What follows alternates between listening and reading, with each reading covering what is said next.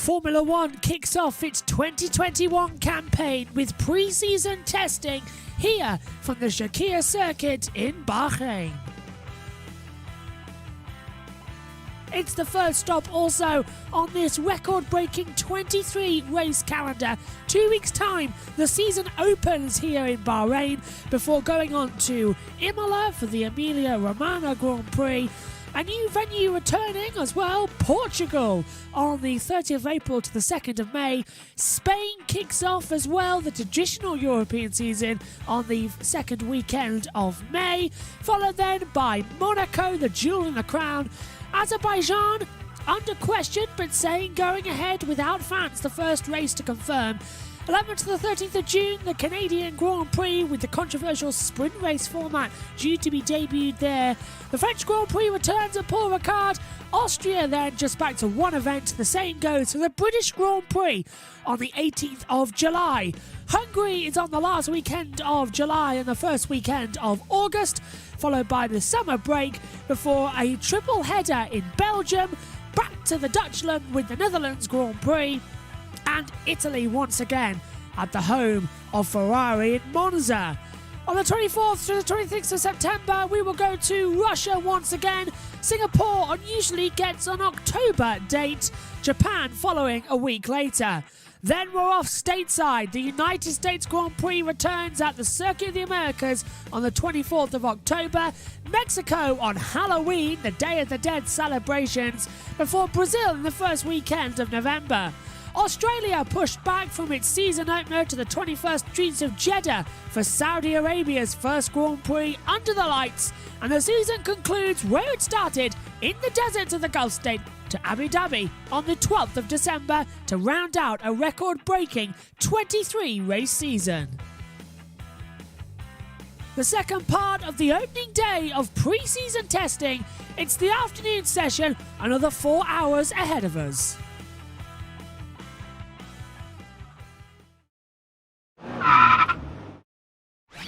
Let's take a look around the Shakir circuit, the Bahrain International Circuit, 3.362 miles, 15 turns, 3 DRS zones, and an elevation change high at 40 meters. It is the trickiest circuit on the calendar in terms of constant time. Start the lap now. Already in 8th gear, flat out on the overtake button. Maximum fuel usage as you hit the first real heavy braking zone on the track. Down to 2nd gear for the right-handed turn 2. Left as well up the hill towards turn number 4. Open up the DRS zone for the first time. Now swoop round turn number 4. Now don't go for the apex all the time. Let the car drift out as you get the better run through 5, 6 and 7. Jump the curbs a little bit into the braking zone 9 of turn 8. Really heavy, really put the power down through 2nd gear. Now turns 9 and 10. The trickiest corners on the track. A double left whilst braking. Turn 10, hardest to crack. Go for the outside wider line. You get a straighter one for the second DRS detection point on the run down the national straight towards turn number 11. Flick the car into the left, put the power down mid-apex to drift you out wide through 12 and into turn 13, my favourite part of the track. Get too much on the curves, the car will spin you round. Into 14 now, quick flick to the left before opening up the DRS once again, and straight down now, under the sand dunes as well, into turn number 15 and 16. The really 2 last braking points on the track. Flick the car into the left, the little corner there counts as the last corner, flat out to the line, DRS open again in the first zone, and that is a lap of the Bahrain International Circuit.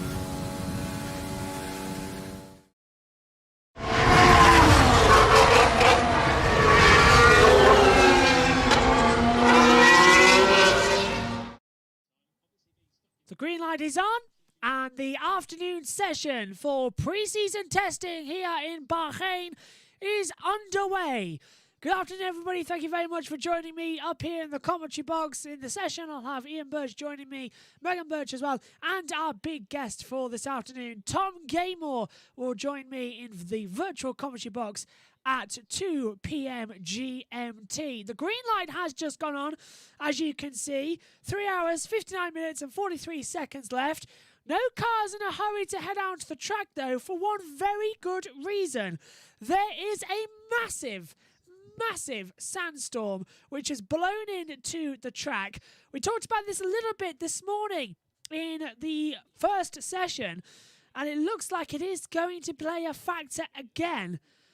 This sandstorm is going to disrupt the running like mad, because in this afternoon session we should see Antonio Giovinazzi, Esteban Ocon, Lance Stroll, Lando Norris, Lewis Hamilton, Yuki Tsunoda, Carlos Sainz, Nikita Mazepin and Roy Nissany all go out onto the track. But if the conditions become too unsafe for the medical helicopter to fly, the red flag will come out and the session will be stopped.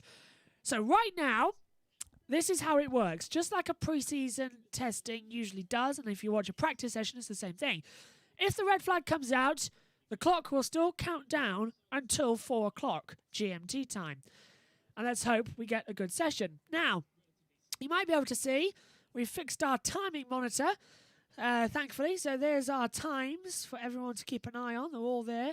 Although Gasly looks like he's gone down a little bit with one, so we'll get that sorted out in a second. But the track conditions are horrible, and the amber lights are now on the start-finish straight. The green lights are on, though, so whole system's being confused everywhere else. If you're watching along here on YouTube, as 3.5 thousand of you did this morning, then, well, drop us a comment, because there's no track action and we've got things to talk about. At Joshua Burch 99 on Instagram and Twitter, and get in touch as well. We want to hear exactly what is going on and exactly what you make of Formula One this year. I'll just sort out this timing for you, because it does look a bit unprofessional, doesn't it? So let's get that sorted. You can just about see it there on the monitor. So let's do some live and angling for you. This is what we always have to do in Formula One, is adjust all of the angles so that you get the best possible seat in the house. So at the moment, I'm going to take them away, actually, because they're not working well. I will swap back to the single camera with the countdown. But what is going to happen in the next 3 hours? Well, we're going to see some interesting guys out there. Controversially, of course, and Hasev are already receiving this, is that we're going to see Nikita Mazepin out on the track as well for the first time. And many people are already saying how much they don't want him out on the track. So that's good. Please don't harass the Haas F1 admin on their social media. It's not their fault who's driving their car. But we're almost set then. Cars just venturing around the circuit. Yellow flags are now being issued, not the red flags, which is better news, believe it or not, compared to what we usually do see around here. Trust me, a yellow flag is 1,000 times better and getting the session read and stopped, because we, like you, want to know the pecking order, want to know who's where. And I'm delighted to say that in a second I'll be able to show you who's who and who's where. Here we go. Ready? The lunar wipe helping me out once again. So this morning, Daniel Ricciardo topped the timesheets and still is top on a 1:32.203. Pierre Gasly is second on a 1:32.231. Max Verstappen third, 1:32.245. Esteban Ocon is fourth on a 1:32.959, followed then by Charles Leclerc fifth, as you can see on your monitor, with a 1:32.242. Kimi Räikkönen sixth, a 1:33.320. Sebastian Vettel seventh, a 1:33.742. Roy Nissany was eighth, a 1:34.789. Mick Schumacher at ninth, 1:36.127. And Valtteri Bottas 10th on a 1:36.850. Now, the issue of the hour is, as many of you know, the fact that Ferrari stopped on the track in the last 10 minutes and caused a red flag. We still don't know what the issue is from Ferrari there and exactly what has gone wrong. We've got people on the ground waiting to see for us. And also the reliability issues this morning for Mercedes stopping us getting out on the track. I believe Ian Birch will have more for us when he comes back in the commentary box on that one, as Nikita Mazepin in the Haas car ready to venture out onto the track. Already the controversial flag, or the Russian flag, being draped over the car. For those of you who don't know, Russia have been banned from competing in World Championships due to the doping scandal that happened a couple of years ago and still is continuing to happen. So Nikita Mazepin and all other Russian drivers are not allowed to actually say Russia, or that they're racing for Russia, and they're not allowed to also have any form of the Russian flag, national anthem, anything Russian can't be on the car. And yet all of a sudden the Ukulele House F1 team have got a massive Russian flag on the front of their car. Who are they kidding? So, car's still out in the pit lane. There's a few getting ready.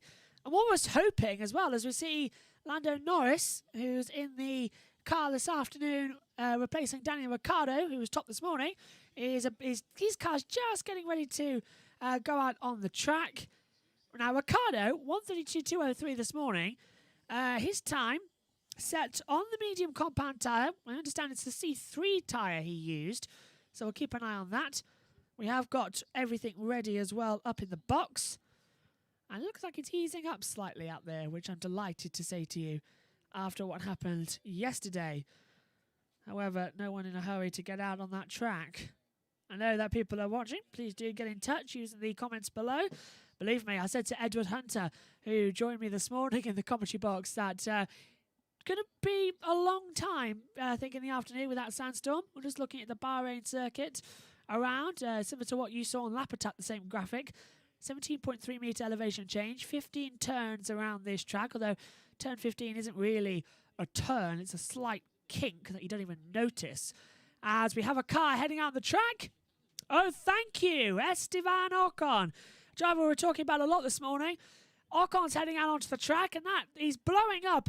I've never seen this before. We've had sandstorms before here in Bahrain, but in actually pre-season testing when we did it here in 2014, we had a sandstorm. We never had one on a Formula 1 weekend, and certainly never when it's been broadcast. It looks like rain out there, but the drivers are out there on slick tyres with sand being blown up right behind them. It almost looks like a wet weather stat out there today. Absolutely bizarre. I've never seen anything like it in my life. And they've really now got to either hurry up or continue moving around. So Ocon's out there on the circuit, so he'll go straight back through as well. Just waiting. A lot of sliding coming out of turn 8 as well. Mazepin's out on the track as well. So Nikita Mazepin, the controversial figure of Formula 1, is out there. Let's ride on board then with the Alpine. If you're watching along with us, so that's to an Ocon. And Ocon this morning, 4th fastest time, looked quite quick early on. Then he's really now, he's only got today in the car, and then I think they're splitting Sunday as well. As Bergman Campbell says, huge Mazepin fan. That's him. But coming through, Mazepin is out on the track now, by the way. He's just coming into turn 9 and 10. I think we're watching him now, actually, on the screen. Here he is. DRS firmly shut and has been disabled, I believe, by the stewards for the first few laps. As he gets a big snap of oversteer coming out of turn 10. Mazepin, he's sliding on the sand. And, of course, Nikita, off-track antics here in Bahrain about 4 months ago. Still very heavily present in the Formula 1 community. He said that he is deeply sorry for what has happened. He accepts full responsibility. He accepted also that he was the one who published that video and that his behaviour was not that of a Formula 1 driver. He angered a lot of people that he said Formula 1 driver. He has since gone on to clarify of person, and hopefully it is the end of his junior Formula antics of crashing people into walls like we saw here in Bahrain, and his disgusting behaviour off track. And hopefully one day Mazepin will finally see exactly what he did wrong, and hopefully he earns our forgiveness, because he has got a 4th chance. It's not a 2nd chance, it's a 4th chance to make a good impression. And he damn well better take it. And he damn well better improve. And I don't do that a lot, but no. Mazepin has got to improve. And Mick Schumacher, who's alongside him in the team out this morning, 9th fastest time, 1:36.127. Both rookies, of course. They've just got to take their time to eager themselves into Formula 1. Interesting enough, even the gloves look a bit Russian on Mazepin's car there. So Ukulele, who is the title sponsor of Haas this year and going forward, and they have a major stake as well. Seem to be taking it so far. Esteban Ocon crosses the line, does a 1:39.780 across the board. So already the track is 6 seconds a lap slower in this sandstorm. So I'm surprised they're still out there on slicks. I mean, they can't really go out in intermediates, can they, for sand? But I'm surprised they're out there on slicks. Formula 1 turned June buggy, it seems, this afternoon. You can follow it all here. Look on the timing screen. That is all the drivers will update. 17 of them go out today. So by the end of it, we'll have a fairly good indication of where they are. And I'm actually glad it's actually worked, because as you saw this morning, our timing monitor was glitching like crazy, but luckily we've managed to fix it with some technical help and technical guidance on the guys back at the HQ. I've managed to secure me a feed so I can use it on here. Mazepin with the DRS open now on this lap because it's disabled for your out lap, then you get it on the next lap as soon as you cross the control line. And the amount of sand being blown back across the track is unbelievable. Visibility still good. I like to point out it's still good enough that we can continue, but we've only had one red flag today, and that was caused by Charles Leclerc stopping out the track. Still no news about what that is. As Esteban Ocon now running up towards turn 4, briefly opening the DRS and briefly turning it back off again. Sand all over this track, and of course they can't just come and sweep it back off again because it will just blow back. The temperature here still very high. Humidity is 18%. But pressure, 1001 MB, according to my timing monitor, 6 kilometre wind speed blowing in from the south. Track temperature, it's hot, it's 38 degrees. Air temperature at 35 degrees. So there is still an awful lot of heat, and that is all coming through the storm that's blowing from Saudi Arabia over the Bahrain circuit, and they've really got to take something up there. So a lot of people already commenting on the sleek new look of the commentary box area. Well, if anybody's noticed, we've changed the viewpoint. We used to have it at 1280 by 720, but now I think it's changed a little bit more. So it's a bit more 16.9, which means you get more of us in the same screen. So as you saw last year, Megan used to, bless her, sit here and have her head cut off by the timing screen. But now I can walk all the way to the other side of the box and Megan will still be here. Dad sits in the middle and I'm on the other end still with the same problem because I was on the other end of the camera. But it means you get a full timing monitor and graphics and even a logo at the bottom. If you're new and joined us in Formula E, you saw that as well when we covered the Diriyah E Prix. Reminder, of course, that in 2 weeks' time, you can watch live coverage of the Formula 1 race here in watch-along format with practice, qualifying and the race, all live, and coverage of the MotoGP season this year. Now, a lot of them do clash with Formula 1, so some of them will be delayed broadcast, followed then by the live broadcast. So some races live, some races delayed broadcast, but they will be in full. So that's going to be fun a lot this year as well. We're covering also the same for the British Touring Car Championship. They will be coming to you with some live and some delayed. Hopefully we're scheduled to go live every single weekend, which is good, but some races might be a little bit delayed, like race 2 is on before race 3, that sort of thing. So it's going to be interesting. And also joining us, you'll have live coverage of every Formula E race because it's on 4 o'clock on a Saturday afternoon. That's usually when everything's done anyway. And it actually doesn't clash with anything. So live coverage of Formula E this season as well. And there are currently 8 confirmed races. Now, a lot of work going on at Max Verstappen's garage at the moment. Seymour Copra saying P1 for Ricciardo. Yes, at the moment, that was he was in this morning. His teammate, though, of Lando Norris has taken over in the McLaren Mercedes this afternoon, and visibility on the back straight away out of turn 10 down to the turn 11 is very bad now, and the sand is getting quite everywhere. And of course, if I get my watch, in fact no, it's on the phone, isn't it, the time for Bahrain. If I take a look at it, in Bahrain it is just gone, it's 3:15 p.m. in Bahrain. In 3 hours, 44 minutes time, the track will be dark, so the lights will be illuminated, and we'll get an end of it in the night run, which is why you see the lap attack in the night and the segments in the daytime, because it sort of mixes between the two. Esteban Ocon, though, and Nikita Mazepin still doing rounds out on the track, neither of them seeming to want to stop. And I think Edward Hunter put it this morning as well. It's like the first day back at school. It's got that feeling to it. Everyone's ready, everyone's loving it, and they cannot wait to go racing again. This is this morning, the Alpine's A521 rear floor specification. We touched on this in Development Corner this morning, if you joined us as well.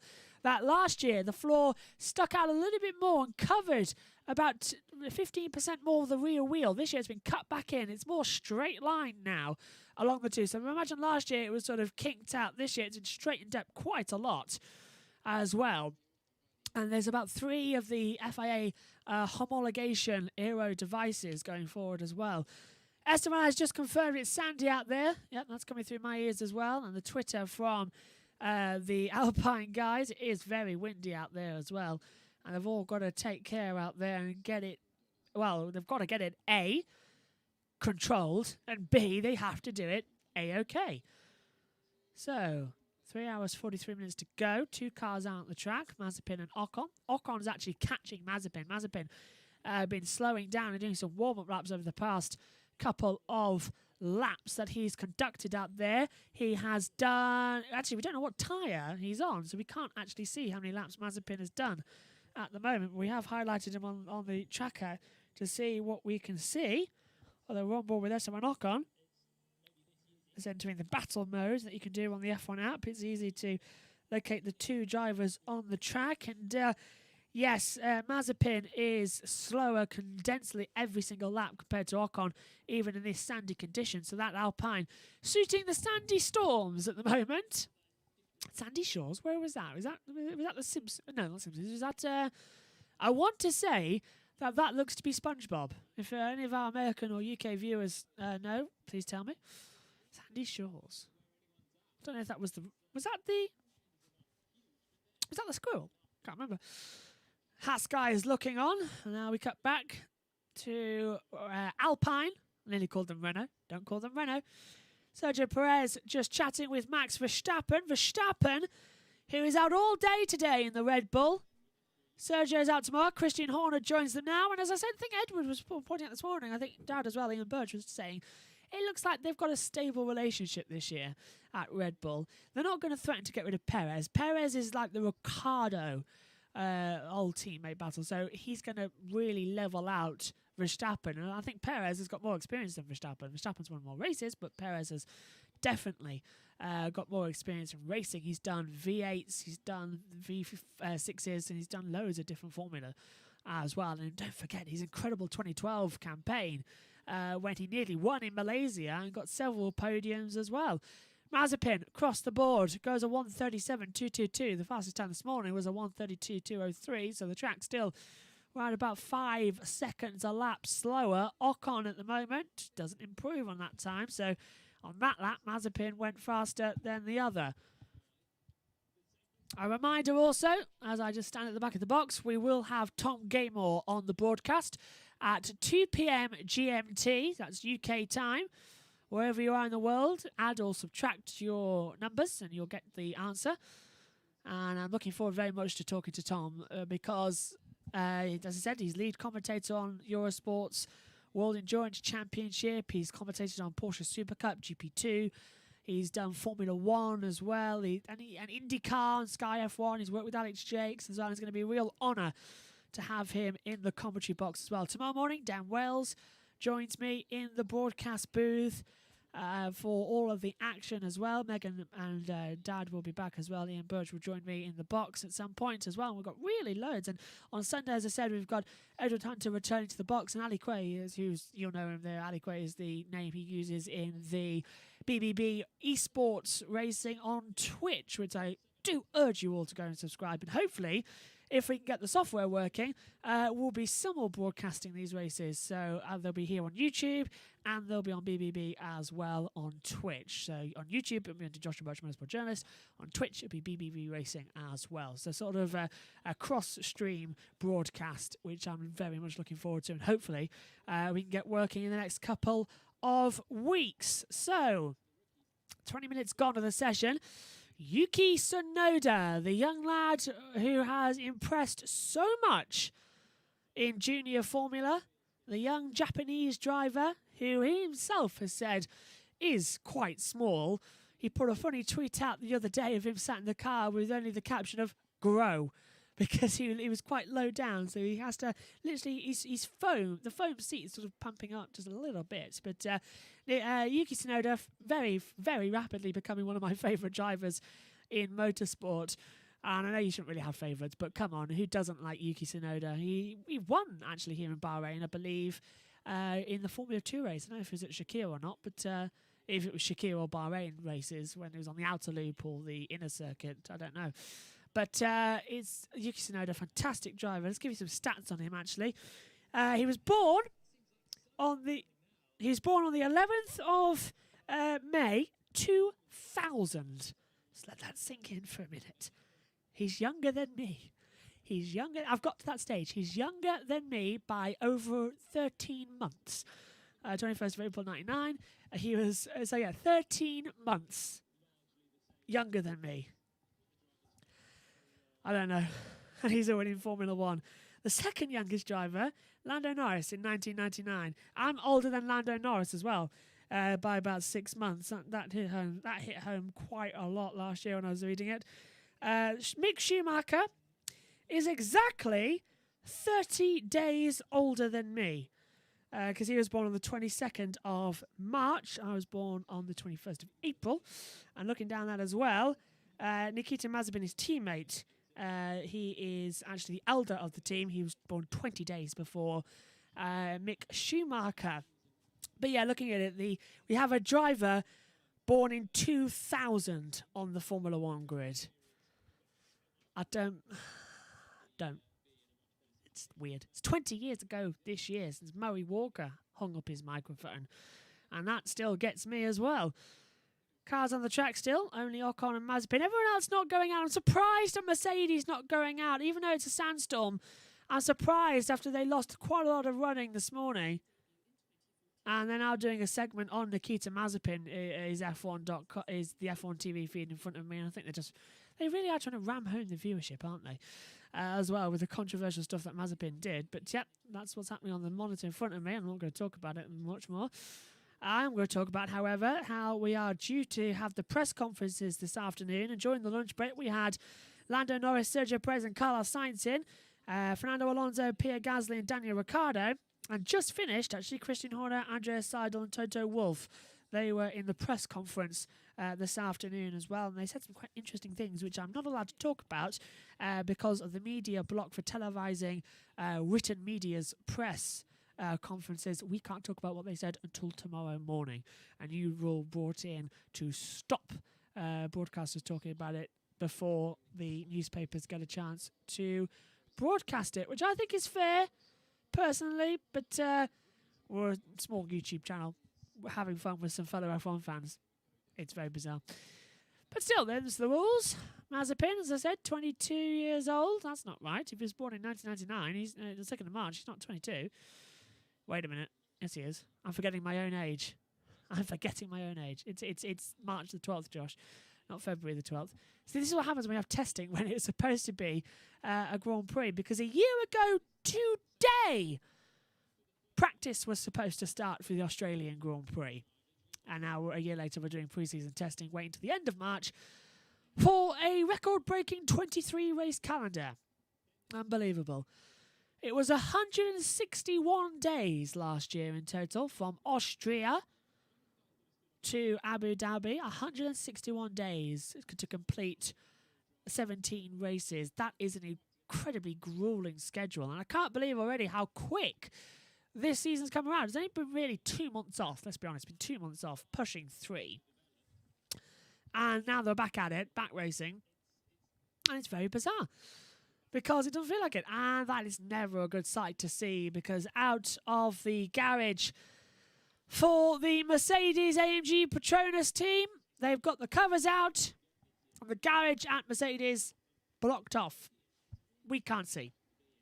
Well, testing's behind closed doors, no fans allowed, which is a disappointment, because I've always said it.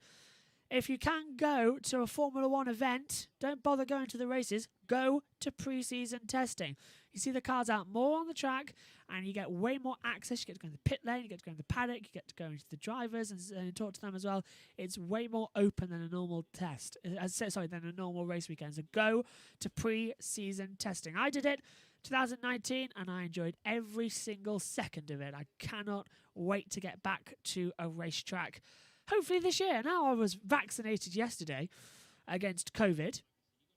And hopefully my next one's on June the 3rd. So by the time the British Grand Prix comes around on the 16th of July, I would have been fully vaccinated against COVID-19, which hopefully might mean I get a media pass for the British Grand Prix and get to go on site. And I've already made my mind up. If I do get to go, I'm only going Friday. So I'm only doing practice in there because I can't leave you lot with no broadcast, so I'd come back here and do the commentary back in the screen. But I'd love to go on Friday and watch practice and broadcast there back to here with Megan and Dad sitting in the box watching it all. I'd love that.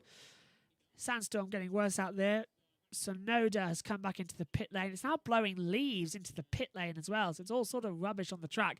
Mazepin's back into the pit lane. Sonoda, I think, is coming in as well, or is he going to do a practice start? Because according to my monitor, he's still out there. But no, Mazepin has stopped now, and he's back into the pit box.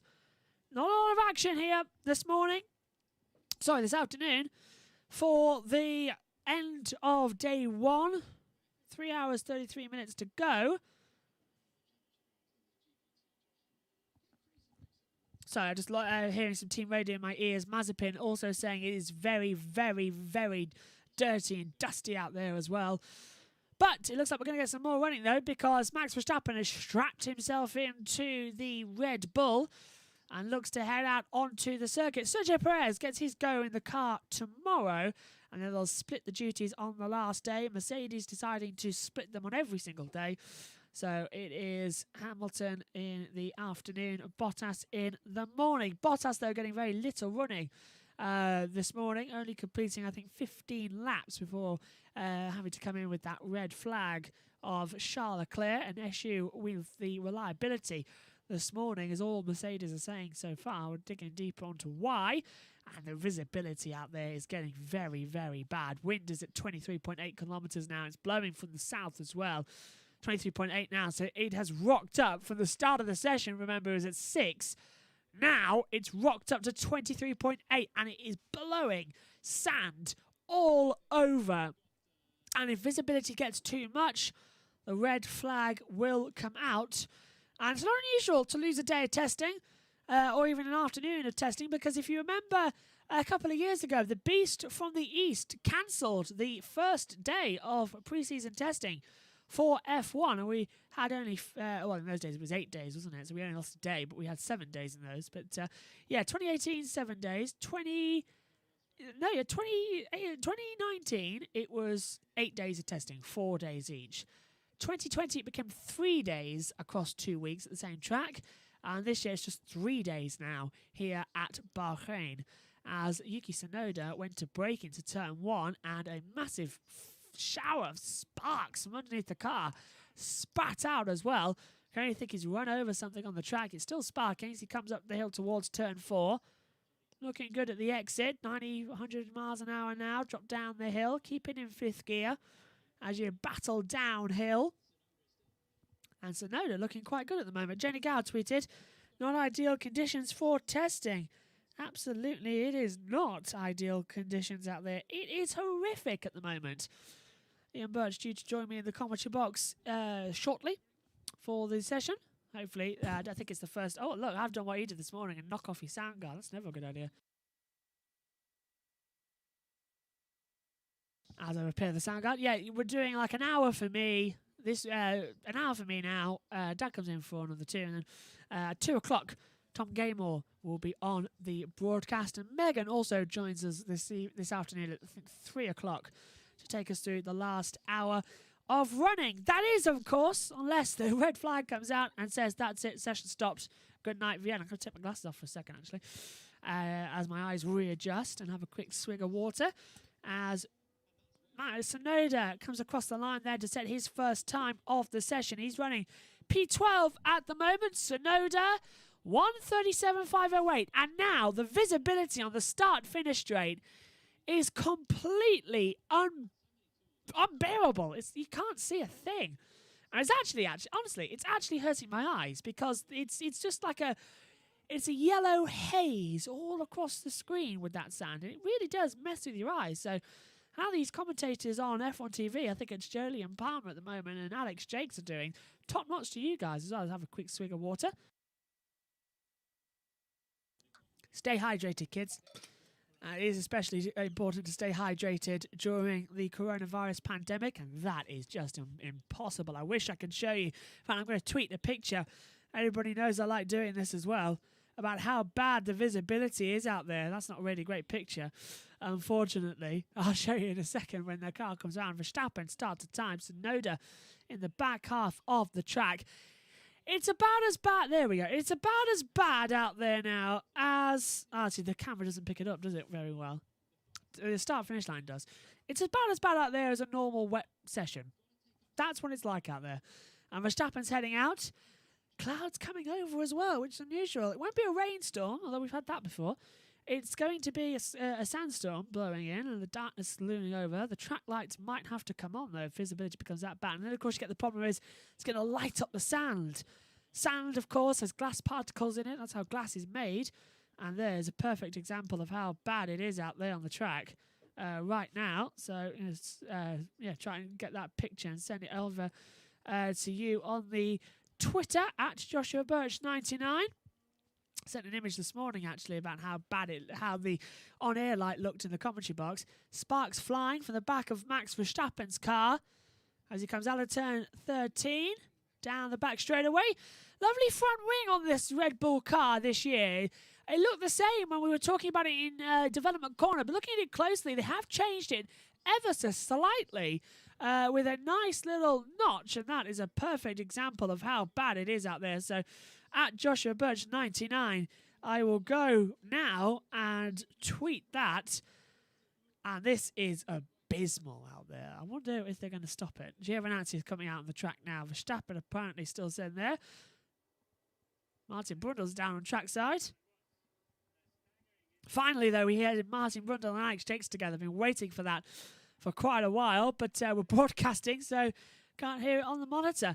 I always rewatch these segments back later anyway. Valtteri Bottas is getting ready to head back out onto the track as well.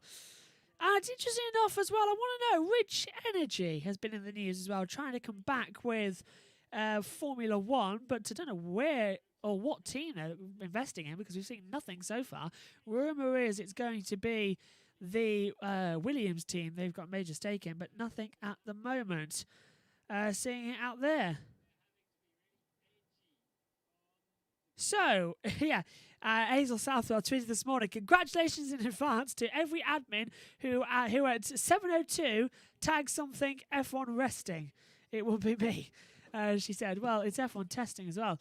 I know what she means. It means that you're that tired. As I said this morning, I woke up and sort of laid there and thought, okay, it's day one. Let's not mess this up. We're broadcasting for 8 hours over the next 3 days. Let's get this right. Let's have some informative. There's going to be some dull bits. There's going to be some really exciting bits. And honestly, I think we're getting there. This morning, 3.5 thousand views, our most ever on the channel at one time live. So thank you to each and every one of you for that, and past the 100 subscribers point as well, which is very dear to my heart to say thank you very much for that. And I can't wait also to see what is going to happen with 2021. Yeah, this morning, let's just have a look, 3.9k it's at now, so nearly 4,000 viewers this morning, so that is amazing, and hopefully it'll go up a lot more with Tom Gaymore joining me at 2 o'clock as well. Tomorrow, as I said, Dan Wells joins me in the commentary box for all of the running. We'll confirm the running order. I think Craig Woolard also said he'll be interested in doing an hour. I'll confirm that this evening and get back with the times tomorrow morning. As I think Edward Hunter said as well, it's just with a fishing net, just going out, dragging people into the commentary box, putting your headset on them, and what do you think about Formula One? It's going to be fun. It's going to be a lot of fun. So, this out there at the moment, this is Antonio Giovinazzi, who's decided to head out onto the circuit. He's on the medium compound tyre. And that means he's got the bands on it as well. So that's the C4 tyre. That's the C3 tyre compound, sorry, out there. As Ricciardo's time looks unbeatable then today. It looks like Ricciardo will stay top on a 1:32.203. That would be completely ironic if it is going to be Ricciardo topping day one, just like last year. Because Renault topped today last year, I seem to remember. So I'll keep an eye out for that one. Verstappen still, I think, back in the pit lane. According to my monitor, he's stopped on the track. Giovinazzi is coming through, skating out of the last corner, and then he hit the start-finish straight, and he's literally just a complete haze in front of the driver. You can see very easily, but you can't see into the distance that well. So that is going to be a bit of a tricky one. And if you get sand in your eye as well, or in your glove and your joints, and it all just comes that little bit hard. And sand is rough, of course, as you know. It's going to be really bad. Ribosome, good afternoon. So much sand, I wasn't expecting such conditions. Well, Ribosome, you're joining me in the commentary box. I think it's tomorrow, isn't it? And honestly, let's hope we get some good conditions for that. So, yeah. Bringing a fan onto the commentary box, my top fan, Ribosome. I messaged him and said, do you want to be on the broadcast? Because I want to interact with people. And he said, yeah, of course. I'd be honoured, I think he said. So, yeah, well, the honour is all mine to have you on the broadcast as well. So, looking forward to it. Yeah, tomorrow, Ribosome in the box for that one. Can't remember what time. My mind's a jumble, so you'll have to send me the time. I think it's afternoon, isn't it? It's the first session back, isn't it? So it's 11:50, isn't it? Onwards, yeah. I've remembered. Giovinazzi flying into turn 11, looking good, getting sliding on the rear of the car towards the top half, and of course turn 12 and 13. For anyone who watches the BBB Twitch, I always say when we were at Bahrain, this segment here through turn 12 and 13, if you take too much inside curb, the car would just grip mid-corner and fling you into the wall. It's the same in real life as well. It's really bad. First hour of the afternoon session, I think. Yep, you're right there. So basically, you'd be saving me from having to do this again tomorrow, talking to myself. Yeah, lovely. As well, Giovinazzi 6.3 seconds off the pace at the moment. His time just then, a 1:38.590. So Giovinazzi, he did set a time this morning. Not going well this afternoon. Just double checking that my stats are right there. No, that's his first time of the day because Raikkonen was in this morning and he did a 1:33.320. So you can see the track separation there. Raikkonen 6th, Giovinazzi 13th. And that is about as bad as the car conditions get out there at the moment. A lot of sand, a lot of just mess all over the racetrack. And it's due to get worse as the session goes on, as well as night draws in. So keep your fingers crossed, everyone. We actually get to finish this session. Air temperature at 34 degrees. That's 93 Fahrenheit. Track temperature 37 degrees, 98 Fahrenheit. Humidity at 16 degrees. Wind speed 21.9 now. It was 6 when the session started. And the wind direction coming from the south. And honestly, that is such a perfect image in front of my commentary box monitor as well of how bad it is out there. Now, also, for those of you who joined me this morning and you watched the eSport piece, my apologies. It's going to be the same one again when Tom Gaymore joins the broadcast and leaves the broadcast, unfortunately. So we'll have to play the same VT to get the cameras back up. But don't worry, because tomorrow we'll have the Williams documentary back and also some analysis on today's session with a little roundup of what happened. So plenty to come. Seymour Copeland, isn't Alonso racing yet? No, Alonso's in tomorrow for the car. Today it's all Esteban Ocons and the full hard tyres. C1s on Max Verstappen now. Out on the track, and the wind and sand blowing everywhere. Bonnie Tyler, I believe, is going to start recording a voiceover at the end of today with the wind and the chill and the rain and the storm. It's a sandstorm. This is where I need Megan in the commentary box to do a Star Wars joke about sand. But I don't know. I think I'll manage without it. I'll leave her to do that later. She'll probably bring in Tuscan Raiders. But Max Verstappen, out on the circuit, a Dutch Dutchman at the moment. So he's the Flying Dutchman. Out on the track, Supermax, the Magic Lion out there. Going to come back to his home race this year. Triple header with Belgium, the Netherlands and Italy at Monza.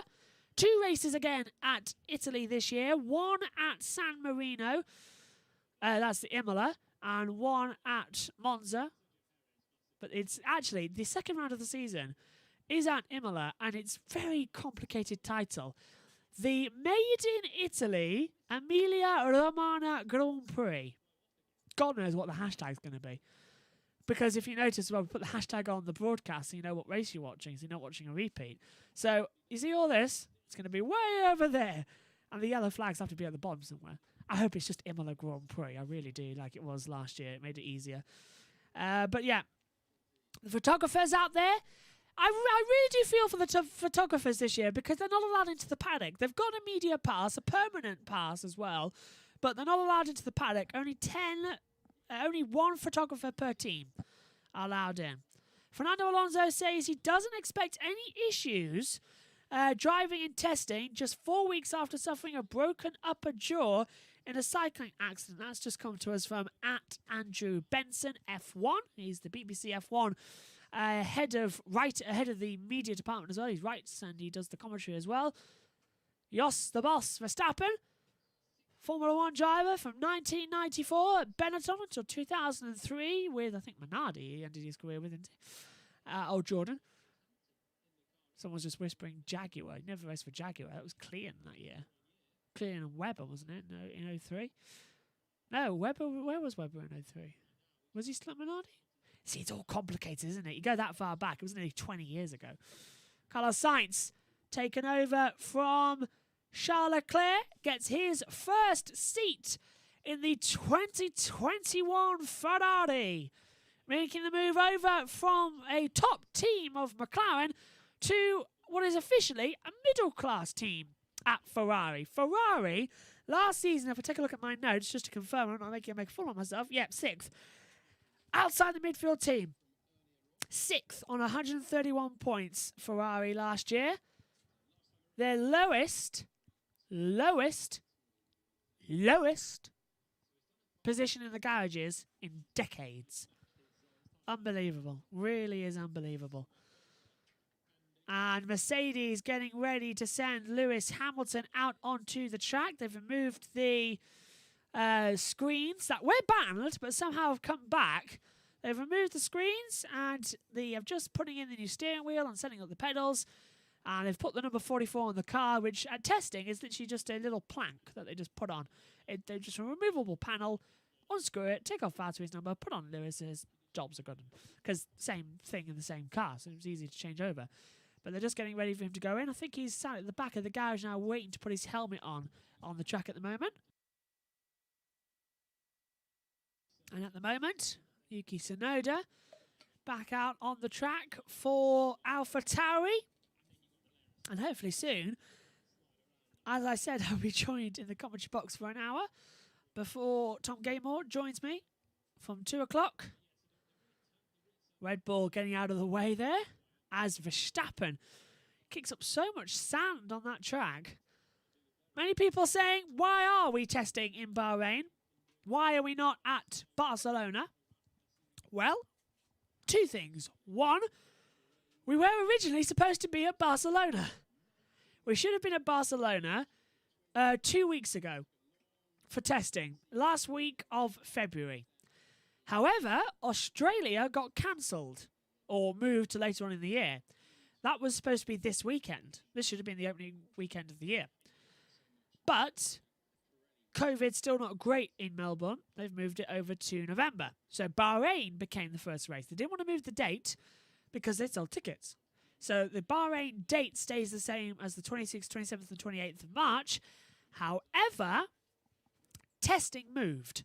Instead of flying everyone to Barcelona and flying everyone over to Bahrain, they decided to move testing to Bahrain 2 weeks before the season starts. So everybody who is here in Bahrain is here for exactly 1 month. And everyone who is here has the option to get COVID vaccinations.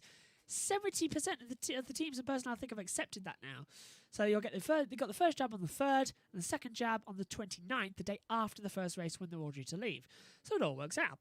So the testing here, what we've had Formula 2 testing last week. That finished on Tuesday. Wednesday, Thursday, it was filming days for Haas and Ferrari at this place. And Aston Martin, sorry. And then Friday, Saturday, Sunday, it's F1 testing. Then the second cars get flown out and set up next weekend.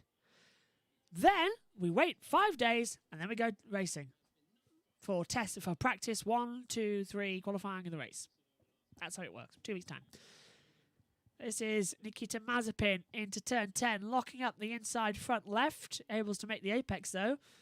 Impressive. We saw several cars this morning fly off the road actually, so I'm very surprised and very glad he managed to get that into the part of the track as well and didn't throw it into the wall like we've seen him do several other times before. So it's times on the board. Sonoda on a 1:37.059. And Bottas said his time this morning in completely perfect conditions, but the car just was not good enough. So it's down on a 1:36.850. So it's really weird. If you look at the timing monitor, you think, oh yeah, it's just a normal test. You almost forget the sandstorm came in. And you need to look at the top sand time, which is Mazepin, 1:35.478, and look at the top time this morning, which is Ricciardo, 1:32.203, to see there's 3 seconds worth of difference out there. Maddening. Let's just see through this part of the track now. Max Verstappen flying through and keeping uphill as Martin Brundle, 9 podiums, 158 races, 12 years in Formula 1, is now talking with his mask on as well. They've changed the mask, which I think is great this year as well. Although, rumour is we're going to ditch the masks by the British Grand Prix. Everyone should be vaccinated by then. Joining me now in the commentary box, I'll just get his chair ready for him, is Ian Burch, who now walks in. Hello, welcome. There's your chair. There's your microphone. Not the iPhone, that's my one. Who is in now. And pop on your headset. And welcome to the box with 3 hours and 12 minutes to go. Have you been watching? Good afternoon. Yeah, I've been watching. We've had one parcel delivery. Yay! Yeah, the main one. Oh, nice. Tomorrow. Well, if anyone doesn't know, it's the elder brother's birthday tomorrow. So I'm hoping I get some breakfast. So if Kellyanne's listening, yes, your parcel's just arrived. There you go, Kellyanne. Not many out wanting to ruin their cars with this sand. If these cars are sucking up this sand under the... Yeah, with the Aeroforce, yeah. With the Aeroforce underneath, right? It's going in the air intakes as well, so... It's getting everywhere, isn't it? Engine, everywhere. I'm very surprised they're out there. Yeah, it's a bit like driving on... In the wet, people have suggested that you put intermediates on. No, I don't think so. I said about maybe inters, but I thought you've got a lot of surface of the tyre on the track at the moment. If you take a little bits of that off, it's sand. You know, you're not trying to dispel water, so I can see what they mean, but I wouldn't personally want to do that. What's the other thing? Have you seen the back of the Alfa Romeos and the Alfa Tauris? Yeah, they're quite similar, aren't they? Similar. And almost like the light is it's like they finished the engine cover too early. Yeah. Whereas some of the others are doing these little wiggles at the back to get the aero. They've just cut it short on both of them, and I thought I looked. So this morning, somebody's had photos of the other one. This morning I looked at it on Development Corner. I thought, no, they're hiding something from us there. But then I looked at it on the track in the lunch break, and I thought, no, they really have just got a very short diffuser. And I looked at the AlphaTauri, and you're right, they are incredibly similar. I mean, one of the regulation changes is the fact that the floor where it meets the back wheel is now 2 inches shorter at the back in a triangular effect that goes about 2 foot forward in a triangle. Yeah. And that, I don't know. It's a bit of an interesting one. It's weird, isn't it? It's day one. Tomorrow we'll come at it looking at it and thinking, oh, this is going to be interesting. Now, Angie looks like she's bulked up.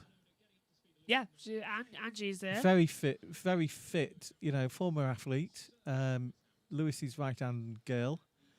And keeps him in check and keeps him fed and keeps his fitness up and is generally good for him. They're great friends, and lockdown where she looks like she's been in the gym more than she has been running. And Lewis is about to head out onto the track for the first time. Look at that tyre, close up. They've tried to scrub the surface of that, obviously, but has it been out before, that tyre? No. They haven't. And they've scrubbed it. Hamilton hasn't been out on the track at all this afternoon. It's Bottas. No, I was wondering whether Bottas had used that tyre. Could have done, yeah. Because it's not going to imprint. And that's also what the sand will do to these tyres. It will be like sliding on a piece of glass paper. That's what I described it as. Yeah, it's sand, very small particles of glass, and I'm surprised we haven't seen any punctures because the amount of sand that's on that track is going to shred them eventually. It's going to wear them down. It's going to wear them down much more than it would normally, and it's also going in those air intakes. Martin is out there somewhere. And he's glad of his mask. Oh, is he? I'm surprised about that, to be fair, because I thought looking at that picture there with the back of the McLaren of Norris, I would be glad to be wearing a mask right now. On board with the Williams of Roy Nissany, just catching on the sand. Yeah, he's doing well, isn't he, Nissany? Yeah. I'm quite impressed with, and I know him from F2, and he's one of those drivers that can do more. Yeah. He's not consistent enough yet, but he's still learning like mad. He's got another season in F2 as well coming up this year, which I think he's going to shine. I think he stands a chance of being the champion, Where's Eilert gone? Where have Ferrari put Eilert? Is he back in F2? Over to Super Formula for a year. Super Formula? Yeah, they've really gone that's been good for a number of people, actually. Mick Schumacher went into Super Formula, didn't he? Yep, Schumacher did a year in Super Formula and then came back to F2 and F3. Right. Just having a look at this right now. Schumacher, Mick is down in 11th on a 136. His teammate Mazepin has gone quicker than him, but that Haas car has been turned up to 11 for this afternoon as Norris is setting his first time of the day. Much more cars heading out of the track now. Well, there's 4 cars out there that can't be any worse than they were last year, surely. Yeah. You've got to have found out where you went wrong last year and got to have improved the car. Williams are going down a different trait in that, they're taking systems from other people rather than developing themselves. The gearbox is an example for next year. Next year the gearbox. They've still got their own gearbox for this year, but they've agreed to. I think it's Mercedes. Mercedes for next year. Yeah. Because they've got the Mercedes power unit in as well. I think for 2 more seasons. Yeah, of course, the ECU unit is made by McLaren for everybody. Yes. So it's not unusual for teams to make parts for other teams. In this 2 clones on the, Ferrari. Haas has got lots of Ferrari parts on it. Haas is actually a car that has now come under investigation still because of that livery. Yeah. Which has got the Russian flag on it, and you're not allowed to have the Russian flag in motorsport or any form of world championship for 4 years after the doping scandal. So Haas needs something incredibly A, lucky, and B, a miracle to avoid a fine from the NAS, I think it is, who is the big motorsport and world organisation, WSA, I think it is, the World Sport Organisation. Has anyone worked out why is it just because the logo's gone green on the Ferrari instead of yellow? I did have a little look at this. Or and white at one point. It was white, but I think it's because they're trying to promote that they are a green company, Mission Winnow, the No, they're cigarette not. company. No, obviously the cigarette company. Yeah, but they, Yeah. they're not. No, Ferrari aren't a green company. Ferrari anything but a green company. Is it? I know Chrysler have got electric cars. Have Fiat or Ferrari? I don't think Ferrari have done La Ferrari, La Ferrari, which is Ferrari. that hybrid So good car. we named it twice. They did. They literally did name it twice. That's that hybrid car. Just making sure the timing monitors are okay for the 2-screen view coming up later. I'll stand back up now, they're very lucky that the helicopter can still fly. Yeah. I wouldn't like to fly in that. Oh, and science actually, just for a little bit of Yeah. prosperity, is crossing the line, and his first ever official time in a Ferrari, a 1:37.440. And that, so science first out in a Ferrari. Yeah, if only he'd have had clear conditions like Yes. they did this morning. That's gonna a lot of the drivers that weren't there this morning. Yeah, they're going to be like, oh dear, we've lost down a lot It's of a running. handicap. Yeah. This is clearly slowing them down, and it's understandable. But with the higher number of desert tracks now, Very high. I counted how many? Was it 3 now? it's Counting at least Saudi? 3. Three could describe Could be 4. 4, Yeah. depending on I haven't got the calendar in front of me at the moment, so I know it's Bahrain, Abu Dhabi, Saudi Arabia, and I'm trying to think of another one. Turkey was one, wasn't it? That was 4. Yeah, Turkey. It's Yeah. more desert. It's not so much desert as wilderness, isn't Yeah. it? Got a lot of dogs there as well. Well, we had a cat yesterday. Electric fence, and it still got on the track. Was it in Friday testing last year? Yes, I think They during that still race. managed to get and it vanished. It really disappeared, didn't it, on the track? It was during that qualifying, actually. Think about it. It was the delay. Everybody said that You're right, that they're scrubs. Haas had taken the dog in, but I wouldn't take a wild dog anywhere. No. Also, we had a cat on the pit straight yesterday when the safety cars, the new Aston Martin Vantage and the Mercedes SLS safety cars were out there. Oh, so they're both here this time. They are. They're both here. They're just for pre-season testing. But, yeah, they literally had the cat on. So someone let the cat out the bag. Yes. Well, there's other jokes you could say there, but you can't on air. Lewis Hamilton is about to make his first lap. Sir Lewis Hamilton, I should point out. He was Yes, knighted by he's the been Queen. knighted by Her Majesty. Yeah, knighted by the Queen back in January of 2011. Is that a car just arrived? Yeah, you take over for a second. I'll go with them. So Joshua takes the opportunity to go see where what the car is. That's probably his mum back. What I've got from this session up to now is that they've got to learn to drive in this. It's a bit like driving on in the wet. I compared it to driving out the wet actually as well because it's going to be the same sort of physical condition. But I disagree with the fact that this is going to damage air intakes air into the engine, and I know you've got filtration systems. These are tiny little particles. They're not going to be stopped. It's going to if you get enough of this stuff, and I think Julian Palmer was talking about this. The amount of sand that's on that circuit, even if we get clear skies tomorrow, unless they sweep that surface, it's still going to be it's there. still going to be there, and it's still going. The off-track bits, it's still going to blow onto the track. I said about the sand, and if Megan was It's not here, good. It's not good. It's but you've got to learn with the number of tracks that we've got, 3. Yeah. That's an awful lot of points. You've got to learn to drive in this condition, just like you do learn to drive in the wet condition. Not a desert track, but add Zandvoort to that because the beach is just alongside, so it blows all the sand onto the track. Science has been caught out down at turn 10. He's locked up. But I said, if Megan was in the commentary box, with all the sand around, she would be making a Star Wars joke. But Mercedes beat me to it.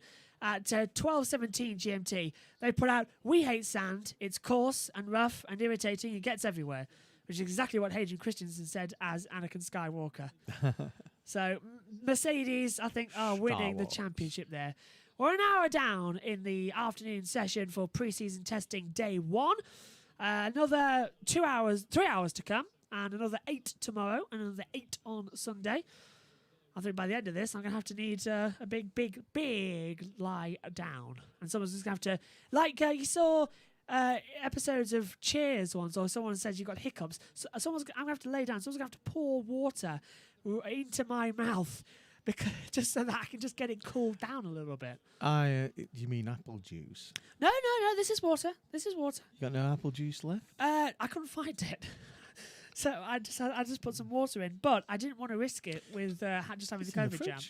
Yeah, I didn't want to risk it with just having the COVID jab, so I was I'll have apple juice tomorrow. He's plugging the fact that he's had his COVID jab. Well, I'm trying to because I'll be fully vaccinated by the time of the British Grand Prix. So if anyone wants to let me into the paddock, I'll be free. I'll be vaccinated. Which is actually about 70% of the F1 paddock will be by the end of March because the Bahraini World Health Organization, they've offered to pay. Yeah, they've offered. But a lot of them don't want to do it because of the fact that it'd be seen in this country. Now you've got 8 of the teams based in this country, and it would be seen that they are air intakes on this with the sand on the Red Bull there just to cut across. Yeah, that's getting the it sand, before they should. But you get it because of me and because of your asthma. Yeah, I was surprised. Yeah, I get it because of you, because I live here with you, and because of the asthmatics. Yeah, you'd need your mask out there. Oh yeah, completely. I tell you, I would be going out there with the helmet.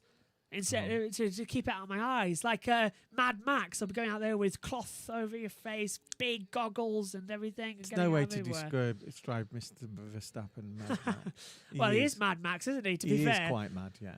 Lewis Hamilton out on the track. He has, I believe, set a time. He is 16th overall on the timing screen, as you can see over there, on a 1:38.227. So he's last. Lewis is last. Yeah, but then again. Many a time on Friday practice, Mercedes just go out there and do their own thing. Yeah, that's what they're doing today, really. They did have that reliability problem this morning. They kept Bottas out there. Yeah, that was something to do with the gear selection on the gearbox. So they just changed the gearbox on that particular testing car. Obviously, it's very doubtful that these cars will actually end up as the race cars. Usually they end up as the spare. Hamilton says he can't reach the pedals properly. Yeah, it looks it, doesn't it? So Hamilton's complaining now. And look at that down the start-finish straight. It is awash with sand in the air. I can barely see the start lights. They're also the cars that are often taken somewhere to display them for advertisement. Oh. Yep. Hamilton sliding Lewis on one. pushing. Right, if he's not reaching those pedals properly, then he's not reaching the brake properly, is he? Yeah, he's going to be locking up as well. They might box in this lap, but the sand is very bad. He is pushing that a lot faster than I thought he would. I thought he'd take a gentle little stroll around the first few laps. No, he's pushed straight out there, hasn't he? Well, they lost a lot of running this morning, although Mercedes, arguably one of the teams that aren't really disadvantaged by losing some running. Winning 7 championships in a row of constructors and seeming to have the best car once again in what is the final year of the current regulations. We've said that 3 times before now. The interesting thing there is that the exhaust actually goes straight out onto the monkey light. Yes, I saw that. Yeah, that's changed from last year. They must have done something to secure that monkey light from heat, because nowadays. There's a new light this year, right? As well as the red light, which means you're recharging, and the solid red light, which means that rain and all that, rain and things like that. You also have a green light in that cluster, and that is because it's for rookies. Yeah, to show that you've got a rookie in front of you. I think that makes sense in testing. And it's a bit like the green L plates. Yeah, you get the red, you get the black X, don't you, in other series with cars for rookies? And this is Hamilton coming into turn 14 at the last corner, really.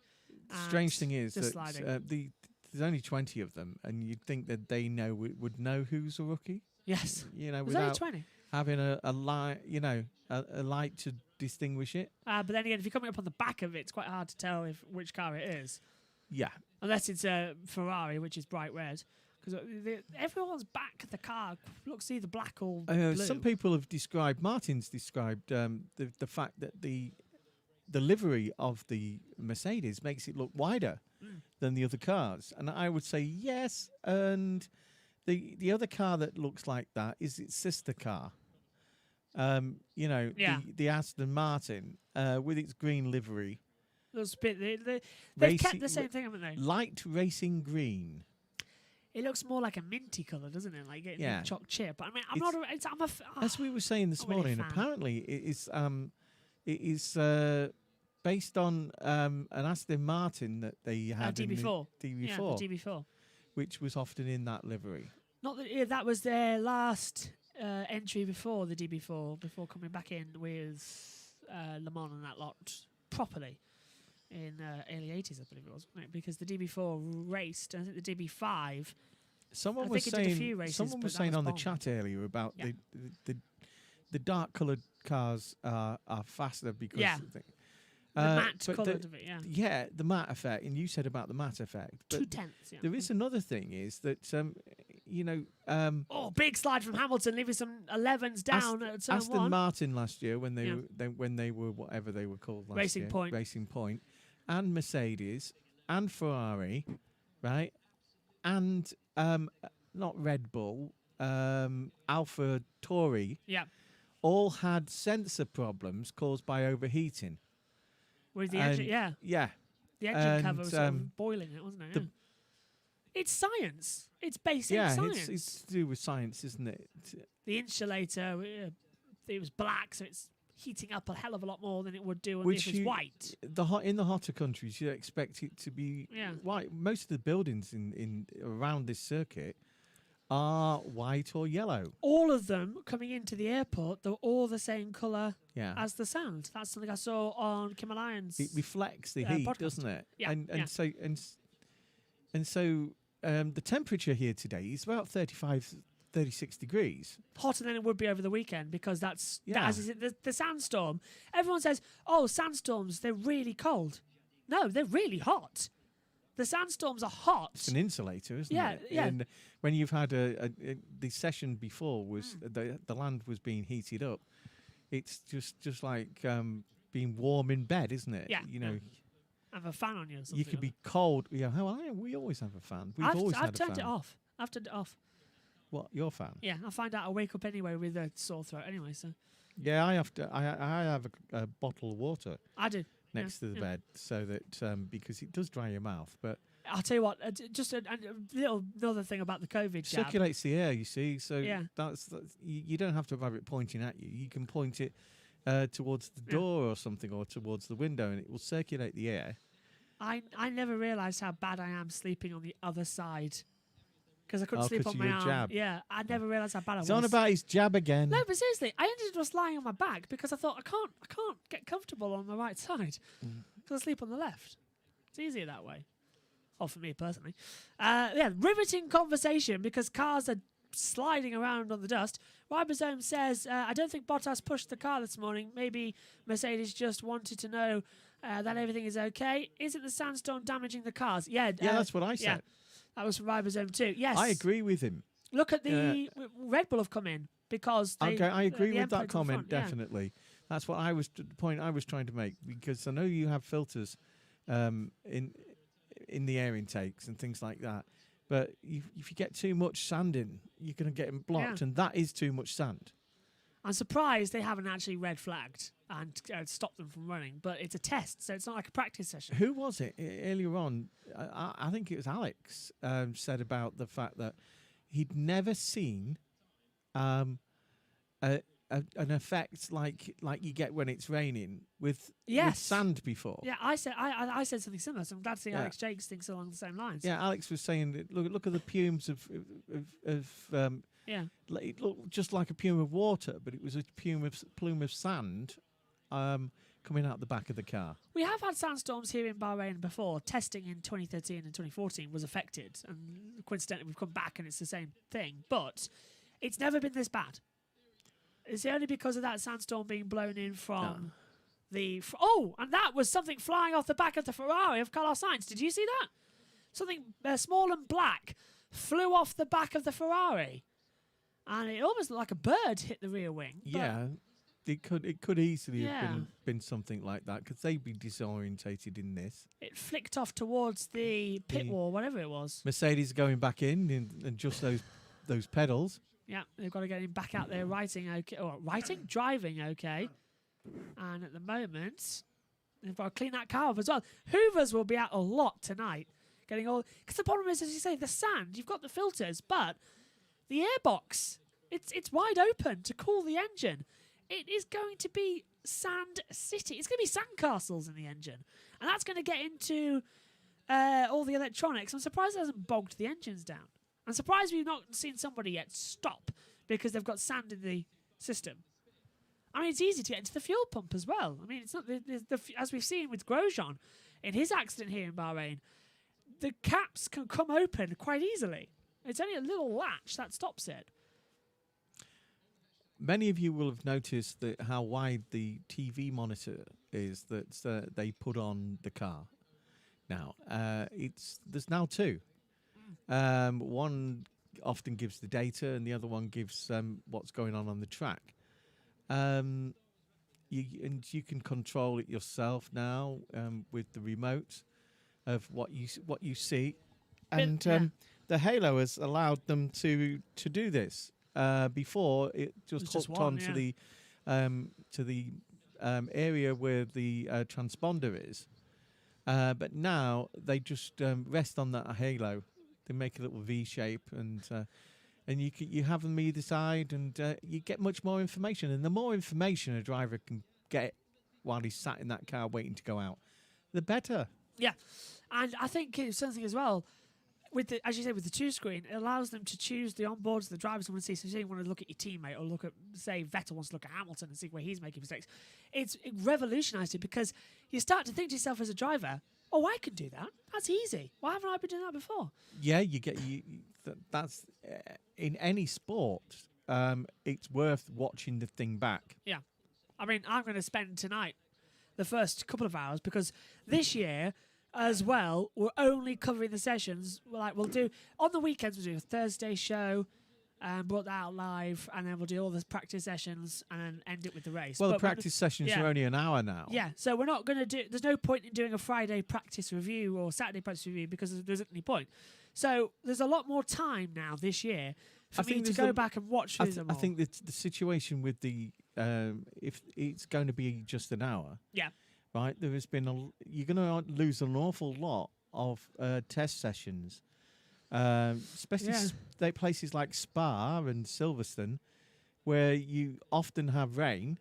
It's going to be good point. You're going to have a situation where they go into qualifying without actually doing hardly any laps at all. Bit like Eiffel, when me and you sat all day Friday waiting for something to happen and it didn't. Oh, that was absolutely Eiffel. Yeah, and then we had just an hour of practice on Saturday, and everyone went crash bang wallop, and then qualifying exploded. What a picture! Yeah, what crash bang wallop or crash bang wallop? What a picture! What an autograph! It's Mary Poppins, isn't it? From the film Mary Poppins. I think so. I was only mentioning Mary Poppins the other day. Mary Poppins, I still as can't. I live and breathe. Still can't put my arms behind my back comfortably. Norris is in 12th at the moment. It's only a dead arm. He'll be fine by tomorrow. Because of your COVID jab. Shall I wear a badge? They gave me a badge. They gave me a little sticker. Yeah, because he was a good little boy. I was afraid he was of scared needles. of needles. I am terrified of needles. And honestly, I was talking to the two nurses in there, and they said, "Do you want a sticker?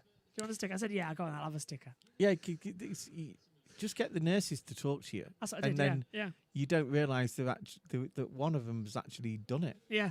Honestly, I said just do it, and I didn't feel it. You could feel it's like if you brush your hand, you brush your two hands together very lightly. You don't feel it. The jab. He's had AstraZeneca. Yep. I've had Pfizer, and I had. You wake up in the morning. And your arm's a bit dead. He's shaking. And it's just like the room's cold. Yeah. You get that sort of thing. Some people have had that reaction. Hot bath was nice for me. I can tell you that. 3 European countries have stopped using yours. Really? Because of the fact that it can create blood clots. And AstraZeneca have said, no, that's not true. I go for that. just to scare him. No, and he said they've said no, that's not true. Blood clots are part of the COVID situation. Yeah. As there's blood clots on the lungs and things like that. So it's understandable that a certain percentage of these people will have, but very few adverse reactions, thankfully. I just got a sore arm, but I already had a sore arm. One is too many, but yeah. The alternative, as my missus puts it, right, you might have a few discomforts for a few days because of a dead arm feeling, but at the end of the day, it's a lot better than the alternative. Completely. Yeah. Which is COVID. Or worse. Yeah. But yeah, I completely agree. I know some people are watching right now who have just messaged me saying, get you telling your chap story. Well, filling. Cars are out circulating, but there's only 4 of them. And here is one of them. This is Giovinazzi. A lot of these mechanics and that of the English-based teams, British-based teams, will be entitled to a jab by July. Yeah.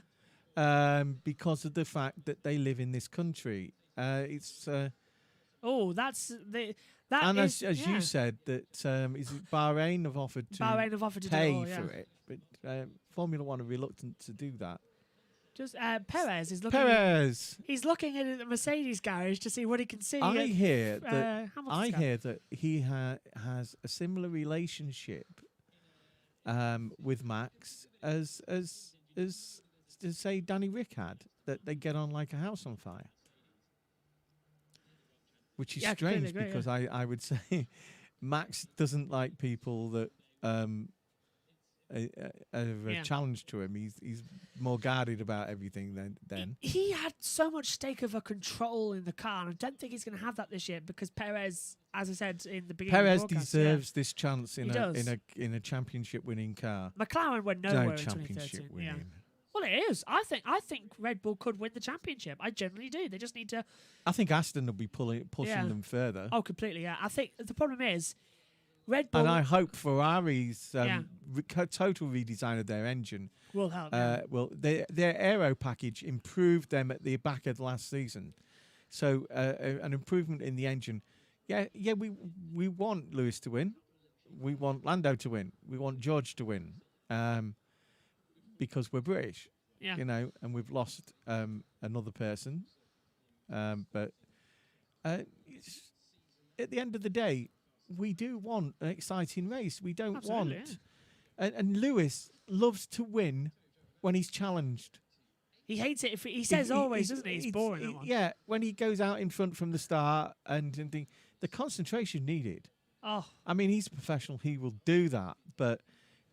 that win isn't as enjoyable as if he's had Max Verstappen or Valtteri Bottas I think coming up fast behind him and him having to it becomes a game of chess between the two teams, and up to now Mercedes, with their superior car and their superior management and tacticians, have come through for him.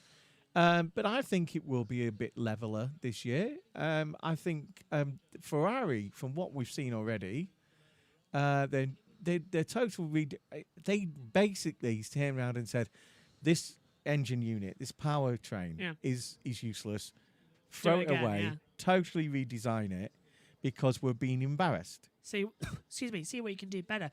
But did you see what Martin Brundle said in that pre-show that was on Sky F1? It's also available on YouTube if you want to watch it. He said he had an interview with Lewis, and he said, well, you're looking quite good here. You could win the championship, but you could get 100 pole positions. And he said, well, no, hang on a minute. What about if Red Bull fix out their straight line speed? What Ferrari have shaped up? What the McLarens have got our engines now and our gearbox? It's going to be interesting to see. Well, he was coming with all these solutions. Yeah. Lewis doesn't get nervous. He's never complacent. No. He's never complacent. And I think that's one of the things that he was instilled in him by Niki Lauda. Yeah, Lewis doesn't get nervous. and to some extent, Yeah. Angela, right? Yeah. The dedication. I mean, everybody talks about the fact that when Angela's in a gym, right? Nobody's better than her Even Lewis, this circuit. And she's a former athlete, as we found out. Was it 2 years ago now? Yeah. Yeah. And very, Former very strong. Yeah. marathon runner, wasn't she? Yeah. And New Zealander as well. Yeah, A Kiwi? she's a Kiwi. And the rain lights come on in the back. I think that was Ocon harvesting energy, actually. It's harvesting. Yeah, I'm going to retract what I was about to say about that if it's that bad with visibility. Yeah, but visibility, the rain light should be on all of them. Yeah, it should be. Because the visibility, it shouldn't be just known as a rain light. Yeah. It should be a visibility light. Saying like the oil flag isn't really an oil flag. It's for anything. That sounds like a good name for a margarine, doesn't it? Visibility light. That is actually quite a good one. Yeah. Spread your visibility light on your toast. I can't believe it's not butter. I can't believe it's not visible. Do you want to try that again? I had that earlier, actually. Yeah. What? Yeah, to a point where you just ran out of words. No, I did it on purpose. Stroll hasn't headed out onto the track, by the way. Didn't really. We're about what? How long are we into this? 1 hour, 21 minutes into this session. Well, and he hasn't headed out yet. Everyone else is strolling around. He's just... Look at the visibility on the start-finish straight now. You can barely make out the Alpine of Ocon down towards turn 1. You're lost in the middle of the straight, and he's locked up. I mean, everybody says that this has been debated as well on Sky. The fact how unfair it is for Lance that they say that his dad, because he's a billionaire. Yeah. But the reason the kid motor races is because his dad has had a love of motor racing since before he was born, and he was involved with Johnny Herbert. He was one of the backers of Johnny Herbert back in the day when Johnny Herbert was at Benetton. Lawrence has been, and he's had his finger in the pie at Williams for about the same amount of time. Still does, I think, actually. He's still... And even though Stroll doesn't race there anymore, I think he's still on the board of something or other. Maybe I think not with it's the new investors. I think it's the other side of Williams. Yeah. Williams. The heritage, is it? Not the heritage. It makes things for the engineering department. The engineering department. Yeah. I think it's that. I think because they do Formula E software as well out there as well. Oh, coughing. You right? Yeah. I had an echo of myself for a second. I thought, what's going on there? What's going on? No, you're fine. But yeah. Yeah. All of the electronics for Formula E get made by Williams or McLaren. Yeah, they do. As we said, McLaren make the ECU units on these cars. That's units twice. ECU. Yeah, the electronic control unit. Call it an ECU unit. The U is double narrative. unit. Yeah.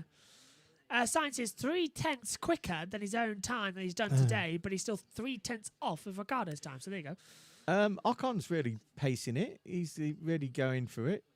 Down that straight. Is Verstappen still circulating? Because according to this monitor, he's just standing still on the start-finish straight. So no idea where he is at the moment. Mazepin's back out on the track. He's at the top of turn 3. I think that's a transponder problem. Yeah, it must be. We had an issue with that again earlier on as well. He's in the pit. Is he? Yeah. Yes. Yeah. Verstappen's in the pit. His transponder's still working for some reason. So who's done the fastest laps? Or the most laps actually? Ricciardo's done 45. Oh, someone's locked up big time on the sand off the racing line. Who was just past Sainz? Giovinazzi moved to the inside and kicked up a load of sand in the front of Sainz's face. Sainz about to, I think, jump up the order. But in terms of laps completed, Ricciardo's done 45, Gasly 74, Verstappen 79, Giovinazzi 18, Ocon 87, Sainz 13, Norris on 14, 59 for Leclerc, and a new fastest lap. Well, didn't expect that in these conditions. Max Verstappen goes top on a 131.412, and I think Sainz went 5th on a 132.869. So, looking at the tyres, I don't know what tyre compounds Verstappen's on, but look at the sand offline. It's C2. Since there's a racing line being made, a lot of these cars have increased their speeds. Yeah. So you are reflecting more like we did this morning, the gaps this morning. That's better. That's what we need. But Hamilton and Bottas they just don't seem interested today. 6 and 7. It's something that they had a problem this morning. They changed the gearbox. Look at the sand. But I still don't feel that there is. They're doing their own thing, but 3 days of testing. you can't. There's only 3 days of testing. You'd think they'd want to get out a bit more. So there must be some kind of thing that's come up on the telemetry that has caused them to say, let's try and solve that before we go back out. That's where this happened last year on day one of testing. Their Mercedes had limited running. Then they came out the next day and showed us DAS and was like, oh, great, here we go. Well, they've done that in many qualifying sessions. Yeah, practice as well, if you think about it. Yeah, because where was it? That they thought we thought they were going to be terrible. Can't remember. Yeah, you thought it was terrible, and I said they were holding back. Yeah, it was Red Bull, wasn't it? And then they came out and just destroyed 2 seconds faster than everyone else. They did. Yeah, I can't remember. I think it was Portugal. It was Portugal. You never know with these teams who's flat out and who's not. That's the problem with testing. You just got and Sainz has stopped on the track, but he's got going again. He's coming through the same segment as Verstappen. It would be quite interesting if you gave another little thing on here that gives all the data and things like that of current engine mode. Yeah, I want to see that. Who's at high modes? Who's at all low the teams modes, would resist that, but it would be so useful to us because it gives you a much more accurate This is a summary of what's going on. Just love to see whose modes on what, where, and how, because it's difficult to tell.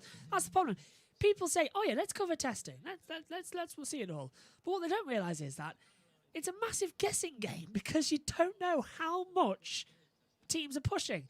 I mean, 2019, I left testing saying, "Well, in the last run where everybody's gone pushing, Ferrari are 1,000ths off the time of Mercedes. It's going to be a really close year. Race 1-2 for Mercedes." Yeah, and Ferrari didn't do well. Yeah, Ferrari about 5th or 6th, weren't they? Yeah. Mazepin spun coming out of turn 13, and he's done a complete 360 and continued, but he's got on the sand as well. Easy to do, but he's controlled, and he's got it back on. Is this sponsor for Haas? Ukulari. It's something to do with his father, who's a billionaire? Yes, his father has a major stake in the Ukulari board, and he is now the main sponsor, 80% share. So they've taken over as title sponsor here, which is why the Russian flag is on the car, even though it's not supposed to be. So they are under investigation for that. And we didn't like Mazepin back in F2 before his exploits in the back of that car. Not really a fan now, to be fair. Well, I'm definitely not a fan of the young man. As I said, the young man has just not done himself any good with what he got up to. Personally, he admits it. Oh yeah, completely. He admits it. He says he's sorry and he's learned and he won't do it again. Do you know? I'm very surprised though. And here's what I would have made him do. I like when Verstappen pushed Ocon, he was made to do community service. I would have made Mazepin do community service and actually be a part of abuse charities to help people. Yeah. I would have made him go and see the effects it has on them. I would have made him do that. And I don't like how it's all been hushed up and privatised and all that lot. Nobody does, but I would have made Mazepin go and work with a lot of the big names in Formula One. Oh, there it goes. Again, he lost. It was just a simple turn in. He as he started to turn in, he's got too much power on, and he actually did pretty well to actually spin round and recollect. I thought that, but I didn't really want to say it. But yeah, compliment there for Mazepin. He did save it and got it going. He didn't stall the engine like some of the drivers probably would have. But yeah, a lot of, understandably and rightly so, a lot of controversy around Nikita Mazepin, and there will be throughout his entire career, especially more so this season as well, because of the controversial nature of himself and his father taking over Haas F1's majority as team sponsor, the fact that the car is basically just a massive Russian tribute. I'm surprised that Gene Haas has gone into business with them, but I think Gene's leaving at the end of the year. I think he's done this with other sponsors. I mean, Rich Energy, all the controversy with that as well. I did try to get William's story on this for this broadcast, but unfortunately, what a surprise though. Reply came there none, which is interesting. He's on a I think he realised because I say nothing. He realised that he was saying we're back in Formula 1 this year. You'll see our logo on the car. All 10 cars have been released. No logo, no sponsorship. So yeah, he tends to I don't know. He's the he announcement. wants to, he's a businessman. He wants to promote his brand, and he does it at any chance he gets, and that's why he's as rich as he is and as successful as he is. But it's sometimes he jumps before the actual T's are crossed and I's are dotted. They call him Bad Santa. Bad Santa. They do. They call him Bad Santa. Well, each to his own. Let him do what he wants to do. If he does get with rich energy, get back in Formula One. I don't know if they're actually still producing their energy. They are actually a lot more than what they were. No, we've got a couple of cans upstairs. Yeah, we won't talk about the allegation made about it's a rebranded product. Yeah, but he's actually not allowed. He actually lost that court case and he's not allowed to mention it. Yeah. Neither are we. No, we're not. But this is Mazepin locking up again on the inside to turn 10. Look it up if you want to know. Yeah. I think you can have an it imagination. Won't be hard. No. Google gives you all sorts of things like that. Look up Mr. Mazepin and why we're saying these things about him as well. So what I can say, that's junior, not senior. They have stripped that Mercedes bare completely again. The front wheels off, the front nose is off. They've pulled out some of the braking systems as well. To do the brake pedals, you've got to actually pull that front nose off. And get it all set up. Lance Stroll is heading out. This is what I was saying to listeners and viewers earlier. Look at that in the pit. That is racing green. Get it out on the track when the sun at it. It's that limey colour. Yeah. And I think what helps it in the pits is that the walls are now the same colour. So and the lighting sort of an the orange. The lighting reflects it back on. Obviously, there we go. Yeah, look. Well, it looks there black there, but when you get to the corner, it looks like a lime grinty mean. The lighting looks darker than green. We've proved wrong there. It does actually under this darkness. It's the things. But and we assure you this morning when the light was on it was like a lighter green. Obviously, Dan used to do cars for people where you sprayed it this metallic. And whichever way you looked at it, it was a different colour from purple to blue. Oh, yes, I remember that. Do you remember that? Yeah, I remember that You car. did it on a Capri, and it looked brilliant, absolutely brilliant. And it's that sort of paint on the Aston. And it's Lance Stroll for his first race of the year. First lap of the year. Out on the track. Now, he did do some Lance filming is out days. for a stroll. Oh, very good. How fast will he do that stroll? Will it be a little canter? Is he going to... You've been writing these down, haven't you? I can see your notebook. I haven't really got a notebook. I have. Oh, I know you have. I've got one in the box. Yeah. Vettel's time this morning was a 1:33.742. Vettel's got a notebook. Vettel has got a notebook. He writes in it all the time, doesn't he, as well? And George, he needs a file of facts. The amount of stuff he's writing. He writes down. George writes down everything. George Russell has this big, thick book which he writes down every little detail he can. And so when he's on the debriefing, apparently he's out really on the ball. Yeah, and find out what you can. You can't see the Aston Martin at the moment. Where is it? There it is. Just in vision now. It's one of the things that Valtteri Bottas brings to Mercedes, actually.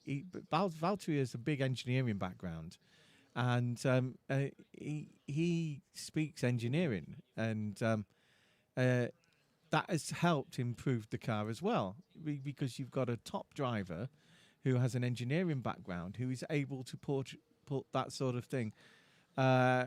Lewis tells you how the car's handling so well, and what he thinks are the limits, and between the two of them, it helps the Mercedes engineers create this magnificent car that has dominated the last 4 or 5 seasons, But as we were saying earlier, this season, it could be that, and Lewis thinks this in himself, that the Aston that you're looking at now will challenge it, the Mercedes, and so will the Red Bull. And if they've got it right, Ferrari will be up there. And, so you're going to have virtually a situation that you got 5 years ago where you had 2 different races. Yeah. A tail enders race of 10 cars. And then the front half. And a front half, because McLaren are up there as well. I think the top 5 teams, McLaren, Mercedes. Well, let's go Mercedes, Red Bull, McLaren. McLaren have Aston. now got Mercedes. You can. Yeah. The new nickname for McLaren is M&M. Yeah, the M&M. Yeah, back. McLaren, Mercedes, M&M. I do like that. McLaren, Mercedes. It was like it for so long. Yeah, it works. Julian's going on about the fact that it's and Alex that the M&M McLaren Mercedes sounds so much better than Honda. It does, doesn't it? McLaren Honda. And I've just had a message through as well about the fact that Mercedes are changing Mercedes are changing the brakes of the car, and they are also changing the rear axis. So there's something not quite right there. So that the rear axle. Yeah, that could keep them out for another half hour. It's not that much to change it. But really. this is the thing. This is where you've got to find out these problems.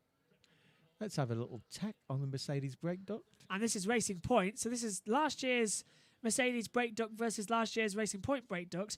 And, well, look, they've completely redesigned it on the Aston Martin. So at least they haven't copied it over completely once again. So it's a new brake duct on the front of the Aston.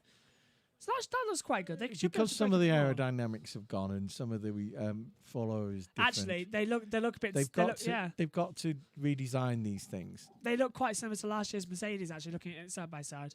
So maybe they have just taken the brake disc over again. The front wings are getting higher again. They're a third away up the wheel now. Yeah. Oh, it was a bird. It was a bird. Yeah.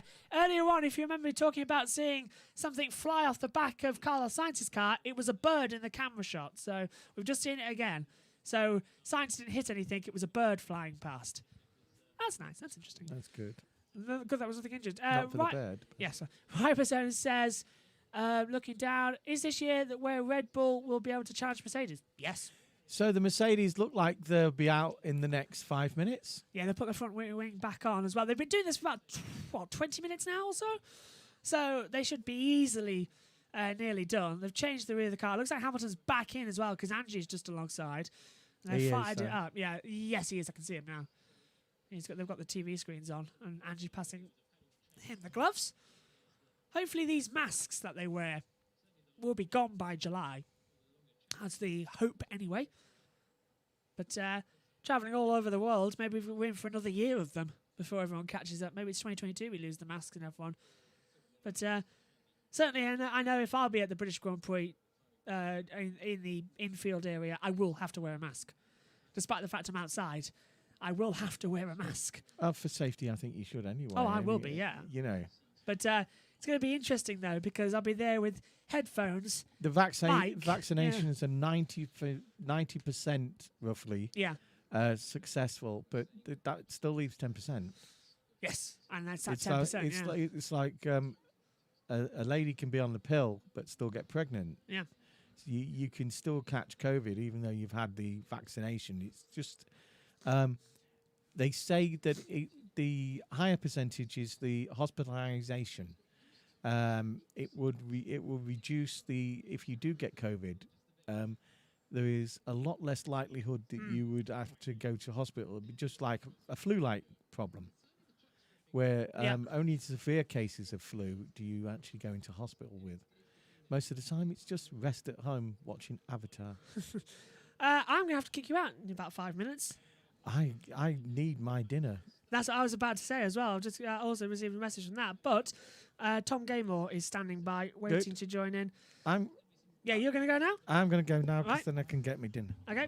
Thanks, Dan. Now you're off. I'll see you later. Well, I'll see you tomorrow, actually, or the day after. Don't know when you're in the box next. I mean, I'll see you later. Is that me for today, then? Yeah, I think that's you for today, because Megan will be joining me later. So, see you later. And oh, he says he's got my shoes on, by the way. I can see that, yeah. Careful on the way out. So, Tom Gamer will be joining the box soon as 3 cars get out of the way of Verstappen, Stroll and Sainz on the run down towards turn 4. A massive little run-off of area there. And just setting up the Teams link now to talk to Tom Gamer, who is the commentator, as I said, for World Endurance Championship and Formula E on Eurosport, and really is one of the top fellows in broadcasting. So we're going to take a little break, and as I said, it's unfortunate for everybody else who watched it this morning, but I also am commentator on the BBB Twitch channel, which is an esports league for Formula 1. And this is just an example of how close the racing can be. The race leader, Callag's up to second place. He's got past Mohamed Utas. And now the question is Benny Callag going to have the toe as a yellow third sector's come out? Why? I'm not sure.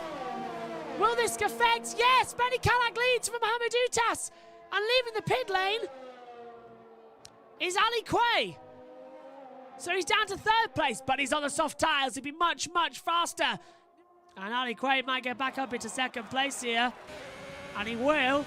But you heard it as well. We'll just play Ali's radio quickly because he's talking with a message, I believe, for Benny Callag.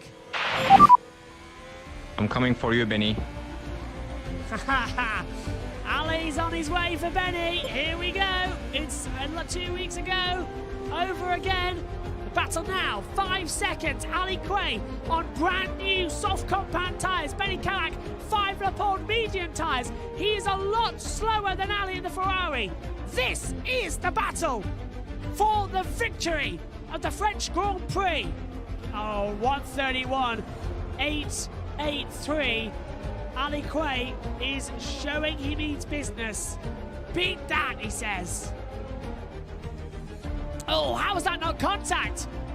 Ofar Soko. And Benny Callag's got a 3-second time penalty for multiple warnings. The race win surely goes to Ali Quay, who now only has to keep A within 3 seconds and B on the road at all times. Penultimate lap. Oh, but look at Ali. He's over 3 seconds. Benny Callag responding. Benny Callag is responding. 3.1 seconds. It might not be over yet. If Ali's inside 3 seconds, regardless across the line, he's the winner. There's your maths for you. If he's outside that time, we have to wait to call it. It's a combination of Japan 94 and it seems Silverstone 98. We don't know across the line what's the winner going to be. It's been a crazy French Grand Prix. It's about to get even crazier. Benny Callag crosses the line in first place. The question is, has he won from Ali Quay, who crosses the line? Ali Quay wins! 2.509 seconds! Benny Callag defeated! Ali Quay wins the French Grand Prix! 2.509 seconds! Ferrari win! Renault second! He did it at the line! Fabulous! What a race! And let's hear from our race winner! Woohoo! Yes! Yes! You can hear how much it means to him as well. The penalties applied. Benny Callag finishes second. It was a 6-second added on. 2.509 seconds. Ali Quay. It's 25 points. It narrows the gap just to Benny Callag. But most importantly, it is a race win at last. For the first time this year, he defeats Benny and becomes our 4th different winner. Well, as we just wait for Tom Gamer to join me here in the commentary box, we've moved the camera down. We moved into a nice chill chat conversation area. 2 hours, 15 minutes and 13 seconds to go. Actually, maybe a bit less than that now, as I was saying it. But Max Verstappen, surprising everybody, going fastest overall, a 1:31.412. And we're ready for the split screen view as well to get ready. I'm very excited about this as well. An honour to have Tom Gaymore join us in the commentary box as well. A man who's literally done every form of motorsport I can imagine with broadcasting. And it's going to be a lot of fun as well. So just wait for him to load up the Teams app and get the invite in. And he'll pop up in the box waiting to be let in, I should say. Moving on, we've got Sainz, Verstappen, Hamilton, Stroll, Tsunoda and Ocon on the track at the moment. So not a bad run. The cars out there at the moment still adjusting to the amount of sand that is out there. I mean, the start-finish straight is completely and utterly washed out. Tsunoda, however, has indeed got up into 4th place. A remarkable time of a 1:32.727 just while we were away on the break there. As Ocon jumps to 5th, a 1:32.843.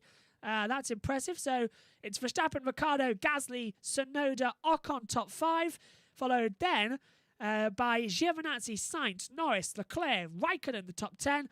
Dropping down, we will see Vettel, Nissany, Mazepin, Schumacher, Bottas and Stroll as Hamilton now comes across the line in front of me and moves to 13th place. He's 3 seconds off the time of Verstappen.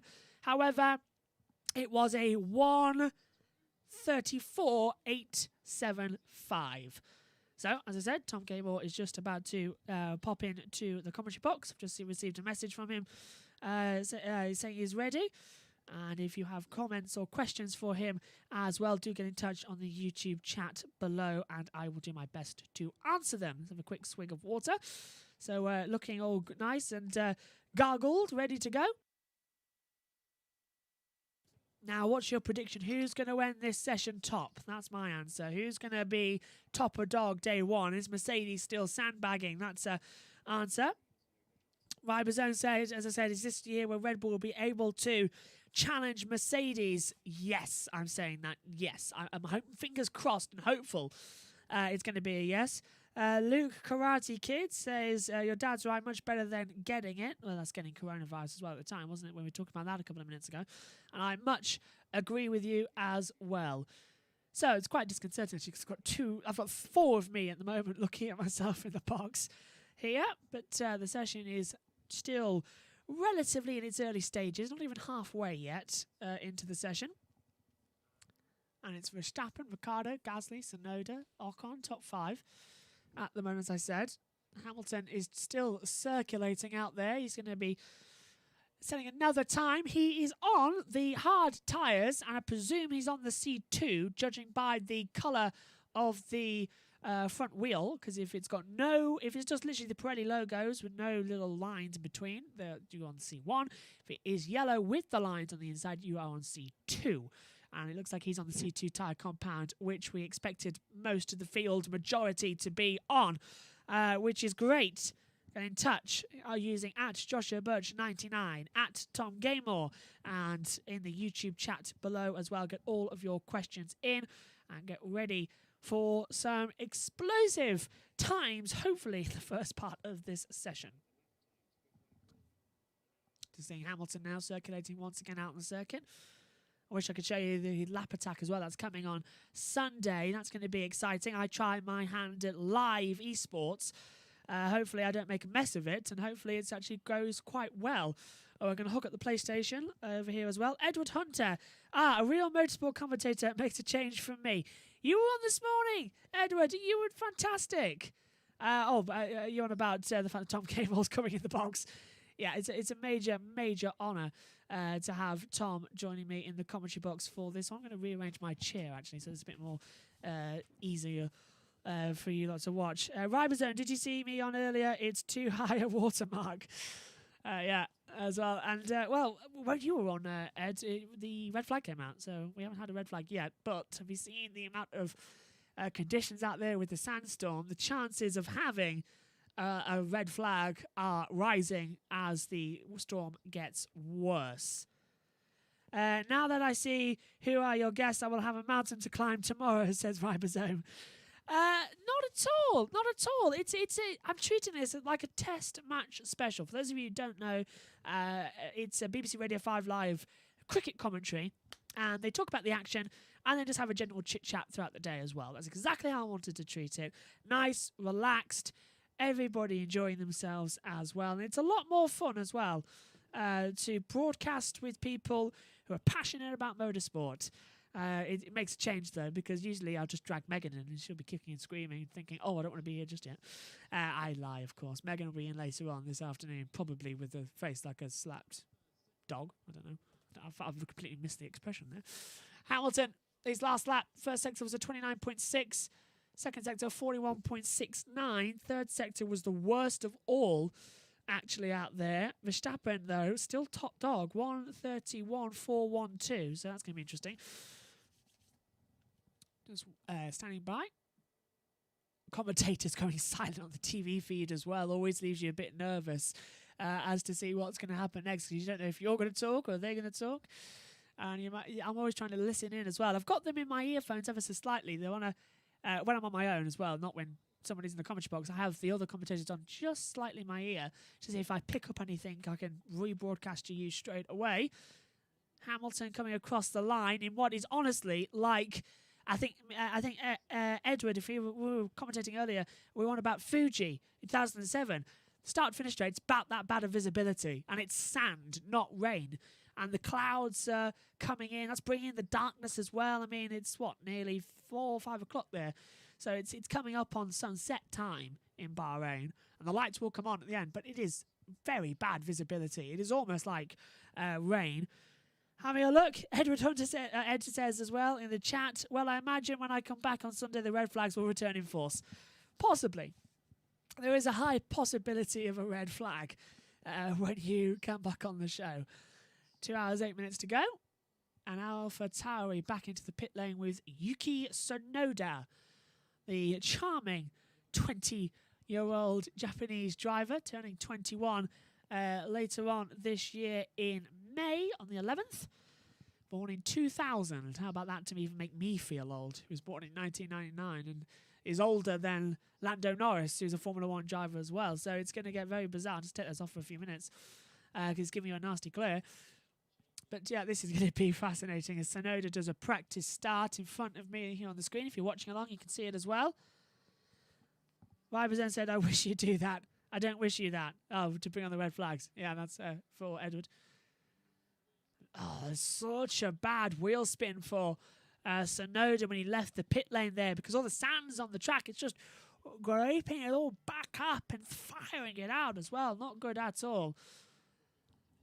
And up towards the hill of turn 4, Tsunoda, Nizani, Hamilton, Ocon, Sainz and Giovinazzi, cars out on the track at the moment, all waiting to get back in on the action as well. Verstappen, though, for Red Bull, top on a 131.412. So, yeah, I think the main thing is actually, though, just to the group chat here as well, who was on about bringing the red flags. I think the worst part of it is that I'm going to try, I think Megan's in the box when I attempt this as well, an e-sport challenge of racing around the track and racing with other people as well and seeing how high I finish as well. That is the more nerve-wracking thing for me, because I did some practice with the actual e-sport drivers on BBB Racing. I think it was Sunday, maybe Monday, one of the two. And did 2 races and crashed at the first corner, spun round. So, yeah, I'm good on my own, but when I get with people racing, it just becomes a little bit more impossible. Verstappen, Ricciardo, Gasly, Giovinazzi, Tsunoda, Ocon, Sainz, Norris, Leclerc, Raikkonen, Vettel, Nizani, Hamilton, Mazepin, Schumacher, Bottas, and Stroll. All 17 cars have made a time. Bottas is down in 16th, Hamilton 13th. Surprisingly, though, Stroll, 137.983. Now, Bottas had problems, so the weather out there must be getting a bit worse for wear if that's happening out there too. Hamilton in front of them all. Tsunoda comes into the pit lane all ready to go. It's getting exciting, this one. Promise this is water as well in a reusable bottle. That's an interesting story as well I'm going to pick up on now. The fact is that all plastic bottles are banned in the Formula One paddock. It must be reusable. And I take that very seriously as well. And lucky thank you to Kellyanne who brought me this for Christmas. And it's got my initial J on it as well. Reusable bottles, much better for the environment. And it's metal as well, so it keeps my drink nice and cold. I've had that since 8 o'clock this morning, and it's still nice and cold. So, yeah, highly recommend them. But, yeah, it's going to be a lot more environmentally friendly Formula One in terms of single-use plastics. They've been banned. Formula One attempted to go carbon neutral by 2030. Incredibly effort as well, and seeing how great they're going to be with determination to do that. And I look forward to see how they can, with still keeping the cars. They're going to use biofuels, which I find fantastic. If this is in development, aren't they? But biofuels, brilliant. Thumbs up for that as well. Nizani has repassed Hamilton on the driver tracker just below me as into the pit lane. Yuki Tsunoda is waiting on. Tyres being put back into the blankets. I always find, I don't know why, it's just something that cringes me out just ever so slightly as well.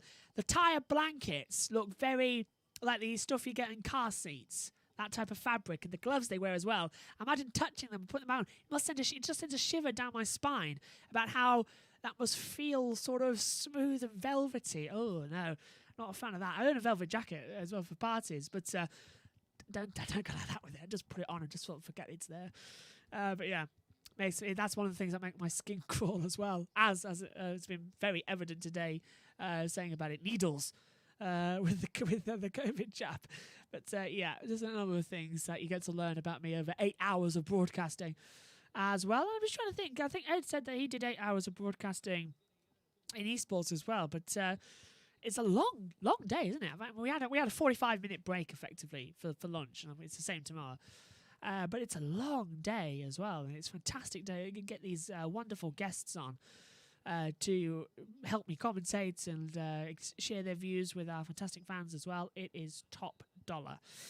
Norris is leaving the pit lane as well. We've got several cars actually coming out on the track. We've got Nazani, Ocon, Giovinazzi, Hamilton, Sainz, Stroll, Norris out there at the moment. He's just come out on a new set of hard compound tyres. It looks to me that he's out there on C2s, which I think is round about what they're going to have for the rest of them as well. I can't really see them changing. There's no point in going on to softer rubber in these type of conditions because the tire's just going to get shredded quite quickly. So it seems to be more sensible at the moment.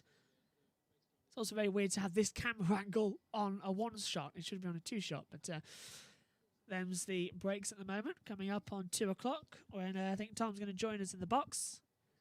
Had to release Dad early, of course, so we can get everything set up, and you can go and have dinner because he came on here before having it. Actually, if people have actually sent me questions about what did I have for dinner because they heard me mentioning about sandwiches. I had some turkey sandwiches for dinner, and one of those breakfast bars that you get, the apple ones, and I didn't have a yogurt though because I had that for breakfast, so don't want to double up on yogurt, and a nice drink as well, not apple juice.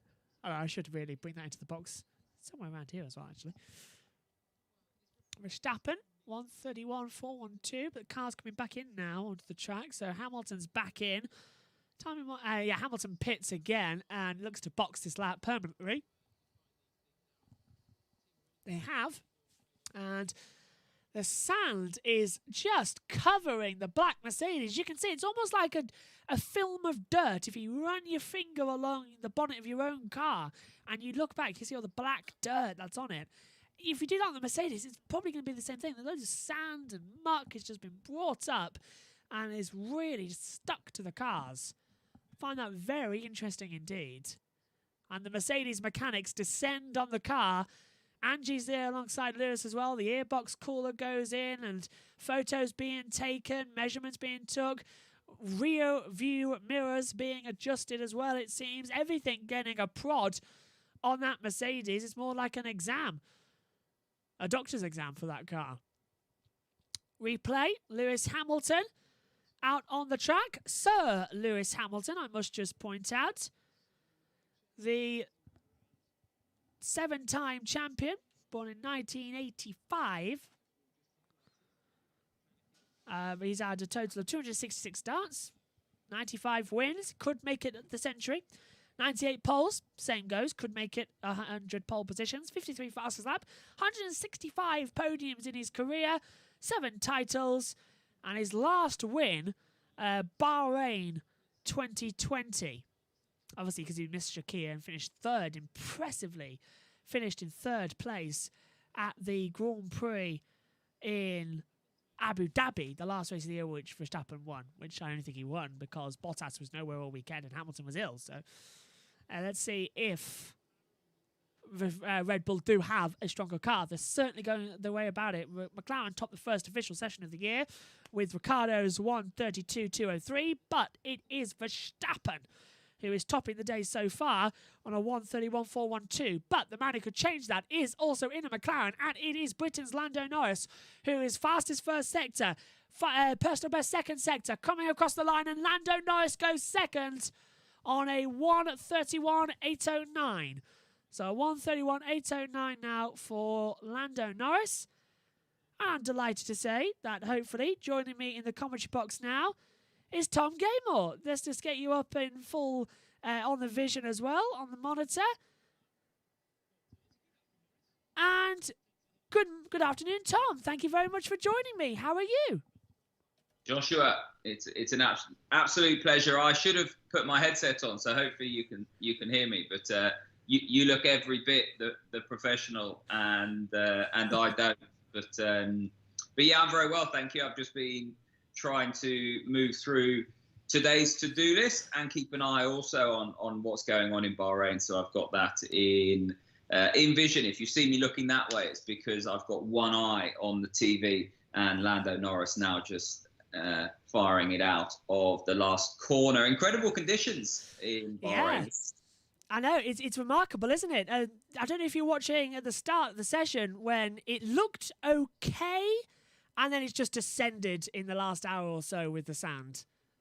Yeah, it's looked very challenging. I mean, obviously for the teams and the drivers, there's lots of work to be done. I mean, their run plans are fairly unaffected because it's not performance related on day one. It's all about shakedown and validation. So lots of data capture in terms of aero, loading and downforce, for example, and system checks and running through various different system parameters as well. So they're having to crack on and get very sandy and very dirty in the process. But I think as we look at Lando, I think Verstappen's gone quicker this afternoon, hasn't he? Lando's just gone actually second quickest, just gone ahead of Daniel Ricciardo. So there is a bit of performance still in the surface. So if you're brave enough to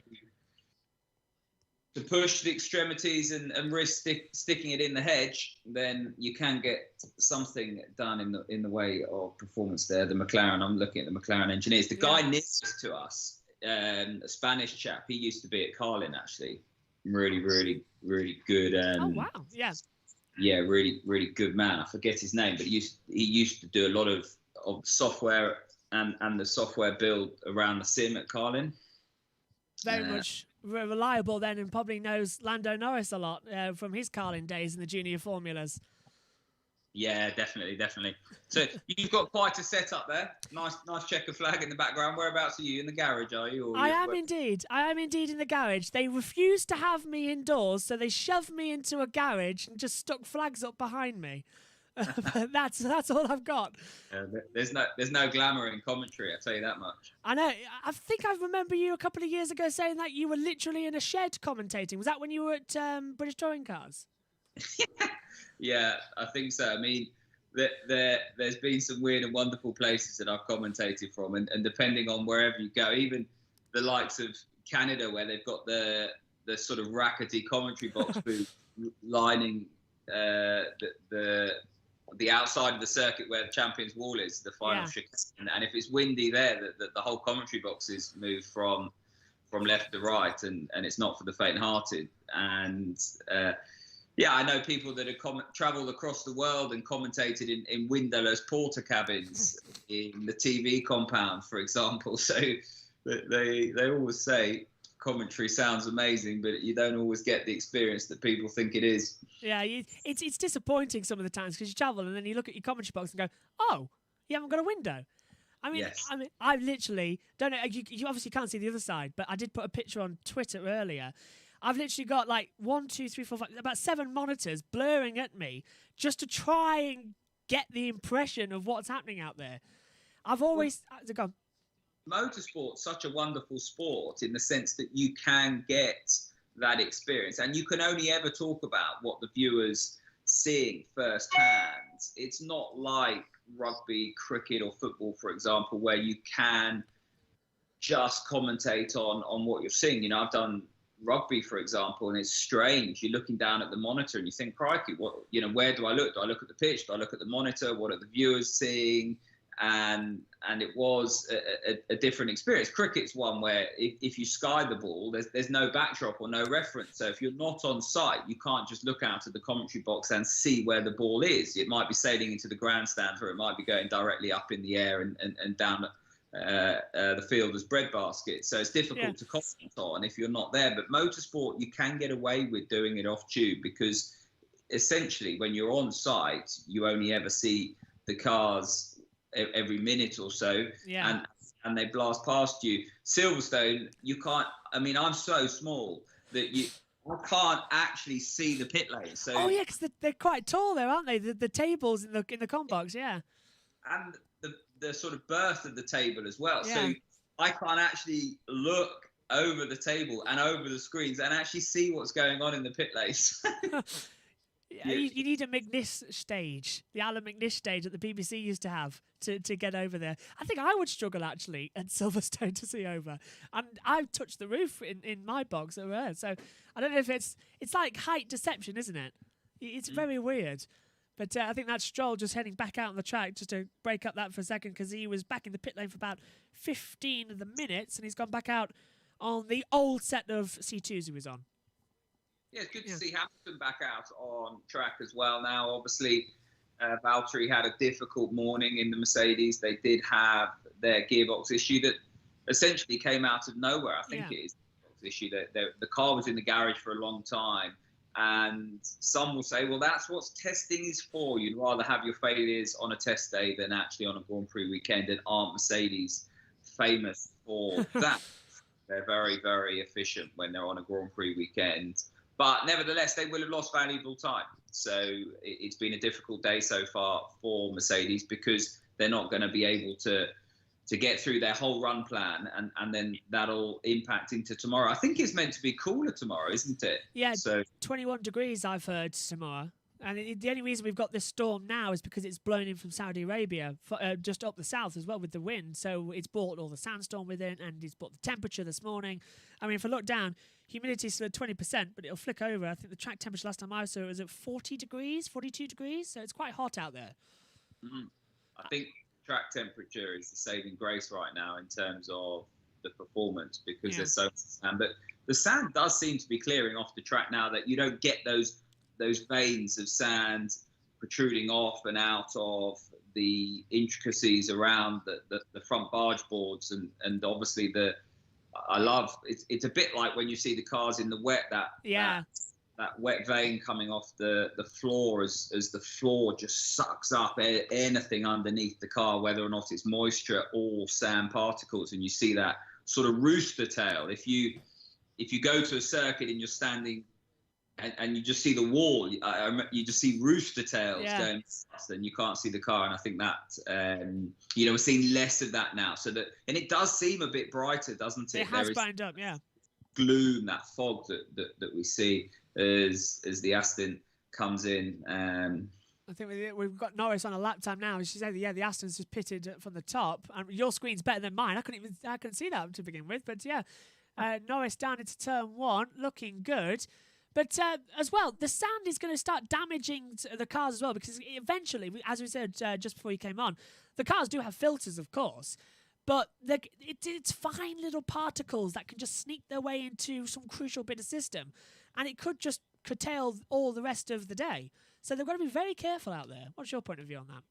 Yeah, I think obviously we've been travelling to the desert for a long time, and it's no secret that the cars are transformed, if you like, regarding the filters and all of the the precautions that they take to protect against the sand. So whether or not you have a deluge of sand or what we're accustomed to, the cars are fairly resilient to it. And that is because they go through a wholesale shift in terms of the preparation. So everything that they use to protect the inlets and the ducts and, of course, the filters inside the engine all changes depending on where they are. And obviously we're in the Middle East, so they are having to be resilient against the sand. So I don't think it'll be too much of a problem.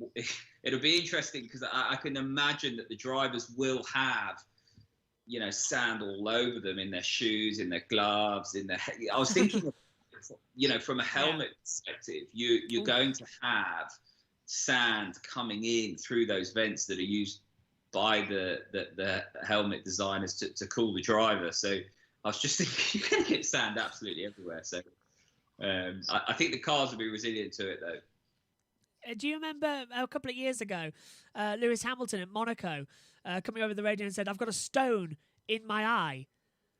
Yes. Yeah, that must, if there's sand in there, that must, I know stone big and hard, but the sand, little grits of it, that's going to be so annoying if that happens. Did you? Yeah, go on. It is something that can happen. I mean, I remember when they used to use a lot of cement dust for oil spillages. So going back 20 years when I was racing, and if they just had a red flag or a session stoppage and put a lot of cement dust down or had an incident in the race beforehand, you really did run that risk of getting that sort of fine particle of sand or dust in your eyes. And I think they will be susceptible to that here.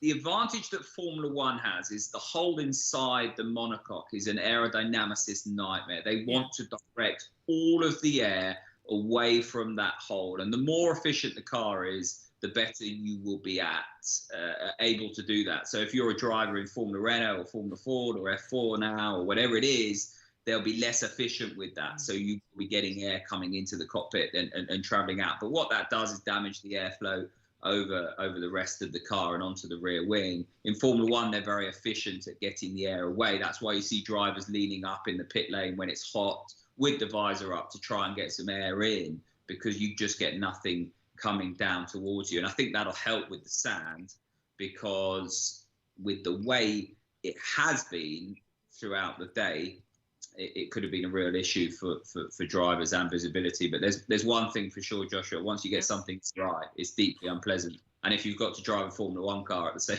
time, it bears thinking about, doesn't it? I mean, yeah. I honestly cannot believe that any cars have gone out this afternoon. As you said, it is now visibly cleared along the pitch straight. But when you were just talking through all that, did you see Lando Norris weaving across the track and the amount of sand that's off the racing line? It's unbelievable. It's just like wet weather. Yeah, it is. I mean, the sand will line the top of the tyre, a bit like marbles do. So you will have heard the commentators talking about the pickup, the marbles that come off the top of the tyre when the tyre starts to wear, and when you have Grand Prix, you'll have a huge pickup offline. And what that does is line the top of the slick tyre, and it doesn't make it as efficient as it normally is, and so you're susceptible to losing downforce, but also locking up in braking zones. And the sand will do that in a sort of much more efficient way, because sand particles are so much smaller than marbles, but they still do get on the top of that tyre. And we've actually seen in years gone by when we've had this, I think it was 2007, we had this in a test here, where teams will use the intermediate tyre as well. But I just think because these cars are drivable, there's no two ways about that. If you look at where they are in terms of what they're trying to achieve, they're driving the cars within a performance window that is very achievable. Yeah. So we're looking at lap times in and around the mid 30s up to the late 30s, and that's a long way off the pace. But it does look flamboyant. I'm enjoying seeing the drivers, especially out of turn one, starting to drift the car. There was a few laps when Lewis Hamilton went out for the first time in the Mercedes. Yeah. And he was he was giving it the full Ari Vatanen, wasn't he? It was good to watch. Loving it. He was sliding it effortlessly round turn 1. There was a moment, I think, coming out of turn 9. He just snapped it. I thought, oh no, he's going to go in the wall here. But he picked it up superbly. And that's what you expect from a 7-time champion. He's got that feel of the car. Yeah, he's got a remarkable feel for what the car's doing underneath him. Lewis has always been well known for that. And if you look at, not too dissimilar to Max Verstappen, if you look at what they achieved in the junior championships, their record, when the conditions were inclement and wet and difficult, they were very, very good. And that's what you're seeing here. Obviously, there is a lack of grip, and you can have all the downforce under the sun right now, but you're only as good as what is connecting you to the circuit. And we've talked about how the tyres will be affected with the sand and what that does to the surface of the tyre and how that eliminates grip. And Lewis Hamilton, I think, using that to his advantage. I'm sure he will have had a wry smile and enjoyed that. Certainly makes the heart rate go up. Oh, yeah. And the enjoyment levels heighten when you're in the cockpit. You do enjoy when it's like that. Have you been able to get to a racetrack in the past year, both either commentating or just driving? Because as you said, I know as well, you are a driver as well, and you said that before. I've heard you on a couple of podcasts as well saying about it. Have you been able to get racing any time? No, I mean, I'm not actually racing anymore. I'm past it. So I'm 39 years of age and well and truly past it. But I grew, essentially my career was all about wanting to be a Formula One driver, and I was fortunate enough to have a reasonably enjoyable and albeit short career, but I did some incredible things. I moved to Le Mans when I was 17 and raced with Lafiliere and Renault and Elf, and I was on their program, and I did all kinds of different things, and then had a back injury, so I had corrective spinal surgery. And that sort of curtailed to my career. I spent a couple of years out of the sport trying to get fit again, and then not having the necessary funds and the pressures of being an adult and the reality of having to earn a living caught up with me. So I was really fortunate to be offered an opportunity by Eurosport to jump into the commentary box. I did a Formula Masters race first of all at Spa. Wow. Yeah, that's going back. Yeah, that's going back, and they were sort of quicker versions of a Formula Renault, really. And so I did that, and I was really fortunate enough to get a few more opportunities and sit in as the colour and the pundit, and then make the transition across to the lead. Most recently, I sort of am a jack of all trades, master of none. So I'm neither a polished broadcaster or a current driver, but I managed to make it work. Nonsense about the broadcast. I was watching Le Mans. I was texting you at the time, didn't I? Because you put a picture on of your timing monitor, and I was doing it. I thought, hang on a minute, get this one. But you effortlessly, brilliantly did Le Mans. I enjoyed your commentary so much. And as you said during the broadcast, actually, you lived in Le Mans. And you were able to pick up on that. And it was so unusual to hear a lead commentator who has got experience of being a driver and local knowledge. It made it perfect. I can only describe it really as when Martin Brundle did it in 2011. It was perfect. You're most kind. Thank you very much. I enjoy the lead role now, and I think it gives me an experience in terms of having driven. I know the information that I want to get out of a colour or a driver that sat next to me, and if I've not got a colour or a pundit sat next to me, and it's Mark Cole or whoever it is, then I can bring something to the viewer as well. I was really fortunate last year because I did Le Mans and also I did Indy for Sky as well. So I was to do the 2 blue ribbon races. Didn't quite make all 3, but I think I might be doing Monaco this year. So fantastic! We'll make up for that. Fantastic. Please do Le Mans again. And I'm sure Sky will have you back with Indy. Because, also, you said you did Indy. You did the last couple, I think, on BT Sport as well, didn't you? I think. I really enjoyed doing IndyCar for BT, and we're desperately trying to do a bit more with Sky. And there's been a change of personnel and a change of circumstances. And we might be able to do that. At the moment, there's no confirmation, but hopefully we'll do Indy and maybe some more. Who knows? Watch this space. But we did a few more at BT, as you know. So we did races as well as the 500. And IndyCar is such a fabulous championship in terms of the racing and the lack of aero dependency. So it's much more a dependency on mechanical grip, which means the cars can get closer together. Obviously, you've got the refueling and the yellow zones that cause all kinds of strategic nightmares for engineers, depending on when they come out. So I think it's a fabulous championship. There's some big characters in that championship. So I really enjoy doing it. Just seeing a quick look here at the AlphaTauri, the new floor. I touched on this morning on Development Corner when I was going through the car. They held a lot back in the photographs, but seeing them out on track, they've tidied up a lot of the floor, obviously, because they've lost 40% of the downforce and the FIA have homologated areas. But AlphaTauri seem to have gone the same way as Ferrari and Mercedes. It's a lot more tidier with the aero at the front. It looks a lot more, I want to say slim as my key word. Have you spotted anything watching? Yeah, I haven't spotted too much of that. So that's really good information. Well done, Joshua, for picking that up.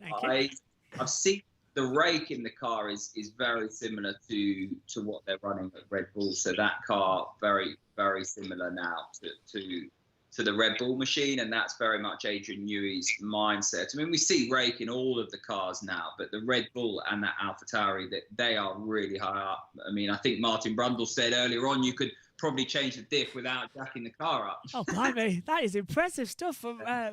They do look, they do look very, very much different to some of the other cars. They've got so much rake in that car. So that's what I picked up in that machine. And of course, you got Yuki in it, who's a really exciting prospect, and another young driver that's come from the Carlin stable. What a job Trevor does and the whole team in developing drivers and just allowing them to be themselves and create that sort of relaxed, flourishing environment that you need. And I think he's coming under the radar as well, Yuki Tsunoda. Yeah.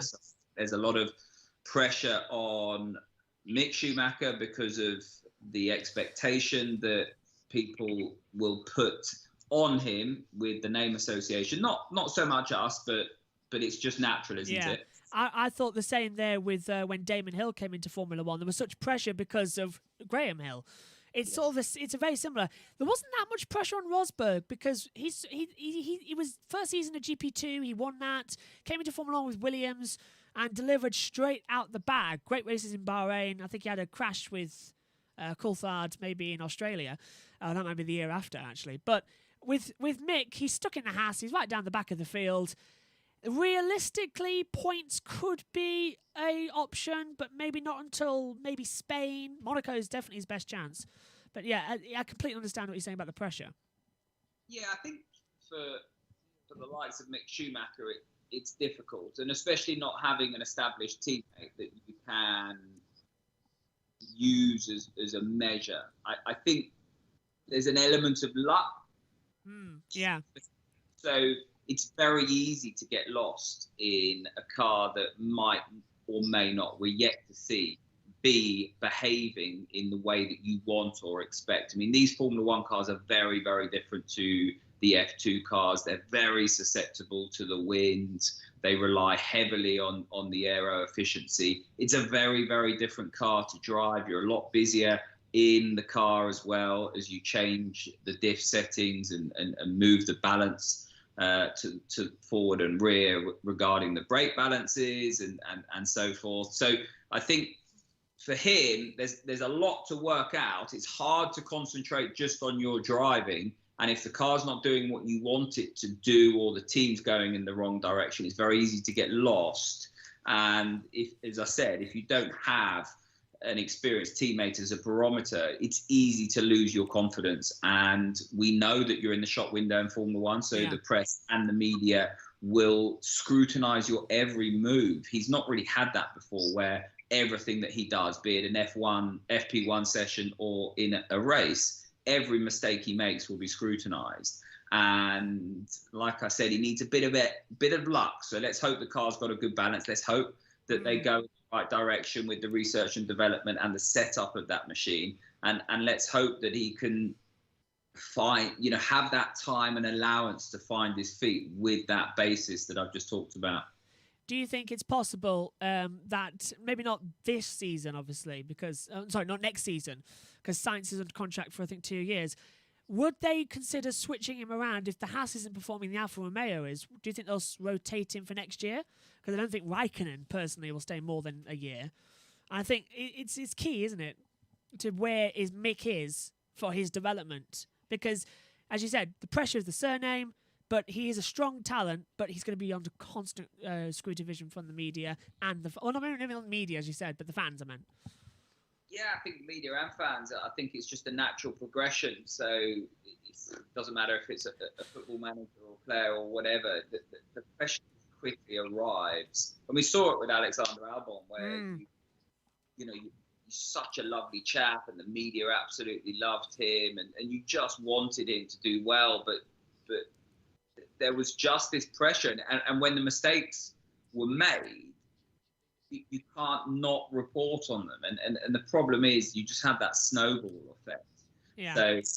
So I think it's very hard to be protected in Formula One from that. And regarding where he goes next, I mean, Formula One's always been complex when the silly season happens and all kinds of, Verstappen very wide coming out of turn 4 there. As he moves through the direction change, he's definitely pushing. He's obviously not as quick in sector 1 as he has been, and that will be because he was wide on the exit there. 2/10 down on his own best time as well, and as you said, wide coming out of turn 4. I don't think that's mainly just because of the sand. I think he was coming, as you said, too much speed into the braking zone coming out of there. But he's got no one in front of him. The next car ahead of him is Tsunoda, who's just going through turn 12.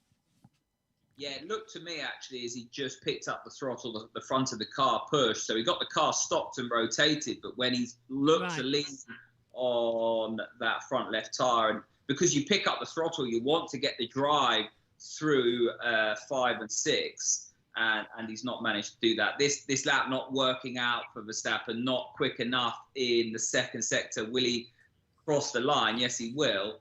And this will put him 7/10 shy of what he's capable of doing. Of course, Max Verstappen, quickest of all at the moment. That was nice, wasn't it? Just the occasional push. But you can see here, he's not. It's just the front of the car washed out so early. There was no oversteer. He just couldn't really get the car rotated. So drivers break down the corner into 3 elements. You've got your corner entry, your mid corner, and your exit. And so he's got the car slowed down. He's got it rotated. But at some stage, you need to pick up the throttle. And as he's done that from the entry to the exit, the front of the car has just continued to wash, and that's what's caused the car to run wide there. Perfect. What you were saying about silly season, we got Callum Ilott that we can't forget about as well. So will Giovinazzi keep his seat? So you got Kimi there. There's lots of unknowns around what's going on at Alfa, and Ferrari do have an embarrassment of riches when it comes to their young driver. They do, yeah. Where's Callum now? He's off racing in, I think it's Super Formula for a year, isn't he? He's moved, last time I saw. Yeah, and I think he's do some running in and around the Ferrari stable. I mean, he's going to learn his trade out of the spotlight. That could be a real benefit for him. And certainly he would have been disappointed to have missed out on an opportunity for Formula One. But, and I might come back to eat my words on this, I think the opportunity for any of those young drivers was at Alfa Romeo alongside Kimi. I mean, Giovinazzi's kept that seat, and I'm a massive Antonio fan. I know him from his days at Carlin. I think he's a fabulous chap. I think he's actually done enough to keep his seat. So I'm actually pleased he's kept his seats. But all the noise was around whether or not he would. But I'm actually pleased he would. Now, if I was a young driver, that is the seat I would have been targeting. I think at Haas, 2 rookies in a team that's searching for funding, didn't quite have the performance they wanted last year. That's going to be a really tough learning year, and you need to learn fast in Formula One. So we'll wait and see what happens. There's a lot of question marks over whether or not Mick and Nikita will be able to to get the learning under the belt that they need this year, and whether or not Antonio will do enough to keep his seat, whether or not Kimi will stay on, Yeah. what talent. There's still so many question marks. I'd hate to try and muddle through second guessing what's going to happen there. Well, just to go back, let's go through. Both Mercedes at the end of the year have got drivers out of contract. Perez will be out of contract at Red Bull. McLaren are locked in. Stroll, I think Vettel's on 2-year contract, so Stroll's never going to leave. So he's locked in. Renault, they're locked in, although I think Ocon might be up for it if they decide, because it was 2-year contract with an option to replace him after 1. That was back in Austria last year. That revealed. You've fallen into the trap of calling it Renault. Alpine. Yeah. Yeah. So Aaron Chandler was marvelling over the fact that he'd remembered not to call it Renault. So don't beat yourself up on that. Everyone will be calling them Renault throughout the year. Shall I just go back to calling them Tolman? Yeah, it's a bit like when Force India changed to Racing Point. Everyone just continues to call it Force India. I still do. I have to pinch myself when I do it. And it came out, I think Shakir, when Perez went round, it was on the tip of my tongue, because obviously we had, I think it was Raikkonen spinning in the background. And then all of a sudden I look back to the front and there's a Racing Point round and it's Leclerc. And it would hit him. I was like, oh, there's a car off. It's Alpha. I was like, oh, God. So I just gave up trying. It's impressive. I was talking to Edward Hunter earlier on this morning, and I was saying, people outside notice the mistakes you make, but nobody notices them more than yourself. That's it. And as well, and you beat yourself up more about it, making the silly mistakes. But yeah, so yeah, Alpine. Let's get back to there with Alpine. Ocon under there. Go on. Don't beat yourself up. Okay. Oh, well, may do. Back of the box at the end of the 2 hours that's left. No, 1 hour, 20 minutes left. Leclerc and Sainz, they're locked in. Gasly's only on a year's contract left. And there's been a lot of talk I've been hearing over the past couple of weeks that if Ocon doesn't make the grade, Alpine might want Sainz, which I don't really think would work. I think Sainz is... That AlphaTauri is coming into its own, and I think he suits well there. What's your opinion on Gasly then? Can't say too much, but I'll be very surprised if Gasly's not in the Alpine when things turn around next year. Oh, very interesting, right? Okay. Moving on, Alfa Romeo, as we said, that's the big one, isn't it? That's Raikkonen and Giovinazzi. Everyone was, as you said, surprised that they retained that. I'm going back to the Schumacher, Mazepin, Haas lineup. Very surprised that they didn't keep Magnussen or Grosjean on as third driver to mentor them. They've completely left the fold. I mean, Grosjean's gone off to IndyCar and Magnussen's in IMSA. It's. I think it all boils down to whether or not they wanted to have done that as well. So whether or not Magnussen or Grosjean would have wanted to stay there as third driver. So for me, I think that's the bigger question. What would you have done in that situation? If still racing, you had a seat, and then you were told we're going to go with 2 others, would you stay on and tutor them? What would you have done in that situation? It all depends on what else you've got on the table. That's the long and the short of it, because a lot of these drivers, although they're still career minded, they're adults and they've got families, and you have to continue to put the bread and water on the table, so to speak. And so it's ideology, but it's also reality. So I think for Kevin, he's got some really good opportunities, and he was always locked on to really feature in the sports car world. And Roman was looking at IndyCar, and it's a shame that he couldn't get the whole deal done. I think there was an opportunity to do the ovals as well, but he couldn't find the funding to do that. Is he not doing 500? I thought I heard him. He might be mulling the 500.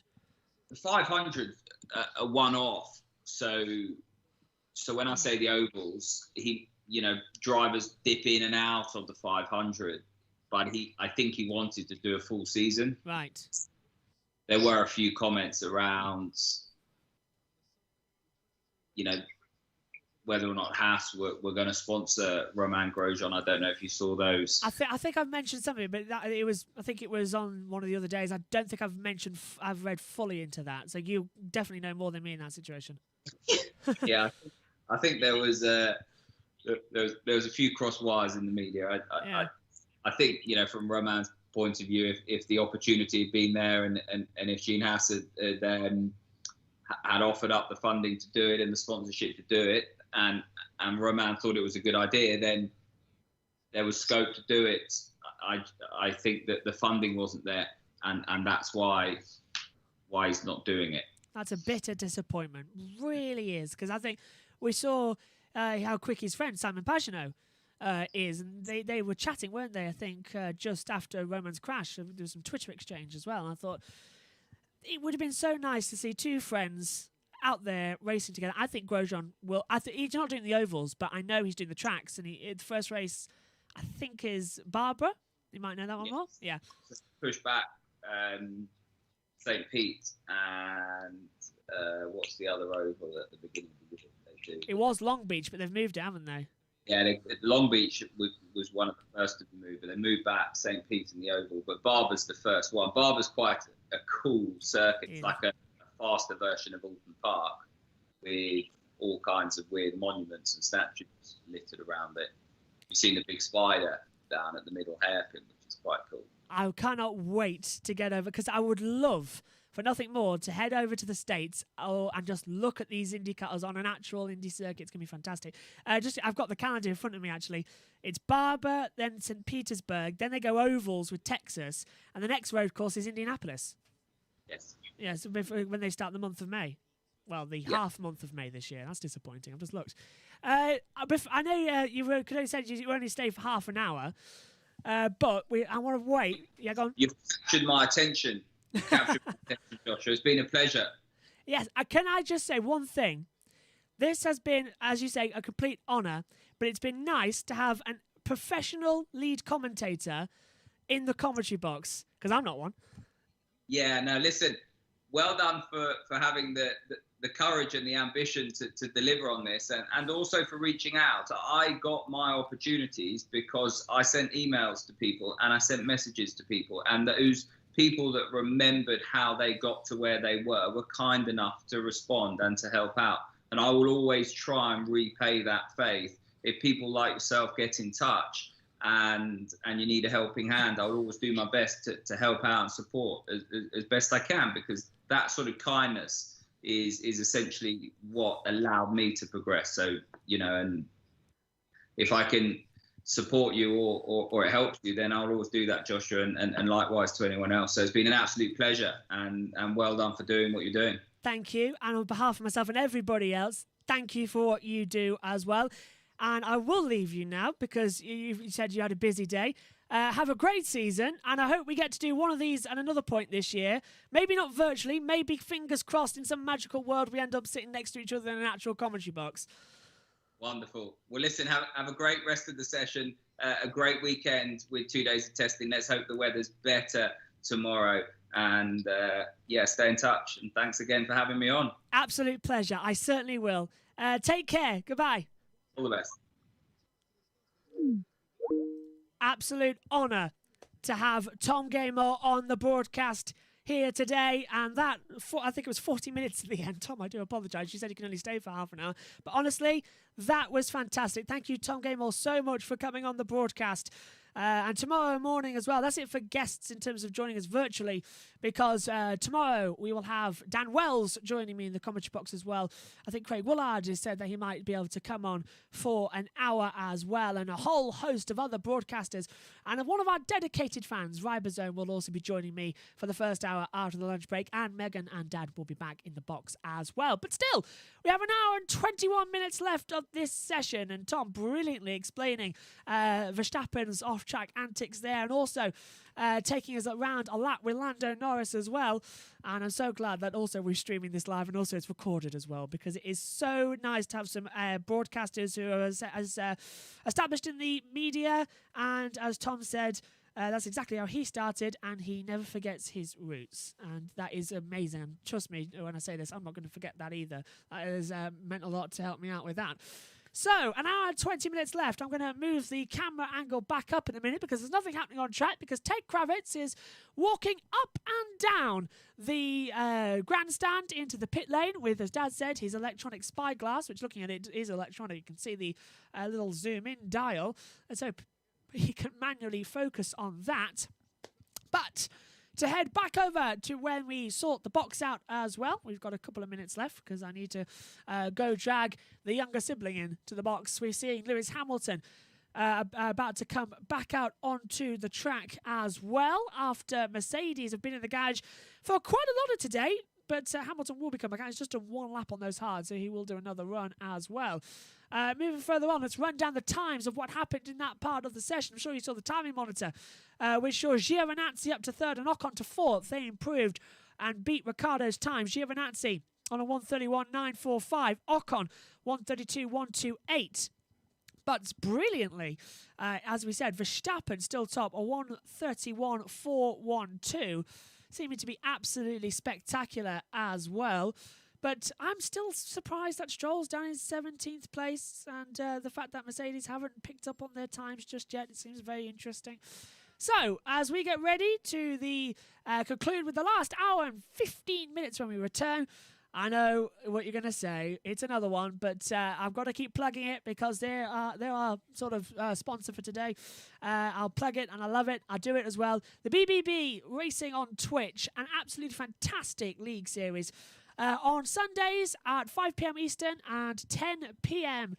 GMT, we have the Champion Series, which is 9 racing leagues all battling it out to see who is the best of the best.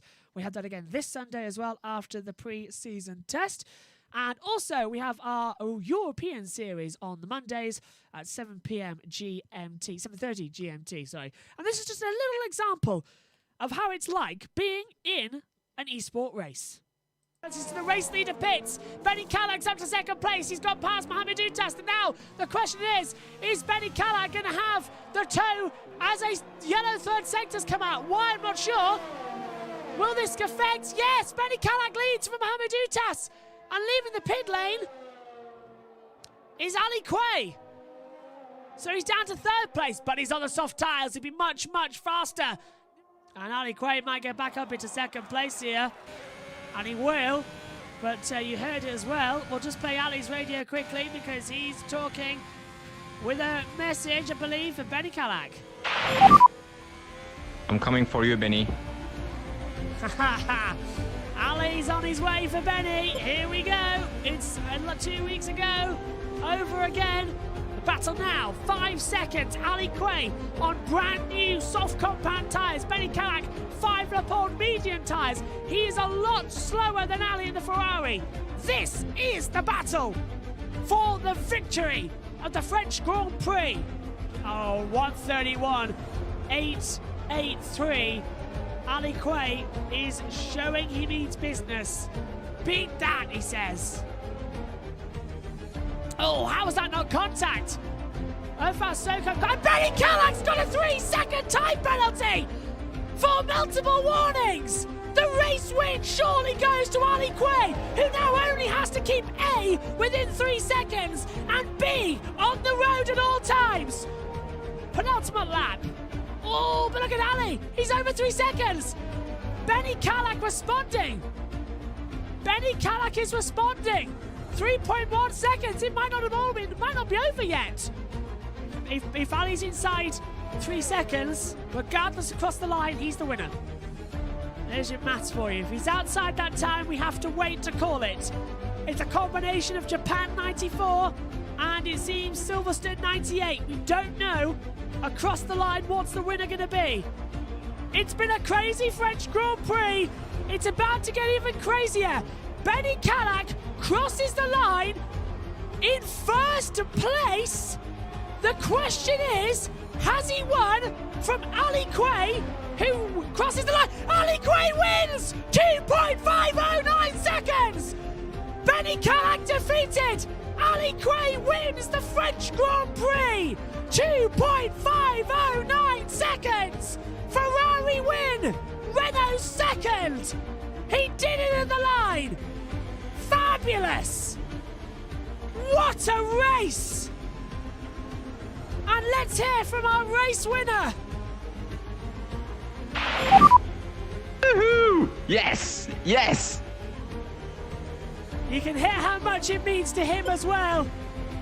The penalties applied. Benny Callagh finishes second. It was a 6-second added on. 2.509 seconds. Ali Quay. It's 25 points. It narrows the gap just to Benny Callagh. But most importantly, it is a race win at last. For the first time this year, he defeats Benny and becomes our 4th different winner. I do promise that's the last time that'll be on today. It's just a nice little filler to cross over while we repair the commentary box antics as well and get the camera back up and running. So, 1 hour and 14 minutes remain. Megan Burge is going to rejoin us in the commentary box shortly at 3 o'clock. So we've got 15 minutes to wait until Megan makes her appearance today.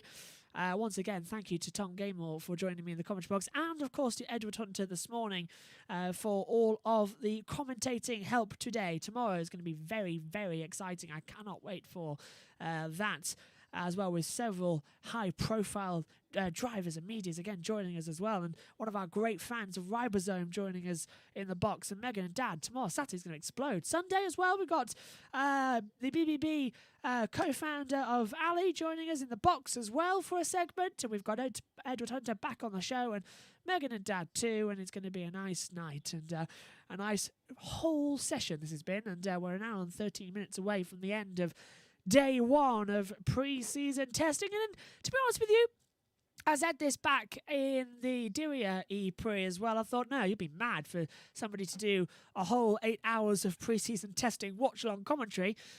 But I've really enjoyed it.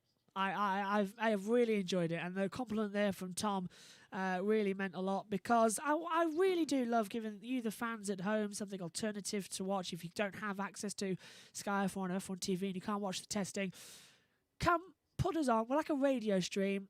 Watch us, have some fun. Listen to what we've got to say about Formula One, and get in touch. It's really fantastic. An alternative commentary stream for those who can't get access to it, and it really does work. And I think we've improved that with some guests, and Tom Gaymore becomes the third different commentary partner I've had in this box as well. Hazel Southwell joined me last year in Abu Dhabi, Edward Hunter this morning, and now Tom Gaymore as well. And this is a list that I always keep, a list of who I've co-commentated with, and it's a great honour to have those names alongside. Now, back to the track action. Enough of me preaching a little bit, because Lando Norris's car is up on the jacks. The front wing is off. The floor is being taken off as well, it looks like, and some dry ice being imploded in. So it just looks like they're going to take care of that for the next hour or so. As I've just realised the camera's angle is a little bit tilted down, so hopefully it's okay. That'll be dull because Megan will be here fine. Do for the next hour as well. Do get in touch on the YouTube chat as well. Had it open when we were out, so I don't think I missed any of your comments. And hopefully we're having a great time, because tomorrow we're back again. All for 8 hours of testing, 2 4-hour segments coming up, and it's going to be fun. I do agree, though, I think with what Ed said this morning as well, the voice is already starting to go a little bit as well, but it'll be back for the morning. As you lot know, I'll be practically 8 hours commentating is just the same amount we're in for cross multiple championships, be it Formula 1, MotoGP, British Touring Cars, all in one day. So, yeah, it's going to be fun. But at the moment, we've got Verstappen with the fastest time, 1:31.412. He topped that. He's done 110 laps. Esteban Ocon second has done 111 laps. Lando Norris third has done 33. Antonio Giovinazzi snuck up into fourth place on 39 laps. Danny Ricciardo did 45 this morning. Pierre Gasly has done 76. Yuki Tsunoda did 36. Carlos Sainz 39 laps. Hamilton 27, so it's great mileage for him in the session, but not great for Mercedes as a whole. Leclerc did 59. Raikkonen's on 63. Vettel 51. Zani 73. Mazepin on 40. Schumacher on 15. Bottas only 6 and Stroll 25, but still last of the board. But remember, as we said, testing doesn't really show us the competitive time zones. It's really just going to give us an idea of what's new on the cars as well. As we ride on board now, the lights have come on. The sun has set here in Bahrain, and the track is now fully illuminated, which is going to be the traditional part. We've gone from day to night. Carlos Sainz, 132.869, is the 8th fastest driver. And he's still in the garage. He's got his car still just being prepped to head back out. I think they're going to change a few things. Tomorrow, they should really focus on their qualifying runs in the morning, getting that sorted. And then I think it's race runs in the afternoon and Sunday. As Edward Hunter said as well earlier on, Sunday is going to be a big day for race runs to see who is quick going into the session for the season. That didn't make sense, but after 7 hours of broadcasting, I don't think I'm making much sense. Here's Nikita Mazepin into the last corner of turn 14. A little bit wide. Just running a little bit wide. But down the start-finish straight, looking good. They've got these 5 red lights here, and I'm surprised they haven't used a practice start just yet. Remember this morning, with the red flag that came out with 10 minutes to go, sort of cut the session short as well, and they then did a virtual safety car test, but they didn't let anyone do a practice start, so that cancelled out the running. So Verstappen is, I think, he's still in the pit lane. We're watching Mazepin, Ocon, Giovinazzi and Stroll, the 4 cars out of the circuit at the moment. If you're watching along with us, it's just popped up on your monitor as well. And how weird is it to see as I said this morning, the MSC of Mick Schumacher on, because it just, for me, it just remembers as Michael Schumacher. I know in Formula 2 he had SCH, but in F1 it is MSC. So Mick Schumacher, which I know his name would be Michael Schumacher. That is his official birth name. He's Michael Schumacher Jr., but he is Mick Schumacher. It's very confusing. But a lot of fun to have the Schumacher name back. And Mick, Formula 3 Euro champion with Prima. Formula 2 champion last season with Prima. And now this year with the Haas F1 team, the Ukulari Haas F1 team out there on the track. So I think Megan will be joining me in about 8 minutes' time as well. Interesting to hear what Tom had to say as well about if Gasly... Be very surprised if he wasn't in the Alpine next year. That is the interesting factor. And yeah, I did a Murrayism and called Alpine Renault. It just looks like a Renault. It looks like the classic Renault. It's going to be very interesting. Ocon is coming to the pit lane as Mazepin locks up the outside left and the inside right down into turn 1.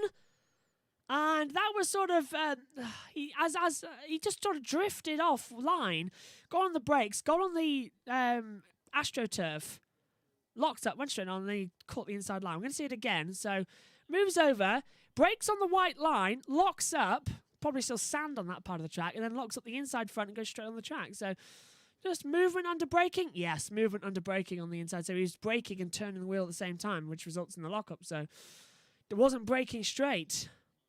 Still, it's taking time. You need to remember, it's a new car, it's a new team for him. It's going to take time to bed in. But let's just see what he can do to repair his reputation. Here's Yuki Tsunoda. As I think Tom even said, same as me, he's fast becoming one of my favourite drivers. He is impressive with the talent. He's 1.3 seconds off in testing. But his teammate Gasly's 6th. He is 7th. And Gasly did a 132.231. Tsunoda 132.727. So an incredible gap. Not that much, actually. 0.5 of a second. As this is him coming back into the pit lane, Tsunoda. Mazepin just behind him. Is he going to follow suit or continue on for a lap? Very early, actually, for the sun to set here in Bahrain. So the race doesn't usually start until 4 o'clock UK time. So about the same time of the year we're coming here. So the daylight savings time will be in effect when we race here. So let's just see what the sun is like. But yeah, nice to see the lights on at Bahrain. I think they came on as well when Tom was talking us through the lap with Lando Norris, I saw them flick on at the top of the corner. So beautiful out here at the moment. The sandstorm still in effect, but it has dissipated ever so slightly.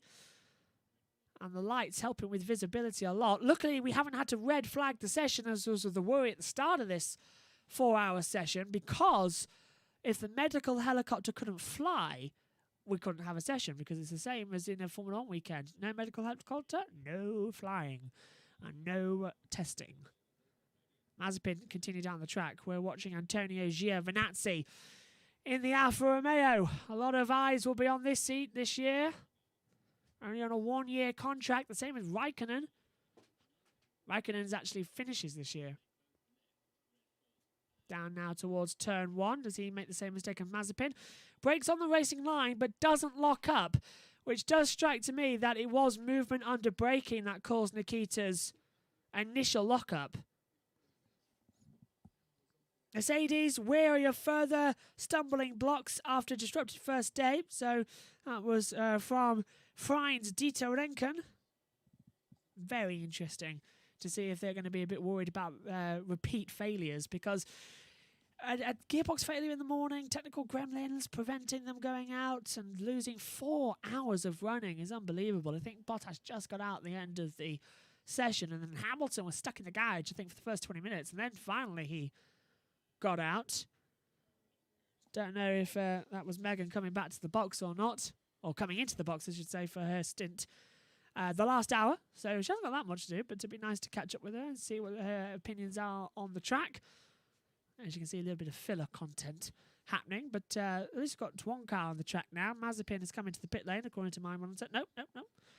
He was in that blind spot that we talked about back at Bahrain race last year between turn 11 and 12, where Giovinazzi is now, so he's popped back on. So Giovinazzi and Mazepin, the only 2 cars out on the track right now, circulating under the night sky here in Shakir for the first day of 2021 and pre-season testing. And I am loving every minute of this. The start-to-finish straight still looks like it's under rain, constant rain. It's still a massive haze, but that haze has been there for a couple of days. A sandstorm has been brewing. So we got very lucky that we still got to go on for this test day. I wonder, though, if this was a practice session or qualifying, would they still let it go ahead, or would they red flag and wait for the conditions to improve? There's different rules surrounding testing as to what is mainly acceptable. I mean, I seem to remember the drivers still going on the track when there was hard snow and hard ice out there a couple of years ago, when the track thawed from Beast from the East, and they still let them go out because it's testing. It's not the full-on race season that we would have. But I must say, Bahrain as the test venue as a one-off is okay. But Barcelona, it's easy for everybody to get to with the teams. It's easy for us as the media to get there. And I would love to be broadcasting from Barcelona again next season for pre-season testing. And hopefully being able to relay with guests here as well, with a team in the hub here.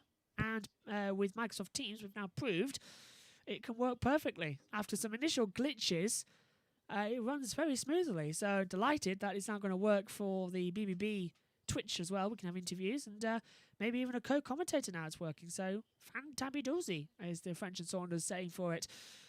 1 hour, 1 minute 55. Mazepin, 45 laps today in the afternoon session. More than number of the drivers have managed, I might add. So it's not all bad.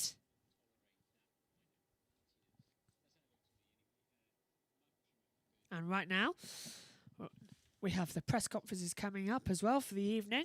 Lando Norris, Sergio Perez and Carlos Sainz will be taking part in this one. Last hour of the day, though. And only 3 cars now on the track. Lance Stroll has ventured out in the Aston Martin. Megan Burch will rejoin me in a few moments in the commentary box for all of the action from the last hour, covering 15 minutes. Seems to be longer than you think. I can hear a jacket. I can feel a presence. I don't know if Megan's walking to the back of the box in a few seconds' time. Oh, look at that. I can hear that leather jacket coming a mile away. It doesn't even matter where you need to be. The clink of that leather jacket is unmistakable. Good morning. Good evening, actually, I should say. Go on, you can do that. Hello, Megan. Welcome to 2021 F1. Hello. How's your day been? Because you have not seen a single thing of testing. And I don't know why you've put that on, because it's roasting in here. I'm wearing a cardigan. Because I wanted to wear this because it was cold coming in here. It's not cold now, is it? Then that's the beauty of a coat. I can take it off if I want. You have a tough act to follow with Tom Gaymore just being on the broadcast. So let's see how you fit in. Why? Are you looking to replace me? No, but let me tell you something. He did a fantastic lap with Lando Norris, and your job's on the line.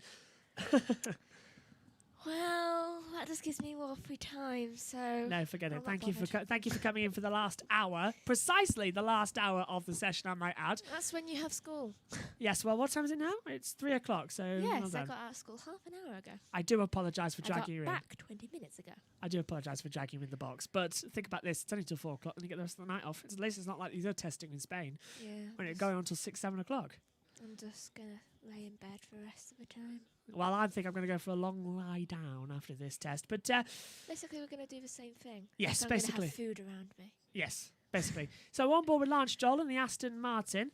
So, Megan, first impression of the Aston Martin out on the track. It's a racing green livery. It's smooth driving, I'll admit that. But let's see how it does around the corners. This is round turn 11. Ooh, it could be a bit better with the sliding. I don't really like how wide he went there. Has Just- Dad explained to you the sandstorm that's hit the track? No. Well, basically, this morning it was brewing. Tell a bit. But Yeah, that's it. That's the sandstorm.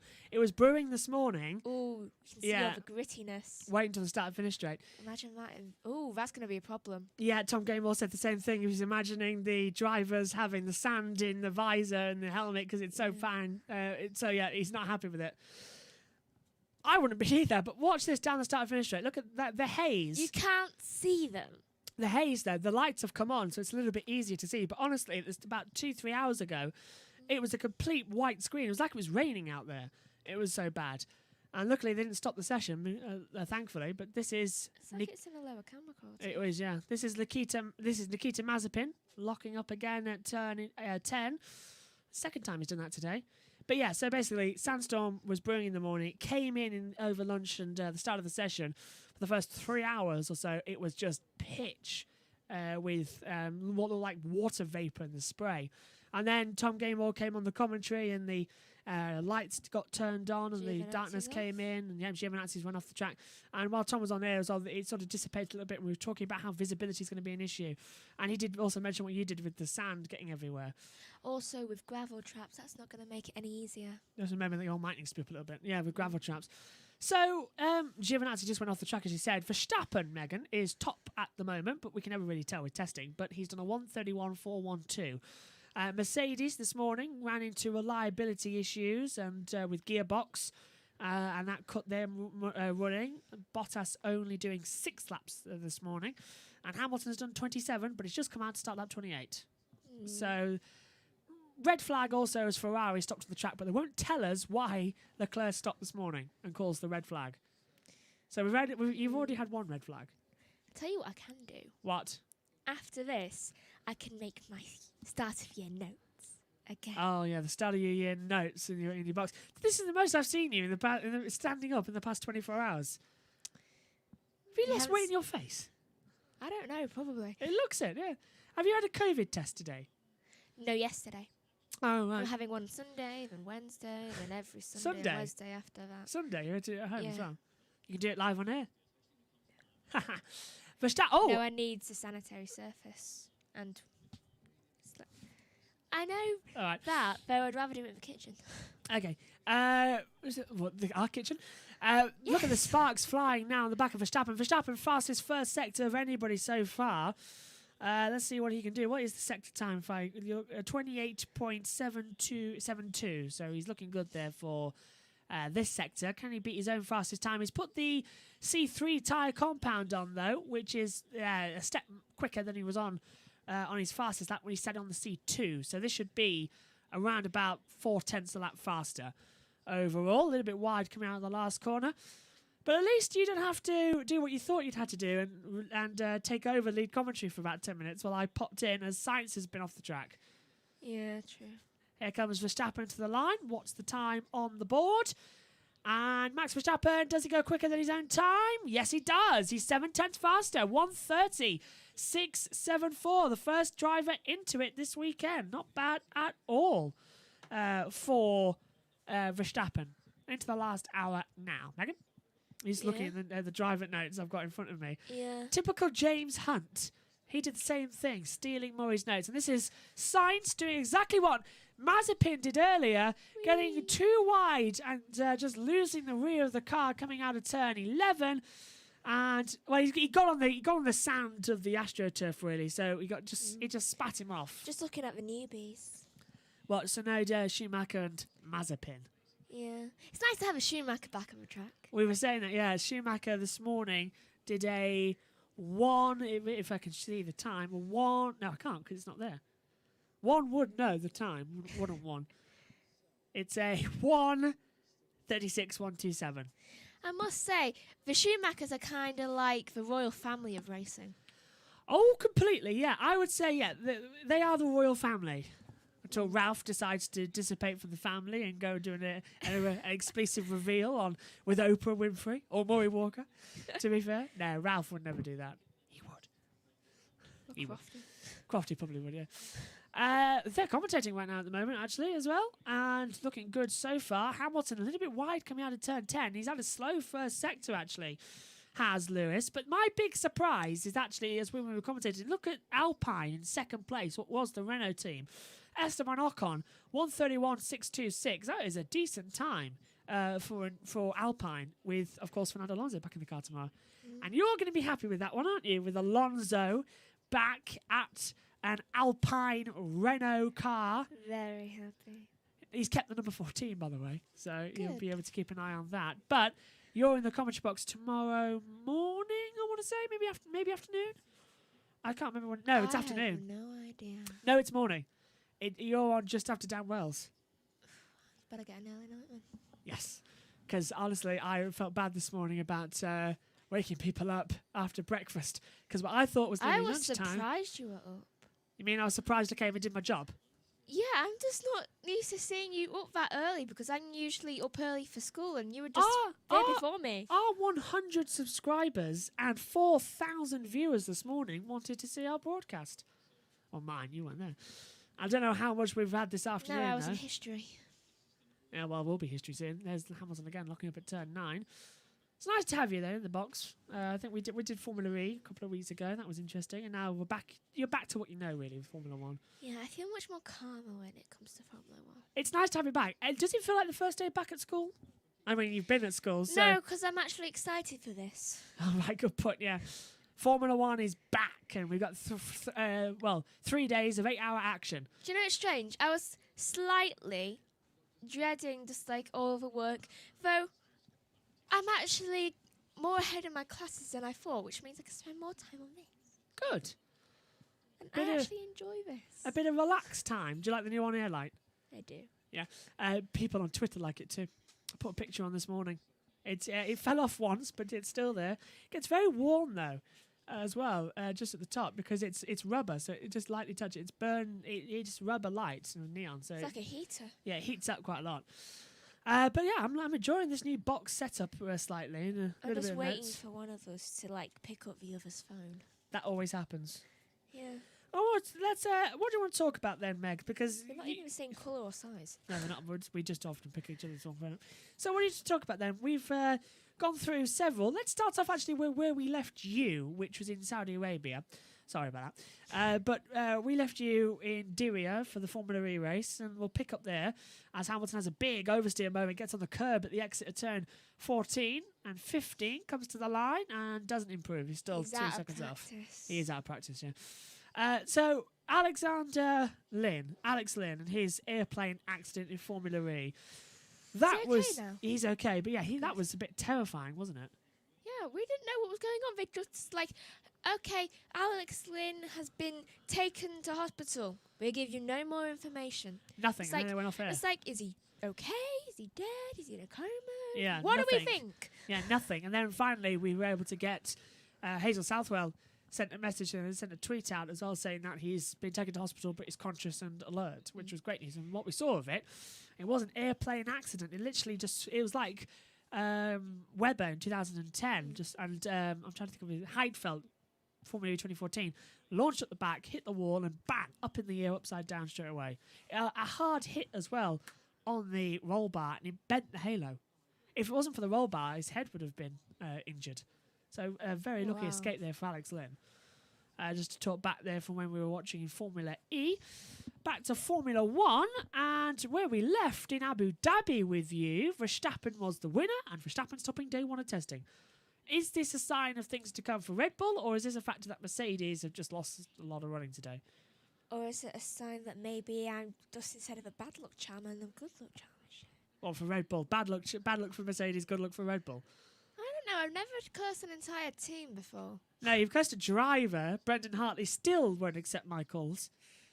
I don't mean to curse Brendan Hartley. It just happens. I am honestly telling you, I am going to message Brendan Hartley and try and get him on one of the practice sessions this year when you are also in the commentary box. I'll get him on a practice He'll end up choking. I'll get him on a practice 3 commentary, and me and you and him can have a nice conversation about how it wasn't all your fault, it was Megan's fault, because every single time you were in the commentary box... Even in a Formula E one, yes. I mentioned him and he was fired 10 hours later. Yes, so... Yeah, maybe it is all her. So, yeah, I would love to see that. That'll be TV of the year. It's either somehow a curse has happened, or I'm... Really bad luck? Yeah, it's like really bad luck and coincidence. I would love to see Megan and Brendan Hartley in the same commentary box. I might just sneak out and Imagine let them talk. if it was the same room. Oh, goodness. I don't think I could... No, because it would have to be with COVID, so we'd have to have a sheet in between, and knowing you'll knock it over and break the glass on him. Into the pit lane comes Carlos Sainz at the moment. He's stopped out again. Verstappen's out on the track, but here's the Alpine of Esteban Ocon, and he's got Lewis Hamilton just behind him. You've never cursed a singular driver. Why is that? Well, I have never cursed a driver for one reason. I do the commentator's curse. I'm always cursing esports drivers. I'm always cursing the drivers in real life. Who should I curse this year? Don't think about it that way. Massive bit. Now, anyway, I'm joking. I'm not. It all depends on who is in the first race and has really bad luck then. Then it's obviously them. Well, Hartley retired, didn't he, in race 1 in Australia, and you were doing race 1 in Australia. Yeah. First time he did Australia as well, 2018. So, who did I curse last year? Was it Bottas? No. Giovinazzi? I can't remember. It wasn't Grosjean, was it? I think it might have been Vettel. Well, it probably was Vettel, to be fair. Vettel had a very bad year at Ferrari, as I said. Yeah, and how many races did I do? You did, out of the 17, I think you did 11. Yeah. And actually, let's take a look. You keep commentating. Scored a point in Austria, you were commentating. DNF'd in Styria. You were in Hungary, weren't you? I don't know. No, you weren't. And he finished the points. Hang on. You did Austria, he finished 10th. You did British Grand Prix and the 70th anniversary, 10th and 12th. Did you do the 70th anniversary? No, you didn't, did you? Because you left for that one. Dad came in the box. Yeah, I was away. I just forgot about that, yeah. Moving further on then, he scored 33 points last year. I seem to be the 10th thing. You didn't do Spain, he scored 7 points. You came back in Belgium, he didn't score. Retired in Italy. You did Mugello, he scored 1 point. In fact, every race you did, he only scored 1 point, bar Turkey, where he got a podium. Every race, he never scored points, or only scored 1, bar Turkey. Yeah, but I definitely cursed him. Yeah, it was definitely Vettel last year, wasn't it? Yeah. Dear me. Ocon's improved to second on a 1:31.146. He's now 4 tenths behind Verstappen's time. Remarkable there, that Alpine. Ocon's been in the car all day. Fernando Alonso in it all day tomorrow. And Ocon's done some stellar times today. Lando Norris back in the McLaren Mercedes car. McLaren ditched the Renault and completely now ditched the Honda engine. They're back with a winning power unit of Mercedes. And just like the glorious late 90s, early 2000s, it's McLaren Mercedes. And I really, really hope I like that. Ricciardo and Norris get a podium this year, or even win races. There is a chance. The only two drivers, well, one of the only two drivers, barring Alonso, that I definitely don't ever want to curse is Ricardo and Norris. Yeah. Because yeah. those three are my favourites. They are really well. Alonso, yeah, you support him during the Honda downfall, and he was your first champion.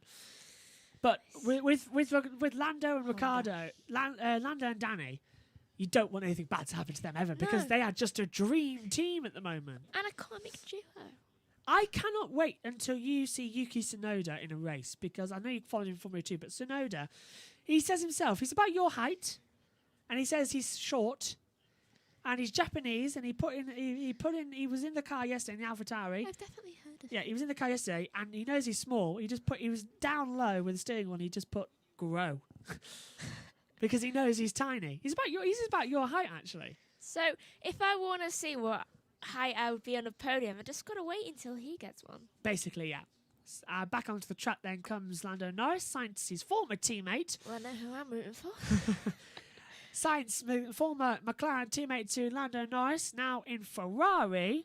Sainz has just gone into 8th place on a 132.869. His last lap was a 134.307. Okay, I'm finding it really strange seeing Sainz in a Ferrari colour and Vettel not. You mean Vettel in a green car and Sainz in a red car? Yeah, it's weird. It's just like polar opposite. I did his first lap time. I commentated on his lap. There you go. He went 5th, I think, overall. So he already beat Leclerc in that time on his first lap. But he was during the sandstorm as well. So it wasn't really that great of overall runs. You don't think I'm cursing Vettel again, do you? No, Vettel's not in this afternoon. Vettel did that in the morning session. Track's got hotter in the evening. Vettel was in the morning for Aston Martin, Lance Stroll in the afternoon. Hamilton, though, is 4 seconds off the pace at the moment. It's nice to get back into the swing of things for Formula 1. What is that flashing light in front of us? I don't know. Green. What's that mean? It's the rookie. It'll be Tsunoda in front of him. Flashes green to let you know there's a rookie in front of you, and you're on an in-lap. So, yeah. Vettel is, as we said, out of it. Hamilton stays in 9th place. He's not improving, is he? No. I reckon it'll be like one of those years where he doesn't win for ages and then he starts winning every single race. Who do you think would be the first winner? Do you know what? I don't think it'll be Mercedes. I don't think it would be. Do you know how I think it would be? Why? I think it's going to be a throw-up between an Aston Martin, a McLaren and a Red Bull. I was thinking that. Yeah, I don't think it's going to be a Mercedes who's going to win the first race. No, I don't know why. I just get the impression that they might be a bit weaker this year. Yeah, there were reliability issues this morning, and as Dieter Renken Also, tweeted... they don't have the advantage that they had last year. Yeah, no DAS system as well to warm the tyres up, and as you can see, going offline there is Lewis Hamilton kicking up the sand. They're used to the DAS system now. They're just like, how do I They're back in a to, normal car? and they've lost all their downforce at the rear of the car. That was really the selling point of the Mercedes. It sucked them to the ground and kept them in, and now they've lost it. So They're going to have to learn how to function. I know. They're going to have to do extra hours. It's going to be fun though, isn't it? Well, they lost 4 this morning. Really? Yeah, they didn't go out for the whole of the session. Only 6 laps, 1 at the beginning and 5 at the end. Big lock-up for They probably Norris. thought, oh, we'll be fine. We've been champions for the last 6 years. They've come out of the blocks today, and Verstappen's gone top. And as well, and also, you've got to look at these times. No, they're nowhere near qualifying, which was a 1:27 last year. But, well, I say last year, 4 months ago. I say that, but they are comparable with free practice 1 times. 1:30, 1:30.6. So you've got to really watch it. When's the first race? 2 weeks' time here at Bahrain. Because of COVID, they're just staying at the circuit. So we get 3 days of testing. And then I've got to think of something to talk about in the first 3 practice sessions, which are all now 1 hour. So you can't even say, oh, I don't want to be in the box for that long. I'm not going to do a practice one. Do you know what? They're all an hour. I don't know why, though. I just get the feeling that I kind of just want to be in the box now. Oh, dear. Megan's willing. I said earlier on in the commentary box that Megan's going to be dragged in here kicking and screaming with a face like a slapped fish. But no, you're smiling. I'm not used to this. I don't know why. I think I just miss it. Well, you didn't you say to me 2 weeks ago, I really miss commentating. And then we did Formula E. It's nice. Well, it's a nice break as well because you get to talk to loads of people on the internet. It's unusual. It's all I know. What, in lockdown? Commentating. It's all I know. In lockdown, we both nearly went insane. We did nearly go insane because there was nothing to do. I'm pretty sure we commentated on each other eating once. That was just a joke, I believe. No, it wasn't. It wasn't a joke, no. We did go slightly insane. Lando Norris has had to back out of a lap time at the moment as well because he just went third on a 1:31. 8:09. His last lap was a 1:32.206, but he slowed down as he's on an in lap, I think. 40 minutes to go of the session, and I think, Megan, we're now rounding with the time that everyone's sort of going to come in, accept it, and go back out with about 10 minutes to go and go, right, this is our lap. Track conditions will be at the best then. Sandstorm is just about clearing, but the sand is going to stay on the track, so they're going to have to sweep it overnight. And, of course, after this as well, they've got the safety car test. That's how it looked this morning. I wonder how a safety car's going to do. Well, which one? The Aston Martin or the Mercedes? They're both here. Both. Yeah. I think the Aston looks the more beautiful this year, though we've got a red Mercedes safety car, but the green Aston Martin just looks nice. Red. Yeah, it's red. Like at Mugello, if you remember when the Mercedes went red. I'm sorry, are they turning into Ferrari? It's the only time a red car's going to be in the front of the field this year. Get them in early. Get them early. But into the pit lane then comes Sainz. And they put the hand over the controller there, and he's put on a new set of C3 tyre compounds. That's not good. Why? What did you spot? I saw like a bit of smoke coming out of one of them. I think they put it on slightly wrong. What, like spark? Like they've crossed onto the wheel? Yeah. Well, let's just keep an eye out what they're going to do. They're going to bring him back into the box anyway, so There's they should spending be able an to get it awful off. long time on it as well. I never get why they changed the tyres. I know it's to practice, but they're going to bring it into the pit box anyway, and they're going to do it on wheels, so why put another set of tyres on it and just take them off in 30 seconds? It makes no sense. Literally, they're about to take them off. They're putting Sainz back in the car now. They've just put brand new C3 tyre compounds on him. He hadn't done a burnout because you're not allowed to in the pit lane during testing. But now they can't bring the screens in front unless they're doing major work. So now that you're going to put the car on the jacks, and look, here they go. Look, you just saw them. They put the wheel guns back on to take those tyres back off again. It makes zero sense. Do you know what I kind of want to watch now? What? Drive to Survive. That's Drive to Survive actually was released this morning with no. Really? The media reviews were released this morning. We have to wait until the 19th for Drive to Survive. So that's next Friday, isn't it? Or next Wednesday, whatever. But yeah, we have to wait for Drive to Survive Season 3. Well, by the way, I'm going to be doing my college interview in commentary box since it's quieter. When? Monday. Okay. What time? 4:20. That's fine. Thank God it wasn't Saturday at 7 a.m. No, I'm not going to force people to work on a Saturday. It's not that. It's just that we're broadcasting. Yeah, fine. You can do that. See, look, I'm kind. It's quieter. It's quieter, but also you get the flags in the background. Exactly. So at the moment then, we've got 37 minutes to go of the session. Lando Norris, 1.135 off the pace. Big twitch. Did you see that, Megan, coming out of the last corner? And he was diving for the pit lane anyway, but the car almost snapped in direction. Similar to what we saw with Jack Aitken back at Bahrain when he ran over the AstroTurf and smashed into the pit wall. Here we go again. Please get the tyres on the right way round. And they have. And away. Sparks there on the front left. Did you see? He was not. That's been cross-threaded. That's going to be a big problem. So, all cars now back in the pit lane bar. Lawrence Stroll and Roy Nizami. This is what you get with testing. 2 cars out on the track at a time.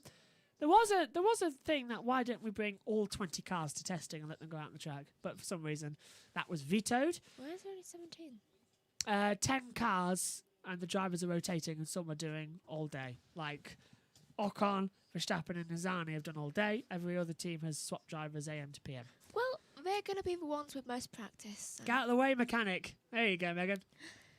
Fernando Alonso is on the screen. Yay. Did you take something before coming in here? No. You're very happy and jolly. I was not expecting this Megan to walk into the commentary What box. do you expect? My favourite driver's back. I expected a miserable Megan to walk into the commentary box, not a happy Megan.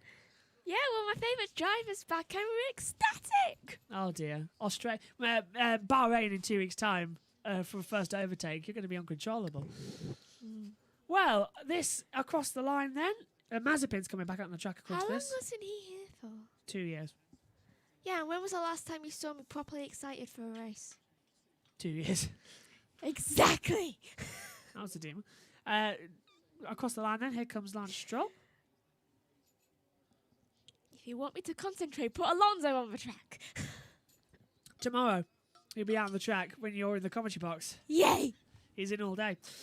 So that's going to be fun. I have a massive obsession with Fernando Alonso. 17th at the moment for Lance Stroll, 2.6 seconds off the pace. We're into the last 35 minutes of the day. And understandably, everyone's feeling just a little bit tired, bar Megan, who has got more energy than the Duracell bunny. You've just been recharged, haven't you? This is what I needed coming into the commentary box. I'm starting to feel the fatigue of commentating for 8 hours, and you've come in jumping around like a bunny. As soon as I saw Fernando Alonso, I just got excited. Yes. Thank God you don't have a lip microphone and you've got wearing a headset, because otherwise you'd be throwing that lip mic around, swinging it around like a cat on a string. Cat's tail, isn't it? 122 laps for Verstappen completed. Who's done the least? Bottas on 6. Hamilton's now done 37. I think he's the second slowest. No, Schumacher's only done 6. Sorry, 15. Verstappen's done 122. That's what, 2 race distances around here? 57 laps each? Yeah. That's impressive for it to get under the belt. And Stroll gets a little bit of a slide out the last corner. He's had 8 hours to do 122. Realistically, he could have done 224. He could have doubled that quite easily. That's 244. So Stroll did a 139.042 across the board. Speed trap was 179 miles per hour. That's 288 kilometers an hour. And he's gone slow now. Back to Mazepin. Not many people are a fan of Mazepin. Understandable as to why, but he's out on the track nonetheless, and they're giving him airtime, which is something I thought they weren't going to do, but they have. Down now towards turn 1. 200 odd miles an hour. Back down to just 40 miles an hour for turn 1. Megan, you want to take the commentary? He's up towards turn 3, 4. Down now into the braking zone. I wonder who I'll curse this year. I wonder. Anyway, Mazepin. Still, it's not like I can decide. No, it's whoever finishes last in the first race, isn't it? That usually happens. Usually, yeah. Who retired first? Verstappen. Retired. Was the first retirement last year. Do you remember? Where did... Austria, he retired. His engine failed on lap 15. So there you go with that. It's not just me who's having commentary fatigue as well. I can hear in my ears Martin Brundle and David Croft starting to wind down every little bit as well. Whereas I'm so excited that I'm rocking back and forth. Would you like to sit standing down? Would you like a glass of water? I have one here. I'm good. Going forward with it. I may not have had a proper drink since midnight last night, though I'm fine. That's probably why you're going like a Duracell bunny. Get out of the way. Yeah, last drink I had was a bit of milk at midnight. That was 15 hours and 27 minutes ago. Yeah. Very nicely done. It's only because it's 3:27.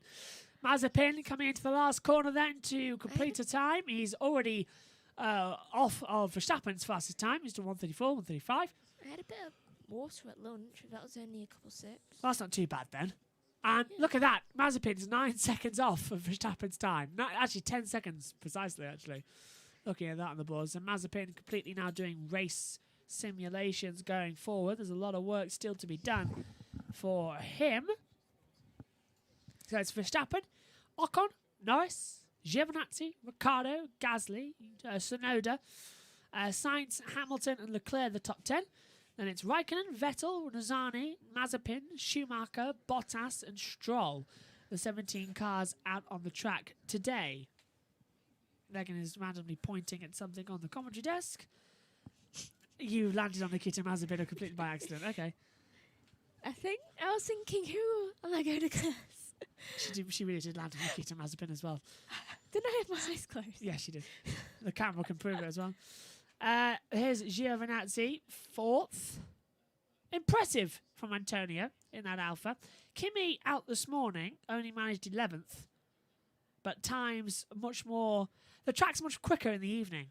The track temperature's lifted ever so slightly, so it's going to be much, much, much easier for the morning. Reminder as well that tomorrow I'll be joined by several guests.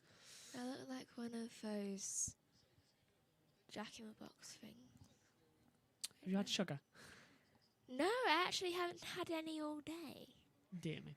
I had a turkey sandwich and 3 Snap. malted milk biscuits. I had a turkey sandwich for dinner too. Was there like a manage? And a little bit of water, flavoured. What flavour? Blackcurrant and apple. That's nice. 30 minutes to go then in this cooking segment. Other than that, though, I haven't had anything. Going to take a second to sit down and ease my legs. At the moment, this one's the same height as Megan nearly, so that's something that she can just take over. Same size as Bennett, which I think you are actually as well. So yeah, maybe it's slightly taller. But we have 30 minutes to go of the session. Okay, Megan, do you think anyone's going to do a last half-hour blast? Oh, hang on, that's not good looking for Mercedes. They're doing work on the front axis. Taking it apart. Yeah, the brake drums have come off of the car. The brakes are coming off as well. It looks like the suspension too. So Mercedes not happy. There's no way, Megan, in half an hour they're going to get that back on and out on the track. So it probably took them ages to take off. yeah, so that looks to me like they're going to bleed the brake system because they've been passing around towels. Why am I... So they're going to bleed the brakes, probably put new brake oil in. So that's okay. Ah, Why am I doing this? a little Mr. Moody. Sounds like you've had a long day of commentating so far. Yes. Well, how many? 7 hours and 30 minutes of commentating I've had so far. 2 4-hour stints. Numerous guest commentators. In fact, I've had today in the commentary box Ian Burch, Edward Hunter, Tom Gaymore, and yourself, Megan. So four commentary partners, 5 voices in total out there on the circuit. So I'm pretty much exhausted. I've got to do this all over again tomorrow. I feel like I could do double like this in this mood. So Megan is clearly going to join me at 6:50 tomorrow morning because... No, not 6:50. Well, Megan will be with me. I may be excited for this, though I'm not getting up that early. No, Dan Wells joins me in the commentary box tomorrow at 6:50 for the first hour or two of broadcasting. That is going to be a lot of fun. I think then Megan is in for an hour. Dad's in for an hour. Then in the afternoon, I think we've got Craig Woolard joining me in the box. I'm going to confirm that this evening. Why am I And doing if not, this? then it'll back on the zone. Of course, Ribosome is coming on at... Yay. Ribosome's coming on at 1 o'clock tomorrow. No, 12 o'clock tomorrow, GMT. It's 1 o'clock for him. He'll be joining me for an hour in the afternoon. So we'll get all that published and we finalise the results. I might pop in to see. You might pop in to see, okay. So Megan might be back at 1 o'clock too.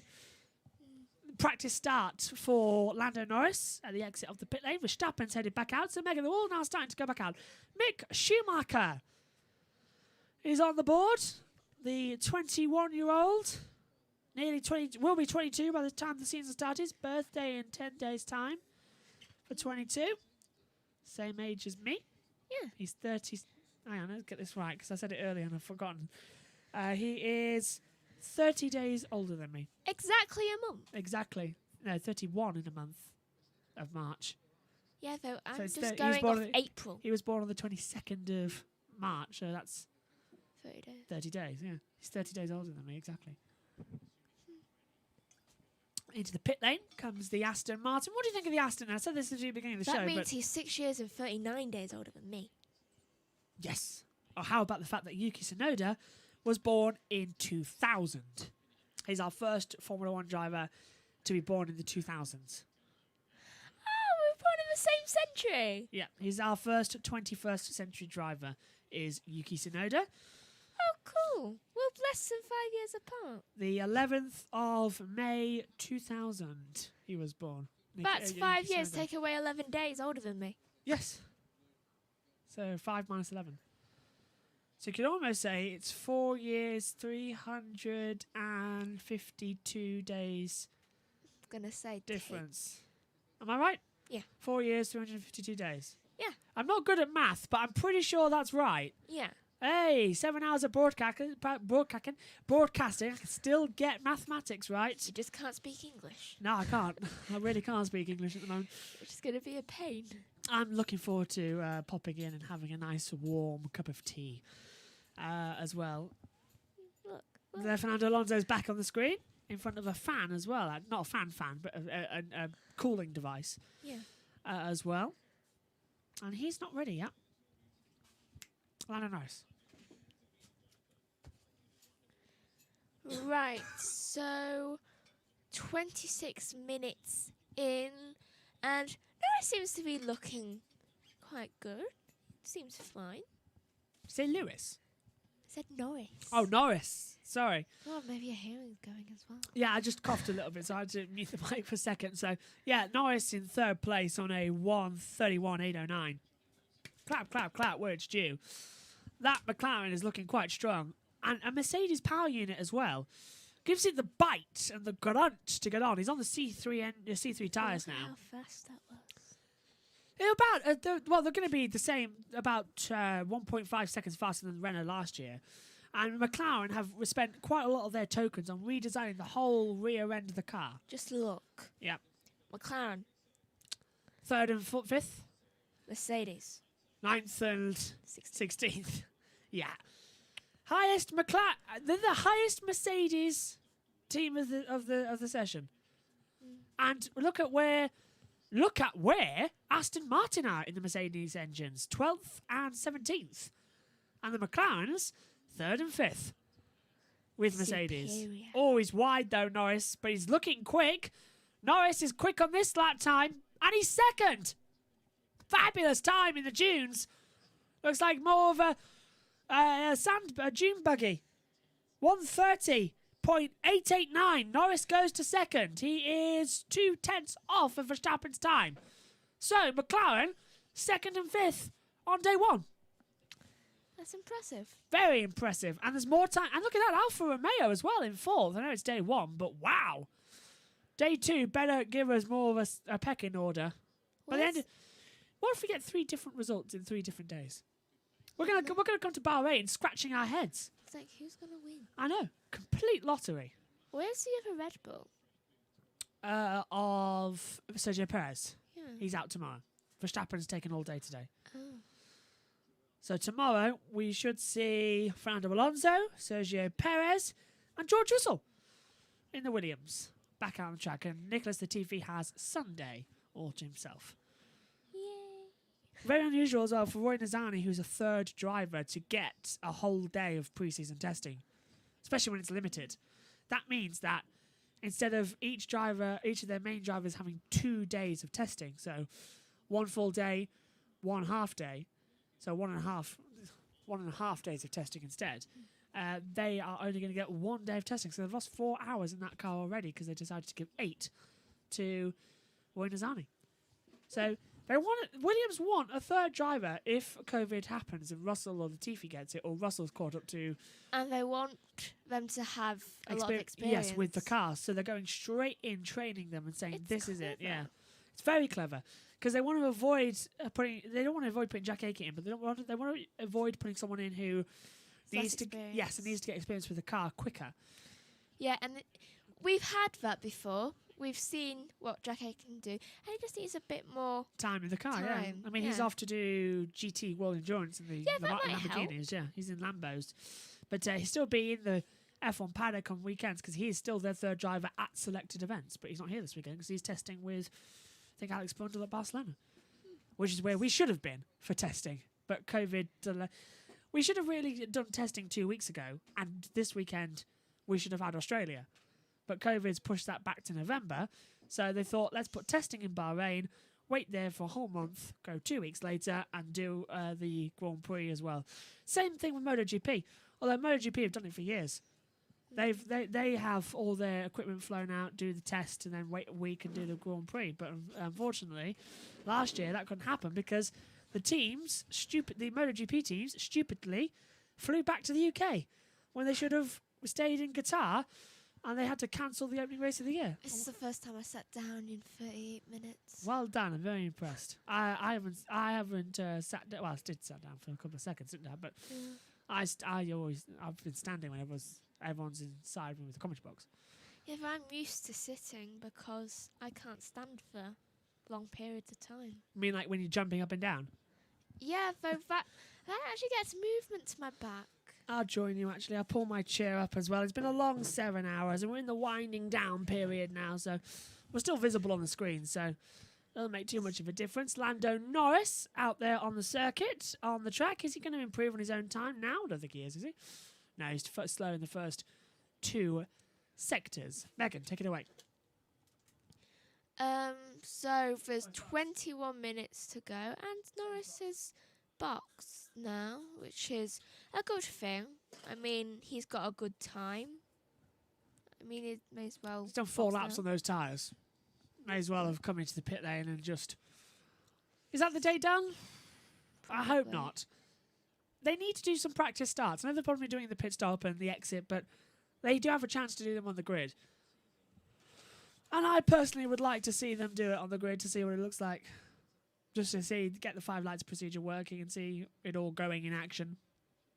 Would be good. Now let's take a look at Lando Norris coming into the last 2 corners. Like riding the curb a lot, that McLaren, and you can see they're on, scratching the front wing, and that's not going to be going down well with the aerodynamicist department. No. A lot of, because they've reduced the downforce at the back, it's all been sort of crammed into the front.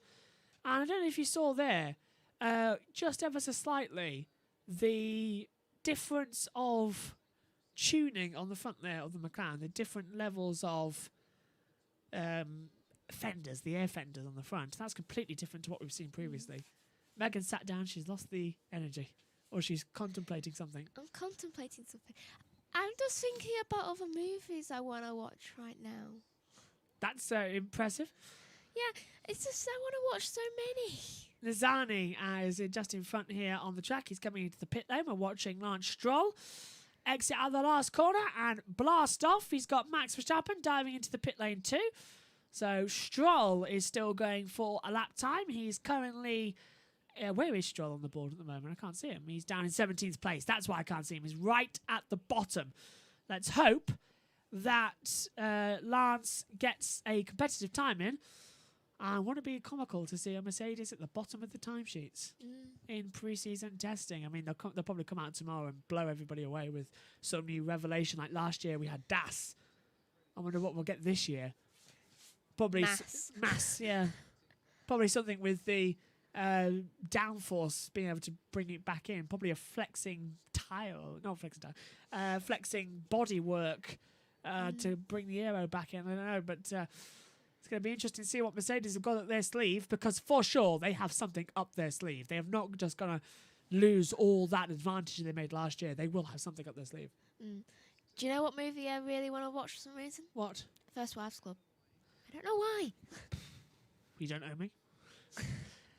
Stroll coming to the top. Oh, he looks like he's flat spotted the left-hand side of the tyre. Right. So, Aston Martin seems to be doing okay. They could... Well, this is the first day of testing. And so they're not just Racing Point from last year. Yeah. They have... It's a completely new team, but they've just brought out the other one. So it's still going to be an immensely powerful team. Yeah, thank you for that. And look at that. Stroll goes from 17th finally to up to 4th place. Mercedes at the bottom, yeah. The bottom of the totem pole. It's a 1:31.782 for Lance Stroll. He goes into 4th place.